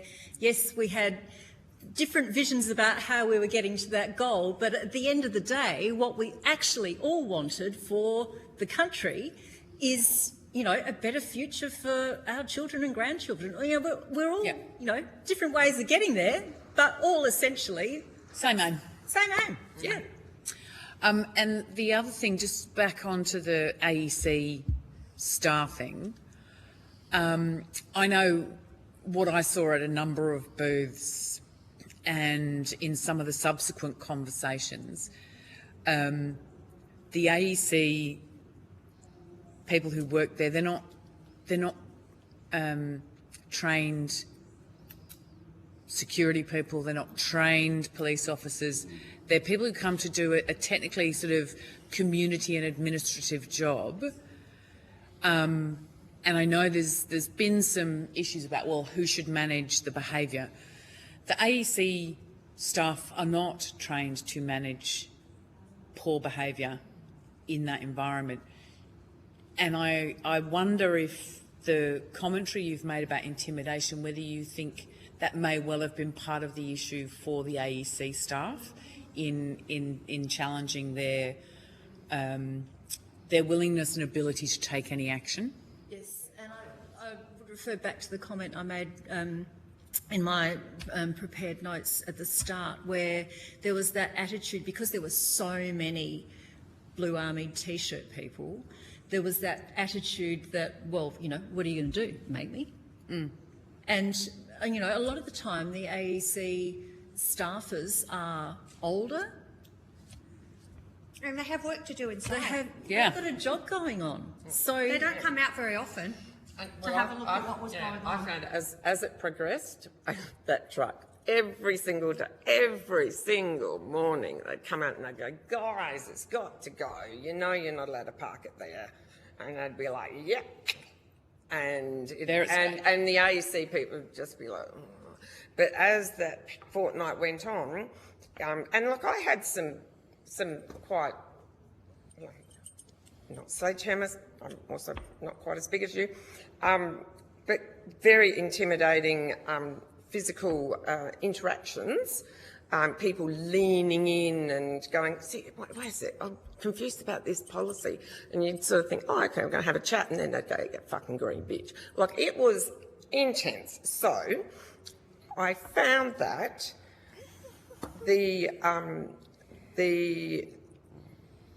ability or the desire of the AEC people to even come out as the behaviour intensified.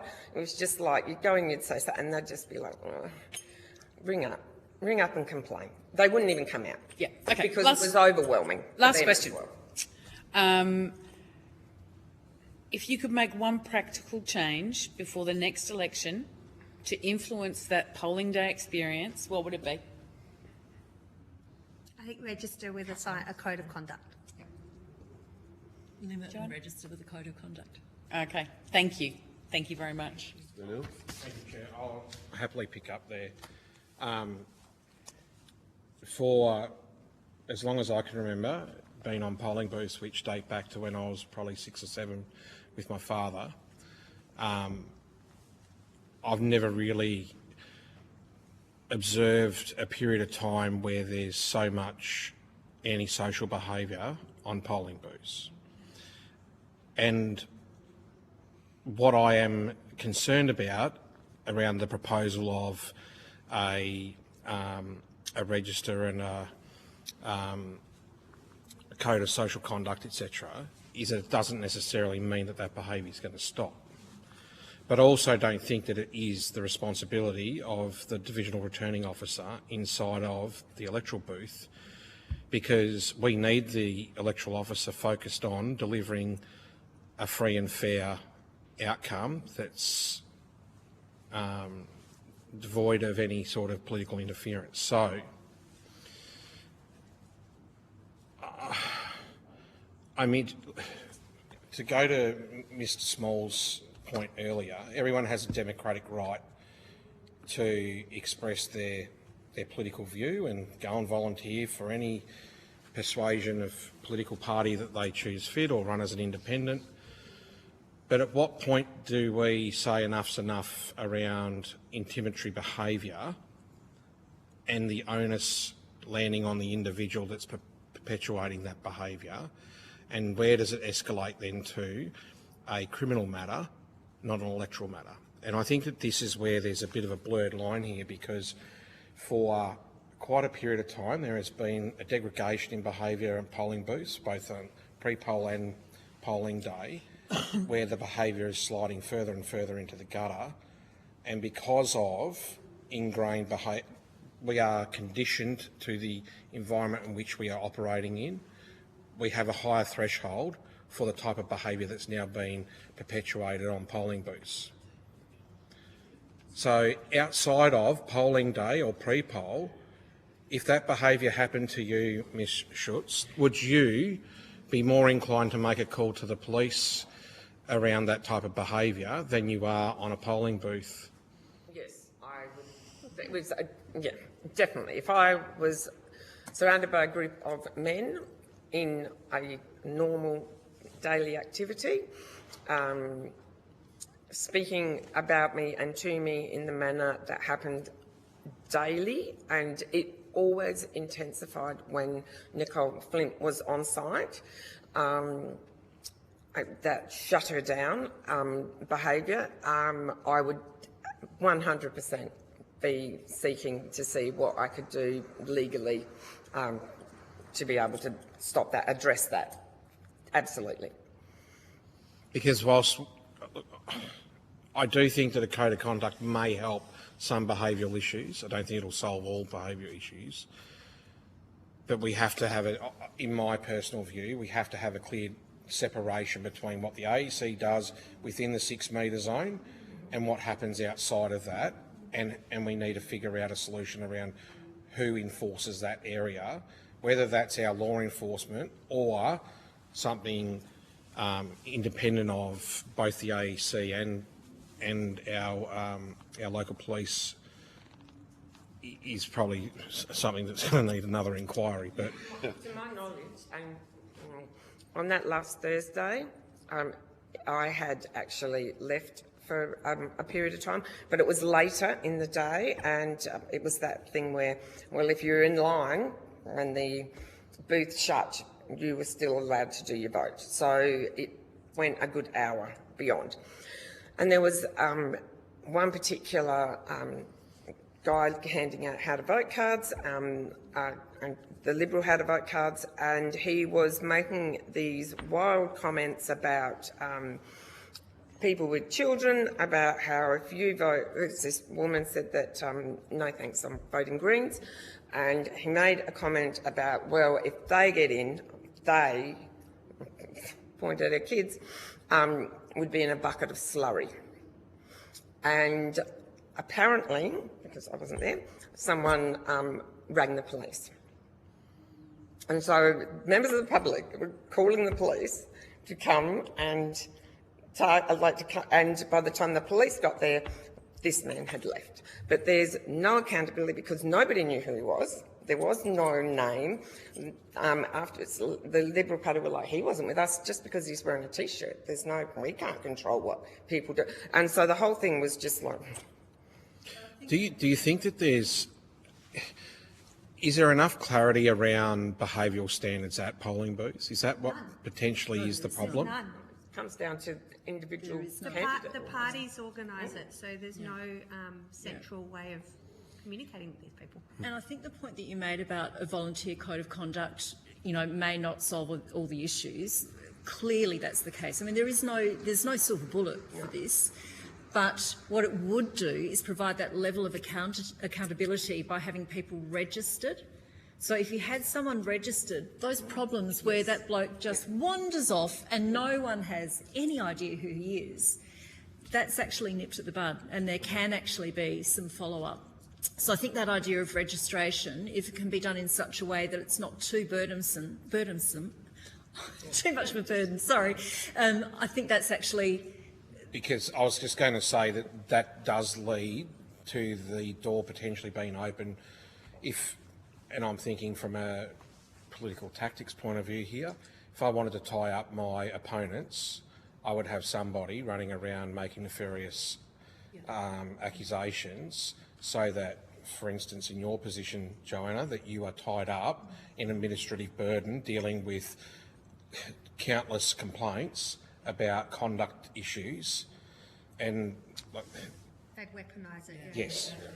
But to an extent, I think that the current system where that's not in place is already being weaponised because effectively I had to choose to let that really bad behaviour pass and continue to be the candidate or deal with it and absent. So I'm going to have to stop it there. I think we're about to lose a few more committee members. We've reached our 3:30 deadline. And look, I really want to thank you for your evidence here today. Some really important contributions. You will be sent a transcript of your evidence, and if there are any errors, please reach out to the Secretariat for correcting them. It being 3:35, I close the meeting, and I'll see you both at 9 a.m. tomorrow.